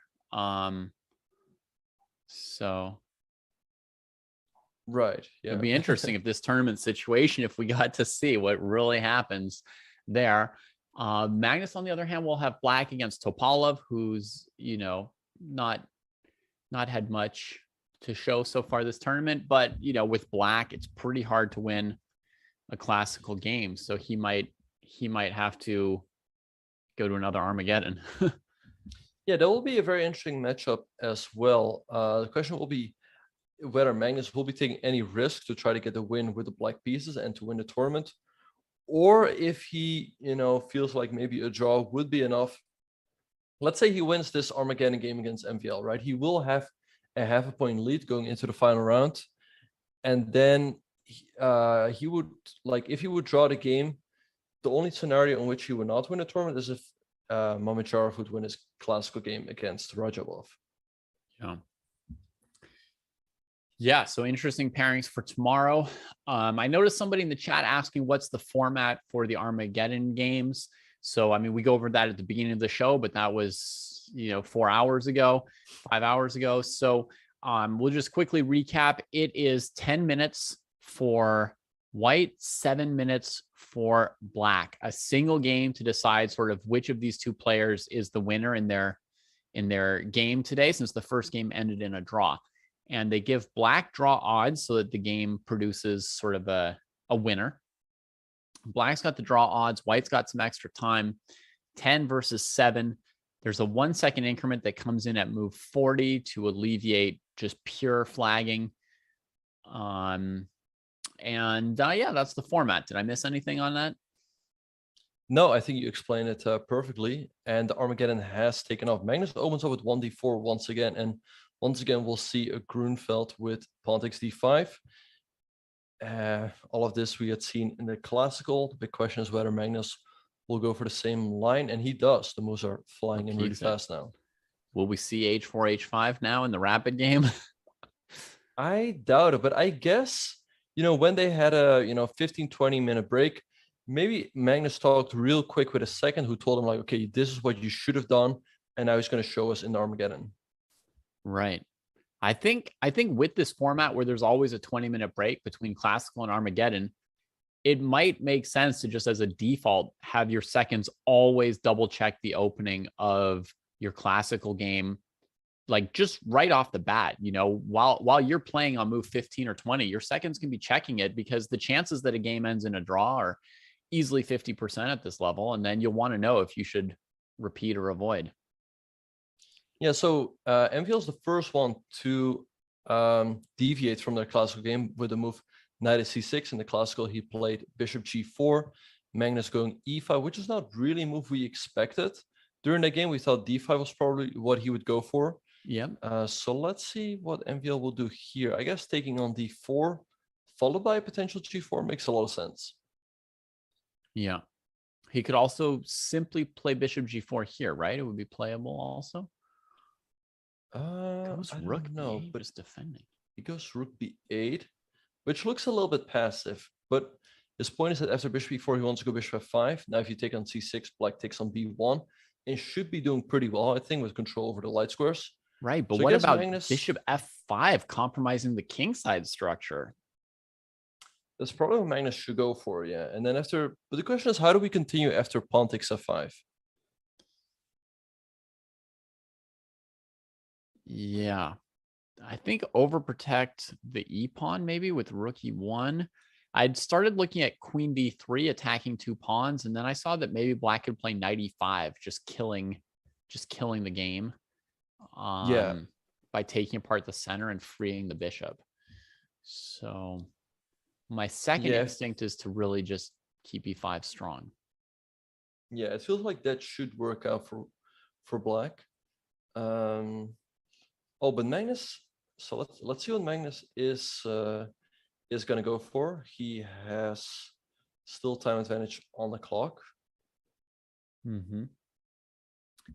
Losing a little bit of it here as he picks his follow-up to bishop takes f5.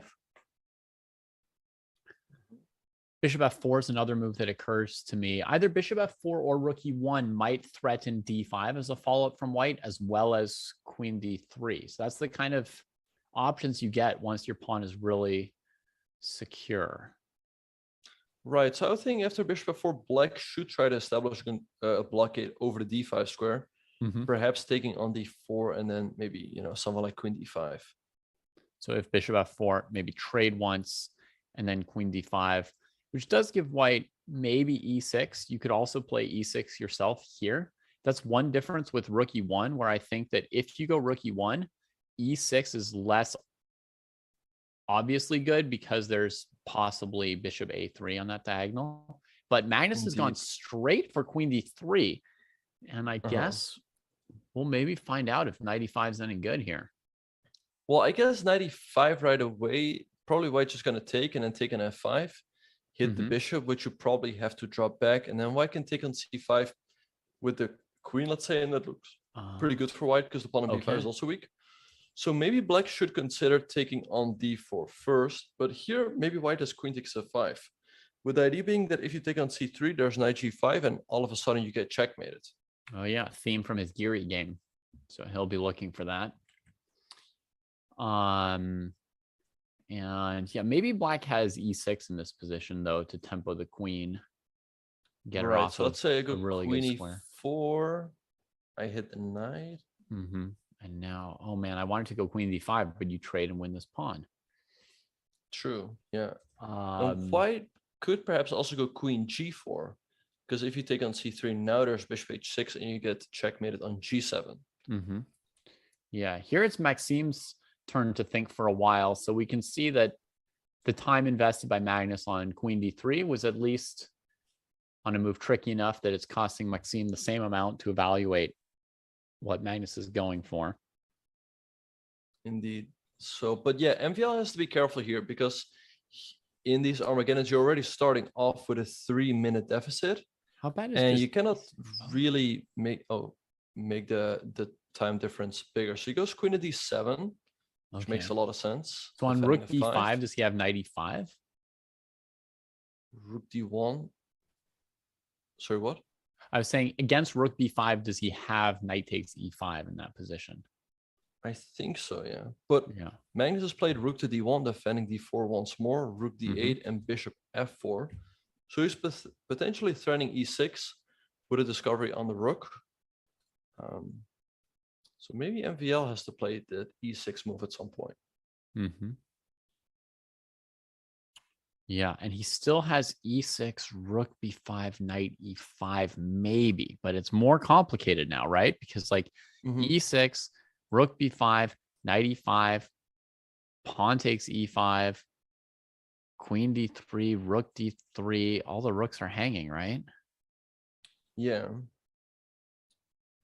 So pawn takes d4 on the board. Oh, but black would I have guess- queen b5 winning in that line. All right. Well, Yeah. this is happening in the game. No? No, it isn't. Oh. Okay, just a trade. Just a trade. Sorry. Yeah, he just recaptured. So Just let's the pawn see. I on feel trade so like far. MVL's got to play e6 at some point, because otherwise d5 just looks crushing for white. But with e6, you weaken some dark squares around your king. Maybe bishop g5 to f6 can become an idea. But now if e6, rook b5, knight e5, the rook can just take on e5, right? So, okay, he's played e6. Magnus doesn't take on b5. Maybe there's knight b4. Yeah. Rook b5, knight Yeah. b4. Who knows? There's Which wouldn't have worked with the pawn on c3, but now. Yeah, and rook dc8 by MVL, queen e3 by Magnus, knight e7, and bishop f6 by Magnus. So he wants to go queen g5 and go after the black king. So perhaps MVL's got to put the knight on g6 or go pawn h6 to make sure that queen never can go there. Tries to keep her out, but you don't like, you're very reluctant to move pawns on this king side. Like that's a last resort. Magnus creeps to f4 with the queen. What's the plan against knight g6 there? Well, I guess we have to go to g3, and then maybe he wants to go h4, h5. But we see king h7 by MVL.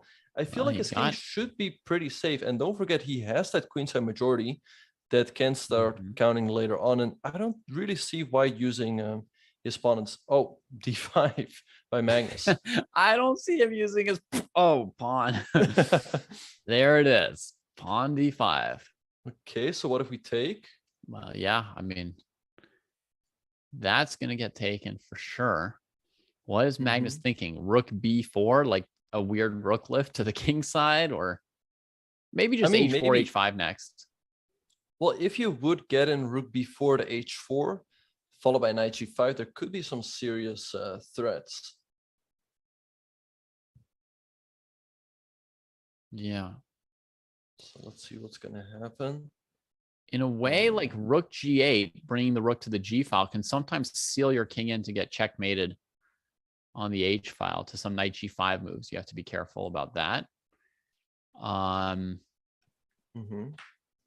But okay, d5, and Maxime is thinking, oh my goodness, 5 minutes extra on the clock for Magnus. That's fairly precarious for Maxime, although he is a World Blitz champion. Yeah, he's really got a... Oh, wait, a lot of moves came through. So MVL did take on d5 with the pawn. Rook b4 by Magnus. And now Just rook cut him c4 off. by Magnus, by MVL. Take. Okay, e6 now, I guess, hitting the queen and the rook on b8. And MVL just instantly sacrifices the exchange. But what about bishop g7? That's a piece, right? f4. f4. Oh! Yeah, and that's pretty much game over. I mean, you're never going to win there with white. So Magnus took on b8, bishop takes f6. So he's up the exchange here, but look at these pawns on d5 and c4. They're ready to roll down the board. Yeah. And it doesn't seem easy at all for white to stop them. No, he's gotta break black's pawns immediately, because long term this would be great for Maxime, this position. Yeah, it's also so easy to play, it seems. Yeah. Just d4, c3, d3. The back rank mate is a problem, right? Like he can't go queen b7 or something because d4 and he can't take it. So he pushes the queen off the open file. That makes sense. Okay, so rook e1, maybe just queen d7 to put the queen behind the passers, and it's been played by MVL. It's looking tough here for Magnus. I feel like MVL's position really plays itself here. He's got to freeze the pawns by attacking c4 here, I think. Like queen b4. That doesn't feel very good. Queen b4. What else is there? It's like h4, h5 approaching the opponent. I mean, black could even...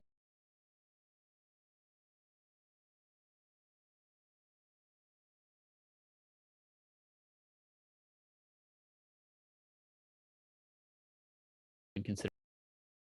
Right.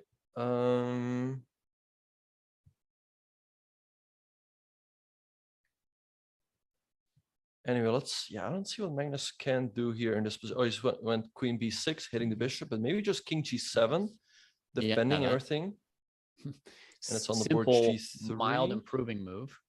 But what about D4 now? Just D4, C3, D3? What is Magnus going to do there? King I G7, don't see it. G3, getting rid of back rank mate. Oh, MVL goes F4. Also a nice idea, trying to blast open White's king side. Okay. See what Magnus is going to do.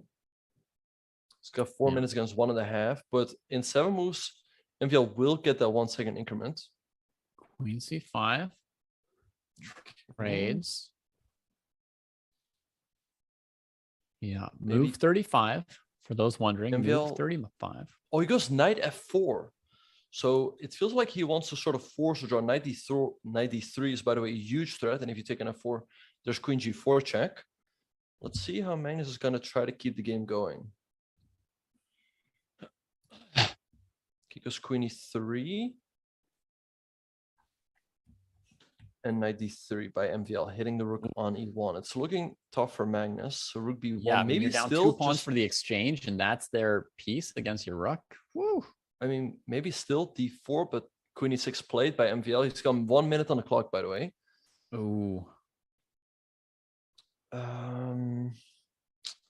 All right. maybe rook I- B5. Or rook B7, which is what Magnus goes for. So now he is trying to take the queen because the pawn is pinned. So MVL trades on C3, on Mhm. E3, sorry. Now he could consider C3, but there is rook to C7 to stop the pawn just in time.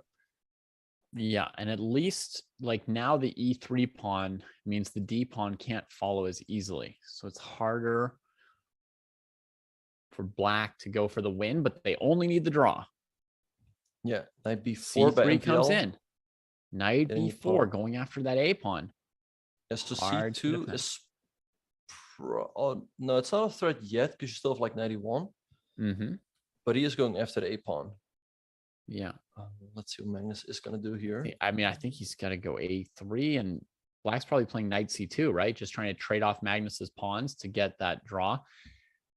Oh, bishop E5, that's a great move. Hitting the rook and the pawn on G3. And it feels like now, how is Magnus ever going to win this game? I mean, there's simply no pawns left after MVL takes on G3. Yeah. And he takes it. Should have been worried about the A pawn, it seemed, but the G pawn goes down, and that I can't imagine Magnus winning this position. Like, No. with what? With what? But MVL only has 30 seconds on the clock. It's still, of course, not over. Right. I suppose he could try to flag him or something, but on the board, he's got nothing to work with. That's 4 pawns now for the knight. King D1, but wait, now the knight on A2 is trapped. So Mhm. MVL needs, to have something. He goes with the H pawn, but it's gonna get tricky. Magnus could move his king to C2, rook B1, and king B3, and we will probably see some sort of race. But is MVL in time with his pawns? He's going to have to throw in C2 when the white king goes to B3, slow the white king down. But they can always give a check with the rook. Okay, rook B1. Mhm. Starting to look tricky for MVL, who only has 15 seconds on the clock. Maybe Magnus can still pull off a miracle here. Could black draw by just running their king up the board to help the H pawn? Just like let Yeah, the but knight go? Are you in time? Here he goes, king F6, but king B3 does trap the knight, because if C2, there is rook F1 check. MVL 4 seconds. Is he gonna find a way here? Goes knight B4 and A2. Okay. Rook knows what's check, happening? king takes C3? No, he just goes to A1. Goes to A1, okay. Okay, C2, king King chase. C3 Oh, on the I don't think board. C2 was good. Yeah, because now the king is coming back, right? It just felt like a little, okay, king G5, but king D3, king G4, king E2. Are you in time? I think king think D3, so. king G4, you can take the pawn, king H2, king D4, H2 takes. That's a draw. I think White's in time. So he can just bring King his D3 king to now. E2.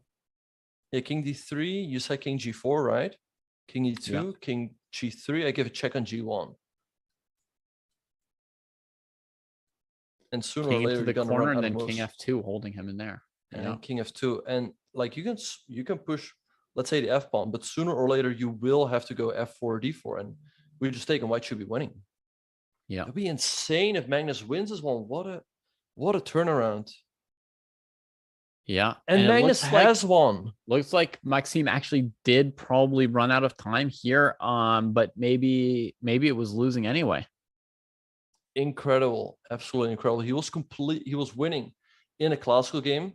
In this game, he was probably also winning, but should have never lost. He could have probably retreated the knight at any moment, going for some sort of rook versus knight endgame with like 3 pawns versus 1. But he got his knight trapped, and the pawns were not able to do the job.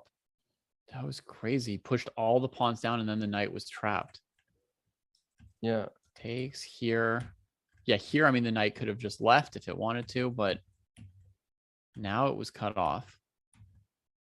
Yeah, I think he could have still made an easy draw after king d1 by going knight to b4, bring the knight back. But after a3, rook b8, here it became very complicated, and he only had 20 seconds on the clock.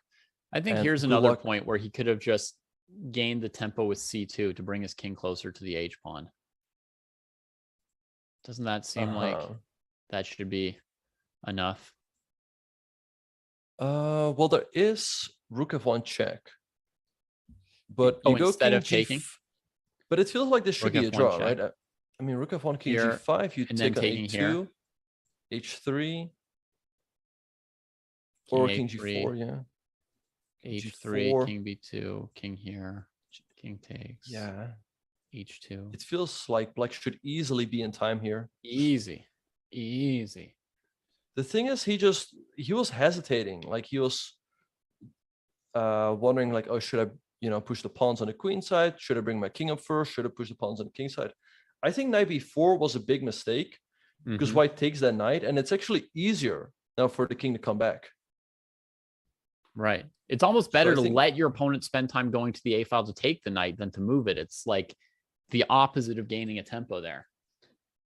Yeah, so as you mentioned, he could have just gone, let's say, king up, sacrifice that knight and just start pushing that h-pawn. Right, white's just never in time to bring the king back. And yeah, black should, easily draw this. Yeah. So an absolute shocker that Magnus was able to win this Armageddon game. And yeah, with that, he actually grabs the lead in the tournament. But this must be quite a devastating day for MVL. First, having the chance to beat Magnus in the classical, then having all the chances to win in Armageddon, and also having all the chances to at least draw. Yeah. So, yeah, I mean, in some ways, it was such a great day for Maxime. I mean, he played black against Carlsen twice and got a winning position twice. I mean, he had no troubles in the opening, outplayed in the middle game, comes out into two, better end games. It's not to say like, I mean, they're sort of like winning by maybe a computer standard, but certainly very, very strong positions. And Carlsen escapes both of them. Tough day for Maxime and probably pushes him out of the running for first place. But let's double check the leaderboard and see what it looks like with one more half point going for Magnus. Maxime finds himself in fourth place, 2.5 points behind Magnus and 2 points behind Mamedyarov.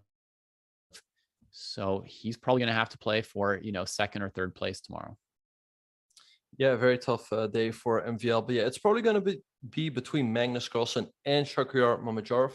Magnus will be playing tomorrow with the black piece against Wesley and Topalov. I'm very curious to see whether he will take any risks or not. And Vachier will be playing Radjabov with the white pieces. So I'm curious to see what will happen in that game. Of course, we cannot count out Vishy Anand just yet. He will be taking on Tari with the black pieces. And MVL still has a mathematical chance, but pretty much everyone else has to lose, I think. And he will be playing Anish Giri with the white pieces. Yeah. So we'll see you tomorrow at the same time, 8 a.m. Pacific, 11 a.m. on the East Coast, for the final round of Norway Chess as Magnus Carlsen tries to win his fourth consecutive title. Yeah, I think it's his 4th consecutive title. Yeah, he was really struggling in the tournament, but I think, yeah, he won 2019, 2020, and 2021, and probably, as it's looking right now, 2022, as he's a half-point lead going into the final round. All right. See you tomorrow, everybody. Have a great day.